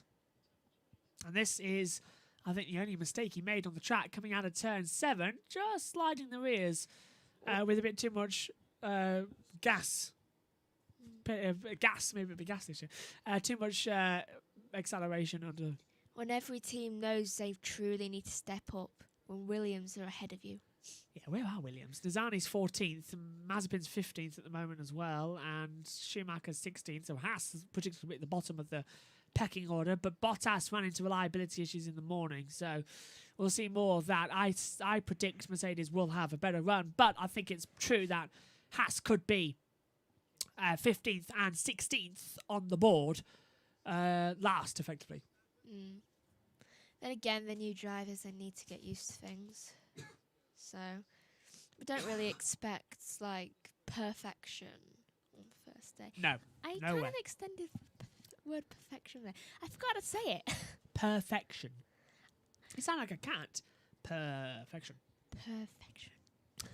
Ocon has come into the pit lane. Nizani has just come out on the track. We've got Stroll, Verstappen, Mazepin, Giovinazzi, and Nizani out on the track with 16 minutes to go of this second session of the day. Day 1. This is the PM session, the afternoon. Tomorrow morning, another 4 hours, a break of 45 minutes, and for us broadcasting that is, and then go again for the afternoon. And of course, it's same time every day, 6:50 a.m. and that is so that's 6:50 in the morning GMT. And the second session at 11:55 GMT. We come on air just as the green light goes on for the afternoon in the commentary box after the little bit of the morning session. So, there you see, another little mistake from Mazepin. He's been making a couple of them today. He spun early on in this second session as well. He has locked up a number of times at turn 9 and 10. Just learning the car, really, isn't it? And the sand out there is not helping. No, you weren't. You didn't even pick that before he was starting. So unless there's psychics available, I don't think you'll be held accountable for that one just yet. So testing is about to conclude. 15 minutes left. It's gone slow, hasn't it? This hour. Last hour always goes slow, or whatever you're on. I can't wait though, personally, to head in for an hour, relax a little. Then I've got to come back in and film the highlight bits and the report segments that air tomorrow during the live stream when we're switching between guests, because it's easier that way. But yeah, so basically this year, to explain the broadcasting, we've ditched all the pre-recorded shows. They're all gone. We're just doing lives now. It's easier that way. And may I just say that I can't control the curse. For all I know, I could end up cursing Gasly this year. Yeah, it's whoever has the Random. worst finish, and yeah, it's going to be interesting though to find out exactly where you're going to be in terms of cursing people. Yeah. Although, for unusually, you're doing pre-season testing, which you only did an hour of last year when we did the podcast, and now we're broadcasting live for a lot longer. So your curse might come earlier. I'm cursing people before they even get a chance. Well, to just begin. be careful it's not Bottas, because we need a title fight. Oh yeah, I'm not cursing Bottas. Although you are in the box and he's last. Yeah. Technically, he isn't out on the track. That's technical. The one who is out on the track is Mazepin. And he's last on the current runners. In the afternoon session, might that be is. He's him. out of the 17 runners that have run today. It's Bottas. Yeah, but I wasn't in the box then. And he had trouble. Mazepin, though, still can't get out of 15th place. He stays there. Sammy. I knew you were going to say something like that. At the moment, Verstappen, 132 laps. Norris, 41. He's only done the afternoon, though. Ocon, 123. Who did I curse after Who Hart else? Sorry, Megan. Who else has done the whole lap? Nizani. So look at that. The drivers who have done all day today, Verstappen, Ocon, and Nizani. Verstappen's done 132. Ocon's done 123. Nizani's only done 83. And he ran into issues in the morning. He couldn't. He only set 6 laps or so. So he's done all that running, 7 short laps in the afternoon. That's impressive. Is it because you want to that heater's on you? Yeah. Yeah. Do you want me to turn it off? No. All right. It's 13 minutes to go. It makes my eyes droop. Look at the timing screen. You like the timing screens? That woke you up. I played Crofty through her earphones. Just her earphones, though. Yeah. So, Sainz 3/10 off of the pace at the moment. So, just take an earphone off because they're going very red. Did. Good. What do you think then of Sainz in a Ferrari? You said earlier it looked a bit weird. Does it still look weird, or are you coming to get used to it? I don't know. It's weird, isn't it? It's plainly Yeah. weird. It's just strange. Let's hope that eventually he's on top of the podium. It would be like seeing Leclerc in something other than a Ferrari. Leclerc in something other than a Ferrari. Well, he was racing in Alfa Romeo, don't you remember? Yeah, You that did was commentary. a long time ago. 2018. You did the commentary. Yeah, and it's odd seeing Vettel with green next to him. Well, he has been there for 5 years. 15, 16, 17, 18, 19, 20. He's been there for 6 seasons. 2015, and he's taken victories with them as well. It is odd, yeah. Sainz, though, could do something a little bit better here into the last corner. Fires it to the line. His personal best, sector 1 and 2. Can Sainz jump up from 9th place up the order and really disrupt it? He can. Goes 5th, a 1:31.919. Quickest of the Ferrari engine so far. Ahead of Giovinazzi in the Ferrari engine. So that's good at least. He's the fastest Ferrari. Hamilton should be worried that fact that the second driver for Ferrari is ahead of him. Sainz, yeah. Interesting at the moment. I remember when you taught me how to tell whether someone's a second driver or not. Yeah, I remember that one here. Because isn't it, it's like the black thing above them means second Yeah, driver. there's a black, the camera, so it's black, Yeah. it's the first driver, it's yellow, it's the second driver, or red in the case of some of them as well. Many people still watch, but thank you for that, because we've been on air for quite a lot today. But it's been fun, actually. I've really enjoyed it. And my YouTube's not really working well at the moment, but we're into the last 10 minutes of the session, and then we'll be back tomorrow with loads of guests. I advise you not to at the moment. Across the line comes Lewis Hamilton. This is to start a lap time finally. And Hamilton as well, he's done a lot in this afternoon. Mercedes had gone their own way, and he's done more development laps. He hasn't actually done a proper flat-out lap, and hopefully he's still on the C2 tyre compounds now. Don't think he'll go faster than Verstappen, but let's see what Hamilton can actually do eventually. Come on, just fly it out of there. Yeah. I mean, he's on, as I said, C3. Yeah, no, I was right, C2. He's going very wide there at the exit turn 4. Into the last 10 minutes then of practice for the season. Save that. Oh, he's gone very wide coming out of turn 7. Hamilton completely off the track in the sand dunes.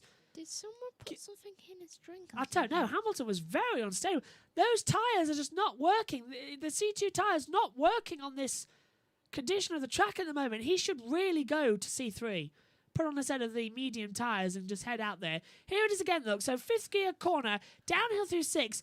And then he just gets on the curb and he just runs in wide. And he picks up so much of the sand that is offline as well. Has he got a different helmet?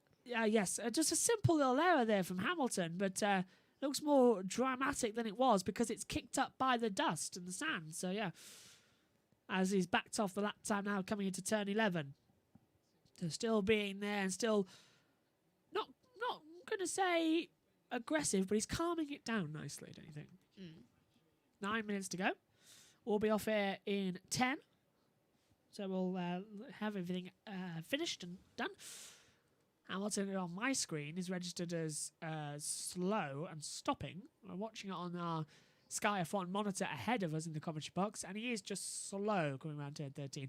There's always that sensor glitch around the second half of the track that always loses some of the cars that you don't really expect to be there. So who's coming out on the track now then? Mazepin, Giovinazzi, Hamilton, Verstappen, Sainz, Stroll, Norris, all out on the track. And I'm surprised there, Megan. We saw that at 20 minutes to go? The Mercedes was in bits, and they've managed to get it on in 10 minutes and get him out on the track. I'm surprised. But there's something still not right there because he was too slidey. Out on the track comes Esteban Ocon. Lewis Hamilton is just behind him, though, at the moment in that black Mercedes-Benz with the silver shark fin, with the AMG logo splattered all across it like it's a advertising board. Back up the hill now towards turn 4. First sector time coming across. And is it quick, or is he going to make the same similar mistakes?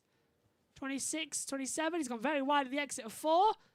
And he's up on his own best time, but he's 4/10, nearly 5 off of Verstappen's time. So that C3 tyre compound that Verstappen did and the C2 tyre compound for 2021 looks to be 5/10 difference, which is a huge amount across a qualifying distance. Oh, he's locked up big time and he's off the track down at turn 9 and 10. Seriously, what's wrong with him? Hamilton's been complaining about the brake pedal earlier on this afternoon. Sorry, he was braking, he just couldn't reach the pedal, so because it was set up for Bottas, he just couldn't reach it. Now they've been changing it constantly throughout the session as well. Mercedes just not looking comfortable out there. They're running 10th and 17th. 17th for Bottas in the morning, Hamilton in 10th place, but they are just not looking comfortable at all. Let's look at it once again. So what do you make of this? Just too much braking, or is it just a simple lock up and straight on? But it's more dramatic off board. But what do you think? Hamilton overcorrecting on the tyres gone? I think a bit of both. Yeah. I think he'll box. I hope he does. Verstappen's now got past Hamilton. As you can see, there he goes on our monitor now in front of us. And salute Ribosome. Yep, Ribosome been watching, and he'll be on our commentary box tomorrow as well. And Hamilton's stopping actually completely now at the back of the track. Hello as well to you. Elisa, I hope I'm pronouncing that correctly. I can't see it with my glasses on that far away. Elisus, I think. Megan, I'm sorry. I'll be butchering that for days. But hello. Thank you for joining us in the last 6 minutes of the session. But yes, Ribosome will be joining me in the commentary box tomorrow for the first hour of the afternoon session. And Hamilton off again at turn 1. Big lock up this time. And he just sort of lifted off early and let the car go off the track. So yeah, Hamilton, I think... he's done for the day. Those tyres now got numerous flat spots on them. He's not going to get anywhere near anyone. Absolutely unbelievable. 5 minutes to go. Look at that. What? Dad's birthday. Oh, nice. Yeah, I was just looking at the testing there at the moment. And the first practice session on Dad's birthday, the 26th, he'll turn 60. And he'll be in the commentary box with us. That's Ian Burch. He'll be back with us tomorrow. Hamilton locked up the inside right tyre, just pulled out of it and just let the car go straight on as well. He was so done with that part of the track. He just didn't even try to turn it. He just accepted his fate. We've been on air now for 4 hours as well, which means we've got 5 minutes of the session left until we go off air. And I'm going for a very well-deserved lie down. And if you've liked what you've heard today, and as well tomorrow, the British racing driver... Dan Wells will be joining me in the commentary box in the morning for the first 2 hours, and then it'll be rotated around. Megan will be joining me in the commentary box as well. Ian Burch, who's our dad, and in the afternoon session, as the virtual safety car is called. They're just testing out the system at the moment. So VSC has now been sent out onto the track. And that's not usually supposed to happen, as Lando Norris gone straight on at turn 1 in a similar braking position to Lewis Hamilton. So virtual safety car has been thrown in the last 4 minutes while they test the system. It's wise. No one's going to set fastest times. It's good to get them out there. Yeah, but as I was saying, tomorrow, Dan Wells joining me in the commentary box. Megan Burch, Ian Burch. Ribosome is joining me in the commentary box as well. Our top fan on the channel. That's going to be fantastic to have him on. Craig Wallard, who is a freelance motorsport journalist, said he might do an hour, so I'm going to confirm that with him tonight. Fingers crossed we'll have him on the show. And yeah, it's going to be a good day. I'm very much looking forward to it. Going into it as well. I swear there's something else I'm missing as well. Who's going to be doing Saturday? I'll keep an eye out though. I don't know. I know there's so many people. And then of course on Sunday, Ali Quay, who's his racing name for the BBB Racing Series, EV Sports, he's joining me in the commentary box on Sunday. Megan's joining me and Ian Burch again as well. And as well, Edward Hunter will be rejoining me in the box in the morning at 9:30 for the stint and having a conversation once again. 3 cars side by side under the virtual safety car now of Verstappen, Ocon and Hamilton. That reminds me almost of Singapore 2017 when they all ran together. Do you remember? Ocon held up Hamilton and Verstappen nearly got through. All that jazz. And the day 2 media information has just been released to us, so I can now tell you who's going to be out in this session. So tomorrow, the drivers list on the Alfa Romeo, Antonio Giovinazzi will be in the car all day. That's interesting. Wasn't Giovinazzi in the car today all day? No, Raikkonen was in this morning. So tomorrow, all day, it's Antonio Giovinazzi in Alfa Romeo. Moving on as well at Alpine, Fernando Alonso in all day. At Aston Martin, Sebastian Vettel is in the morning, Lance Stroll in the afternoon. At McLaren, Daniel Ricciardo in the morning, Lando Norris in the afternoon. At Mercedes, Lewis Hamilton in the morning, Valtteri Bottas in the afternoon. At Red Bull, Sergio Perez in all day. At AlphaTauri, Yuki Tsunoda in the morning and Pierre Gasly in the afternoon. At Ferrari, Carlos Sainz in the morning and Charles Leclerc in the afternoon. And at Haas F1, we get Nikita Mazepin in the morning and Mick Schumacher in the afternoon. And at Williams, Nicholas Latifi is in all day, a change from George Russell. So Latifi will be in tomorrow. In terms of press conferences, we are seeing Leclerc, Russell and Stroll, Ocon, Raikkonen and Vettel. And in terms of team principals, it's Marquio and Bukowski for Alpine, Otmar Safnauer for Aston Martin, and Franz Tost is at Scuderia. Classifications then from day 1 as the checkered flag has come out. The session has now concluded. Max Verstappen the fastest on a 1:36.74. Lando Norris is second. Esteban Ocon third. Lance Stroll fourth. Carlos Sainz is fifth. 6th place for Antonio Giovinazzi, 7th for Daniel Ricciardo, 8th for Pierre Gasly, Yuki Tsunoda 9th, and in 10th place on the board, it's Lewis Hamilton. Further down the field as well, we will see Charles Leclerc 11th, Kimi Raikkonen 12th, Sebastian Vettel 13th, Roy Nozani 14th, Nikita Mazepin 15th, Mick Schumacher 16th, and Valtteri Bottas in 17th place. So, the checkered flag out officially in 60 seconds' time. Cars are still circulating, but they've just gone through the classification run at the moment, so we'll still keep broadcasting. The virtual safety car is still out. They're using the last 5 minutes to test the system, which I think is only fair, Megan. But in the 1 hour you've done, what's topped your interest? I know, it's quite hard, isn't it? You've been thrown at the deep end. I'm going to say it, though. What's topped your interest? I think I know. Fernando Alonso? Yeah, I knew you were going to say Alonso. It'll be Alonso coming in for tomorrow in the commentary box. Checker flag out officially in 30 seconds' time. Sainz just coming to the pit lane. Verstappen, Ocon and Mazepin still out on the track. Valtteri Bottas, though, reminder, he ran into issues early on in the morning and he did only 6 laps in the end, was missing for most of the 4 hours. Night has fallen here in Bahrain. We started at 11 o'clock this morning, and we're now in Bahrain time, 7 o'clock UK, and under the lights, and the day has concluded. Red flag has now officially come out on the circuit, which means the session has concluded. The cars will now come back to the pit lane. The session is over. Red flag, as you can see now on the monitor. That's all standard procedure, though. Nothing to worry about whatsoever. So we do the wipe. The session has concluded, and I think it's been a great, great session. I really do. It's a lot of interesting action today as Mazepin, Sainz and Norris come out the track. I'm going to be interested to see who's going to be fastest tomorrow, because I think Mercedes were definitely sandbagging. And you're going to be interested to see Fernando Alonso, aren't you? Yeah. I know it. Which team is he on? Alpine, which is Renault. Which colour is Blue. that? Blue. Yeah. It looks like Colgate toothpaste. Yeah. You can call them the toothpaste team. I've just been calling them Colgate all day. The So, Colgate team. I know. So, that is it. The session has now concluded, and we have done. It's been an honour to broadcast the first 8 hours of F1 in 2021 live here on YouTube. Over, I think, 4,000 viewers today. Multiple comments. I've loved every single one of them. And my special thanks goes to, of course, you, the viewers, but to our commentators. First of all, to Ian Burch and Megan Burch for being in the box. And, of course, a special thank you for joining me on the virtual commentary box to Edward Hunter and the fantastic Tom Gaymore for giving up some of his time in the commentary box this afternoon as well. It has been a delight, and we leave you from day 1 of pre-season testing with Max Verstappen the fastest on a 1:36.74. Bye for now.